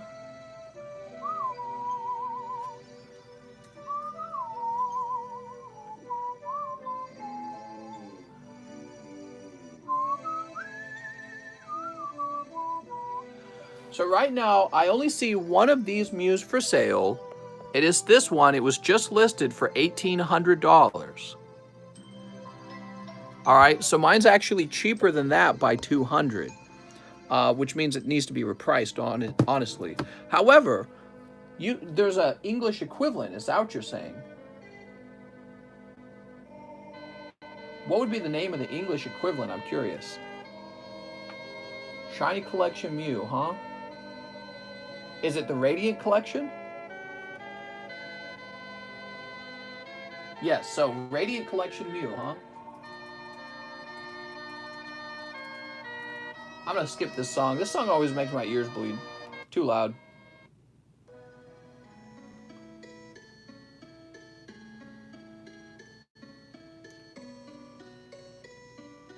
That is weird.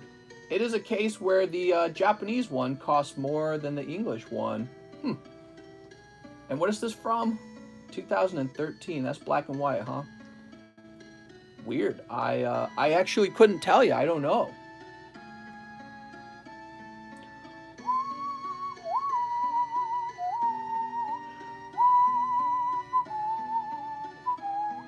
It's not like the English one's poorly priced either. Like, it has a price history that's pretty close to the current asking price. Yeah, it's just a weird thing. I've no clue, man. Oops. I mean, it looks really good. That's all I could tell you. Radiant collection. Let me look this up. Well, maybe the population has something to do with it too.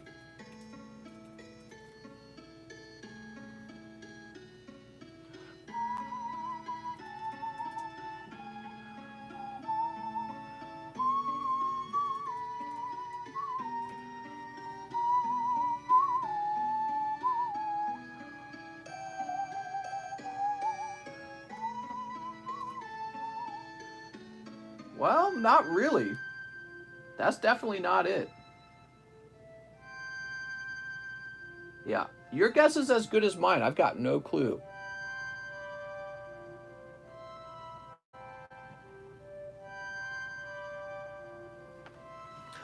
No clue, but the only other Japanese one is for like 1800, so I'm just going to stick to my price of 1500. That's an interesting thing though. I didn't even know that. It's cuz they have different names too, by the way. But I'm pretty sure that the Japanese one is quite rare, right? This shiny collection Mew, I'm pretty sure he's pretty rare. So maybe it's one of those cases where the Japanese card can actually rival the English card. What's the difference for me? If you keep it at 1.5, can I slap away that Mew? I didn't realize it was hollowed. This one? Yeah, I could do that for you.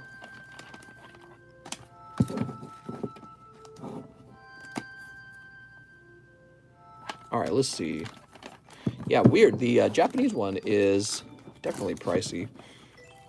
I probably have seen that before. Oh, man. See, I hate searching for these cards, man. I could do this all night searching for these cards. Let me see this one. Let me see that one.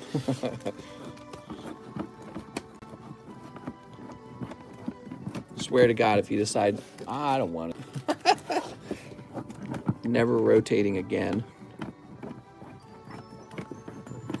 All right. And last pile. Here it is. This Chansey is PSA 4, and it's $65, okay? All right.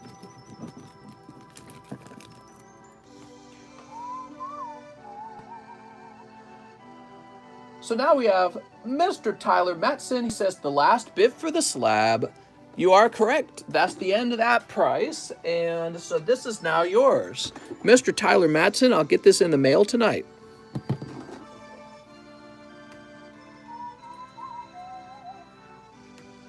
Oops. Mr. Tyler, I still have an address that begins with 79. And we're going to erase the weight on that.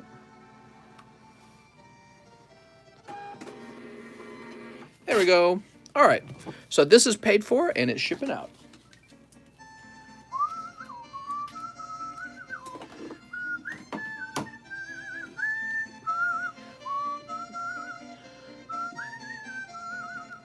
Kip Foster says, one more XY Evolution. You got it, Kip.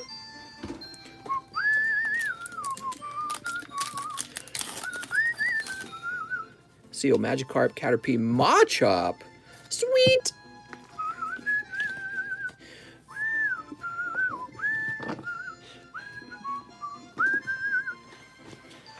I swear I thought it was first edition Chansey, says Chrisbot. Chrisbot, that's why I don't rotate the cards when people request it, because I've rotated them so many times and then people don't actually buy it when I rotate it. So that's why the rule is you can't request rotation.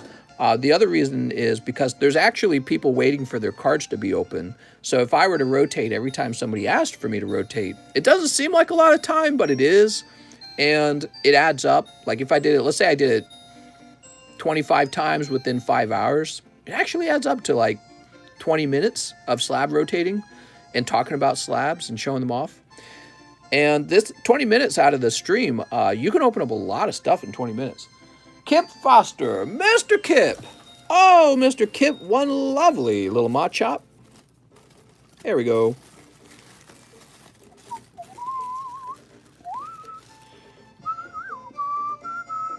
Ramiro, one more Panini Select. Oh, mister. I want an English version. What? Nuh-uh. Sneep.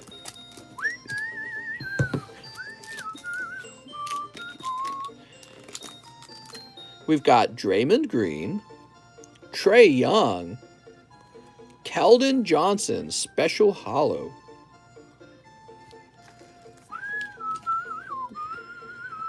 Any more Ho-Ohs for sale? Any more Ho-Ohs?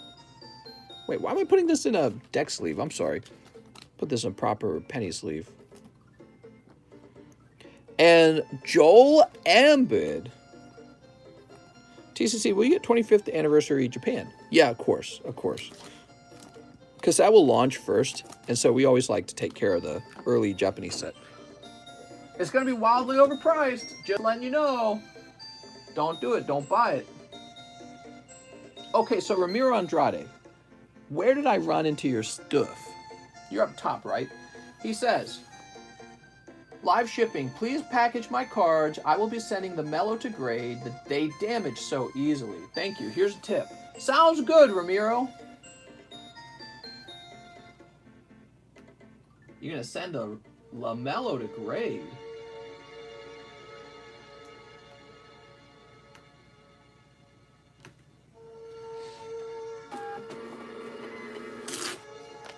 Oh, whoa, whoa. I almost put your label on the screen. Wouldn't want to do that.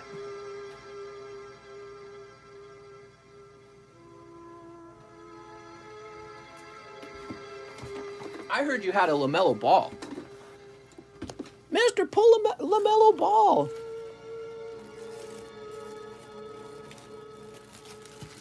What are you talking about? They don't damage easily.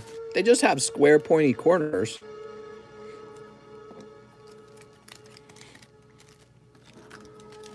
What are you trying to say, mister? You don't trust your LaMelo Ball with pointy corners and my little baggies? Huh? Think I'm just tossing these bags around? Unacceptable. I'm bending the corners on them right now. So angry. I'm just teasing. No problem, Mr. Ramiro. I can understand the concern. I hope you get a 10 on him. There you go. So he should be nice and safe in here, right? And let's take a look at him. You want to see? Let's do a zoom.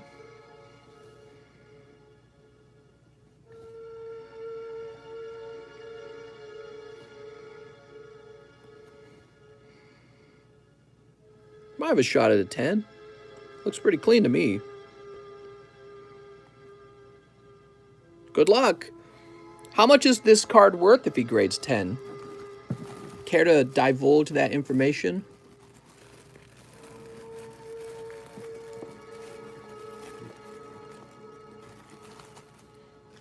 All right, set this to the side.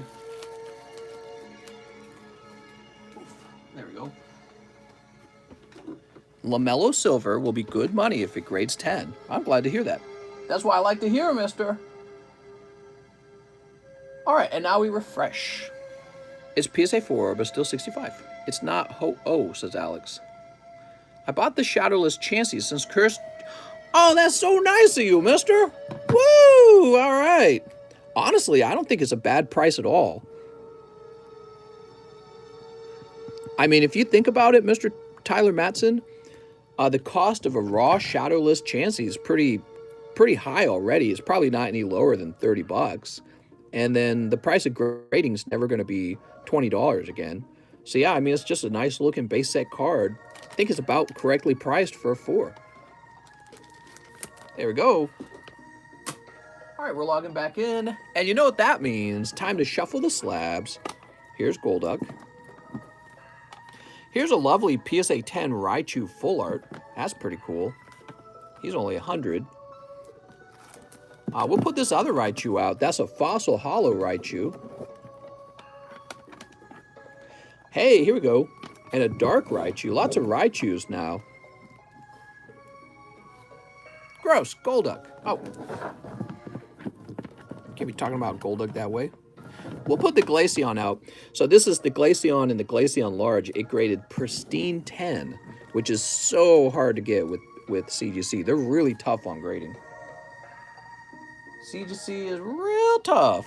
I have a lot of slabs, TCC. Can I add all my slabs to the shipping? Ooh, I tell you what. Let me go ahead and print you out a second label. Well, let me think about it. So, maybe it'd be smarter to just cancel the previous label. Yeah, let me go cancel your other label.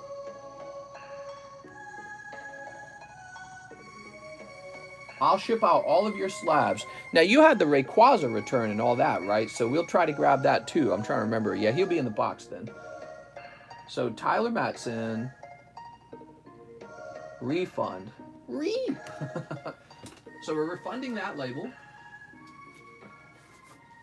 And we're ripping it in half so I don't ever use it. And we're going to print a new label. But this one's going to be a priority mail label. There we go. And I will try to fit all your slabs in there. So it'll be pricey. Ruben said he bought it right when Curse was saying sorry. Oh, really? All right, so Mr. Ramiro, I'm going to write slabs on this.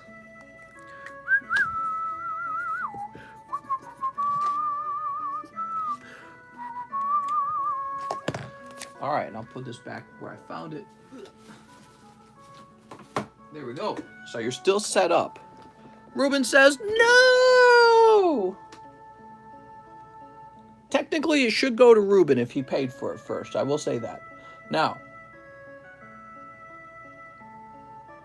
we have an order for Dylan Cranfield. He wants a live custom. Oh, Dylan. Boop. AG slash. Darn it. Okay, we got an AG slash. And 4 Evolving Skies. 2, 3, 4.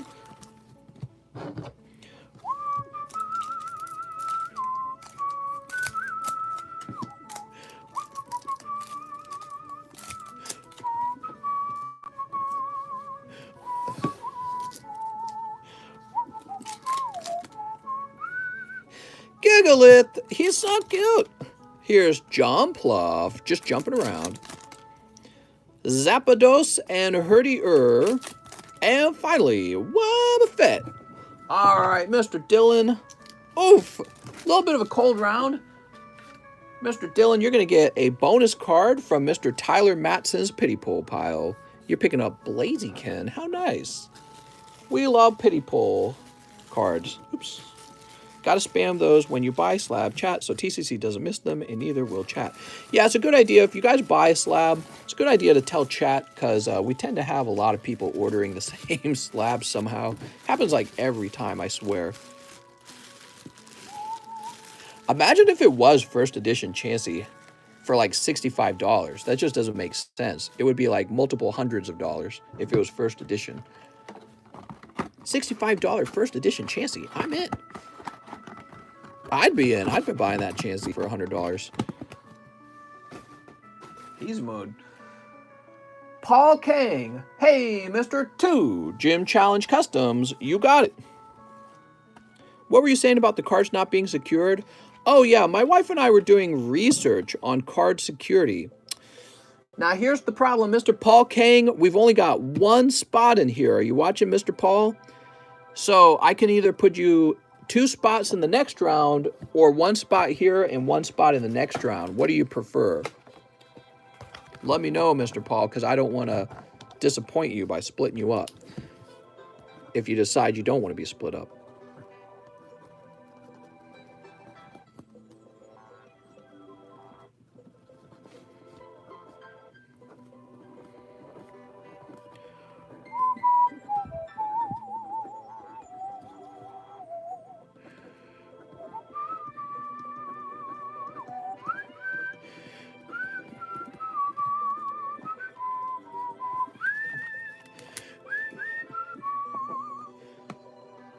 Mr. Paul, if you don't pick how you would like to be put into the large, I will pick for you. I'll place 2 spots into the next round.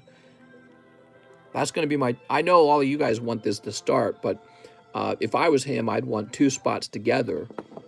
This would be a high gamble to put 1 spot here and 1 spot in the next one. Not that it wouldn't happen, but it would be a high gamble.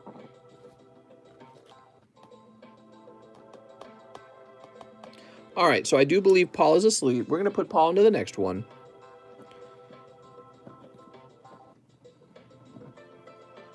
Hey, Mr. 2 spots on the next round. Oh, it's right there. And that's what I thought you'd do. So there you are right there, Paul King. So you are on the next round to Chinatown. Sweet.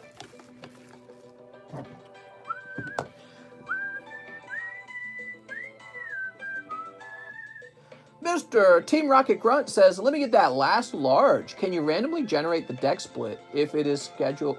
Oh, okay, yeah. And no, it is not scheduled for tomorrow anymore. Unfortunately, that's because there are still a total of 3 packs to sell off, although this makes it 2. We are going to make sure all packs are sold before we open it. So we may save it for next weekend. I know that kills you guys, but it is the truth. Now, here these are. Let me open the random number generator. We can do that. It doesn't bother me. All right, between 1 and 20. He said 2 spots next. What? Who said 2 spots?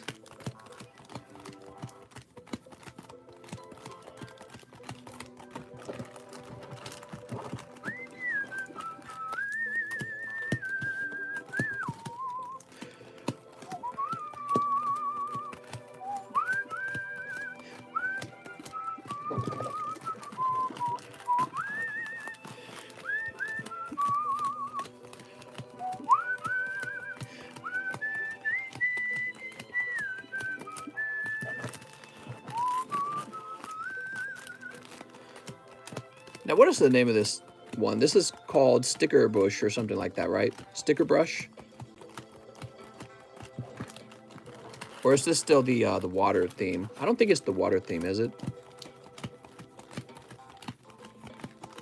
Oops. All right, that's enough shuffling for me. Here it goes. 18. It's going to be the randomized number. 1, 2, 3, 4, 5, 6, 7, 8, 9, 10, 11, 12, 13, 14, 15, 16, 17, 18. Now we're going to go ahead and invert that.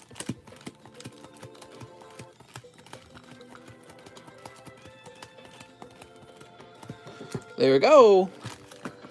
Giovanni Bonaire on 1. I was going to call him Giovanni.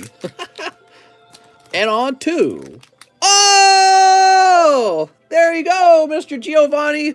That's crazy. You know how many times Giovanni Bonaire has tried to pull a pack out of these Gym Challenge largest? Not just Gym Challenge large, but all the way back to the previous box break.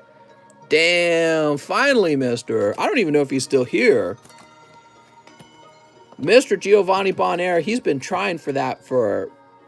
I mean, he paid more than $800 worth of boosters, and he finally pulled it. I'm very excited for him. He missed that like 10 times or more. I don't remember. He's missed it many times.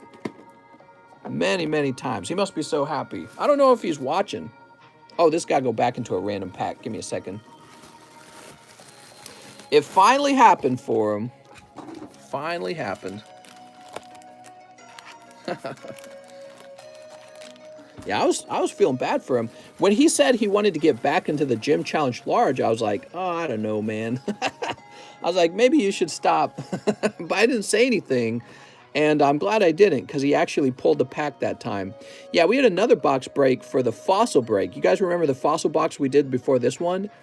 And he went into the large for the fossil break so many times and missed. And so I was like, he shouldn't even be in here, man. Just call it quits. You know what I mean? And well, that's wild. All right. So the next one started. Paul's got the first 2 spots. And, oh, we need to fill them in on the actual sheet. Let's do that.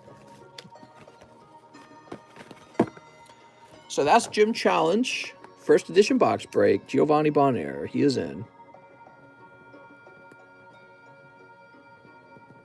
There we go.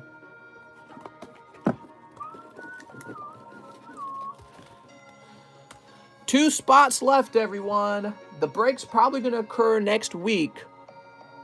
Not tomorrow, unfortunately, okay? Next up, we got OSM. 3 battle styles. You got it. For OSM. Slab away my pain.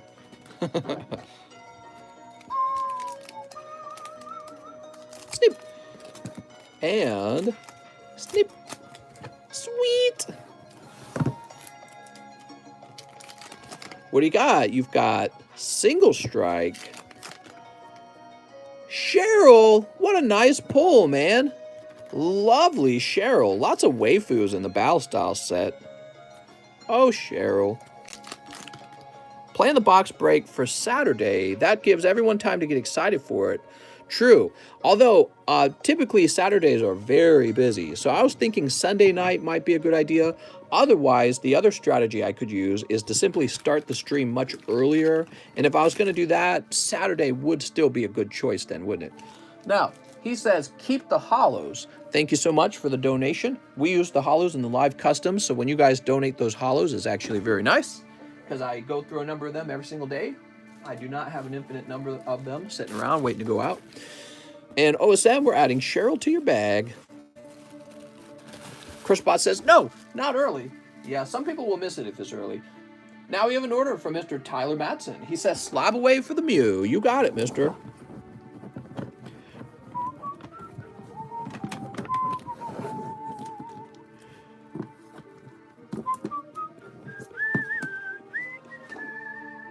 Wait. Did I put it back into the pile? I'm so dumb. Why did I do that? All right, there we are. Very fancy.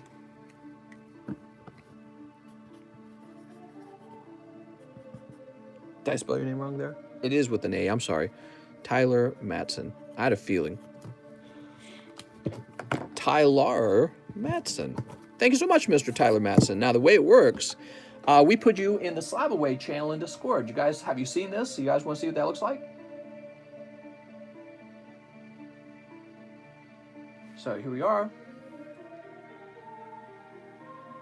Let's see. This will go under T, which is down here. We say September, Tyler Matson. And we're going to say Mew. How much did you do? You did 125. Okay, so you put 100 toward it, which makes it 1,400 left. All right, cool. And, you know, we'll do a fun little thing. I think the way it'll work is in the Slab Away channel, when you pay off a slab, I think we'll have a fun little Discord roll that says that you actually used Slab Away. Maybe it'll be like a roll that keeps count of how many times you finished a Slab Away slab. All right, there you go, Mr. Tyler. I think it's a nice thing because, again, you could be spending your money on the cheaper slabs, but it's often the more expensive slabs that, you know, you stare at and go, wow, I like that I have this. All right. Give me a second. I accidentally made a message disappear. Let me go ahead and save this. Mark on red. There we go. Now, we also have an order from Tyler Matson that says, I'll take that Shadowless Chansey. Add to my 4 and below collection. So Mr. Tyler Matson did get the Chansey. Damn, Mr. Tyler, you're going hard, man. He showed so many at the start. It looks like we are slowing down for the night finally, though. You guys ready? Chris Bot says, no. Yeah, it went to you, mister. Now we have Dylan Cranfield. He says 3 live custom boosters. You got it, Mr. Dylan. Oh, good luck. Here's 2. Tower of Waters. Oh, there you go. PSA 10, number 69. Well, aren't you glad you went a little further? And no one jumped in front of you. Somebody could have jumped in front of you. All right, you're picking up the birds. Beautiful. PSA 10, the birds.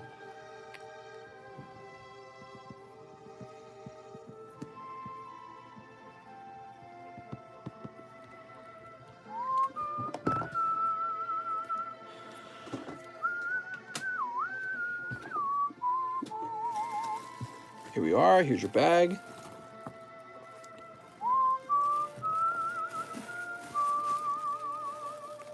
Actually, if you'd only ordered 2 packs, you would have got it for what, like 60 bucks? Next up, we got Tyler Matson. Let's do another 10 live customs. Oh, man. All right. Let's see what happens in 10. I'm scared for you. It's possible to have a miss. 1, 2, 3, Raichu, 4, 5, 6, 7. Ah, all right, 7, 8, 9, and 10. Oh, Finishing on a hit. Oh, you have no idea how lucky that is, because that's exactly what you need not to overpay for another card, the next card. You pull PSA 10, number 42. Now, what is that? Oh, it's actually quite nice. Yeah, this one was good.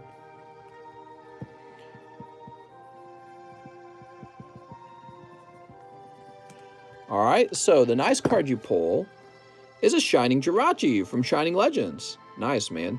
Really like Shining Legends. Your other card, another PSA 10? What did I put in this box? All right.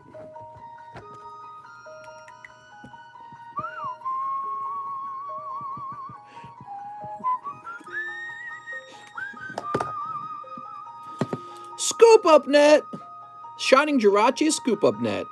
Very nice. 2 10s. And, okay, so give me a second.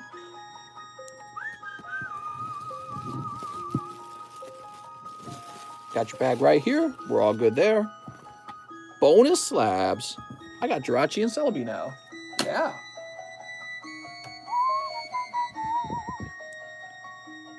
Two of my favorites from Gen 3. It looks like we're all done. I'm going to call no more orders. Let me just look one more time. Yup, that looks like it was the last order of the night. Wow, what a crazy night. Let's have another look at the Glaceon and Gym Large. So here's the Glaceon main list. And I know it's all ugly, but there's 1, 2, 3, 4 spots remaining. So this is closer to being done than not. The other thing I'd point out, both of these lists over here are halfway done. So these 2 more spots will be filled pretty fast over there for the Glaceon Large. Now the Gym Challenge box break is also nearly complete. We have spot 19 and spot 36 remaining. And however, it's a fresh round of the Gym Challenge. That might be the last round of the Gym Challenge if anyone buys up a spot in here. So just keep that in mind. That could be the last Gym Challenge you have a chance to jump into. Mister, when will you put out more Dragonite slabs? It's just random, okay? So, I had a fun night. I hope you guys did too. Take a second, hit the subscribe button. We need to reach 100,000 subscribers so that we can say that we got the big PP energy. I'll see you guys tomorrow, okay?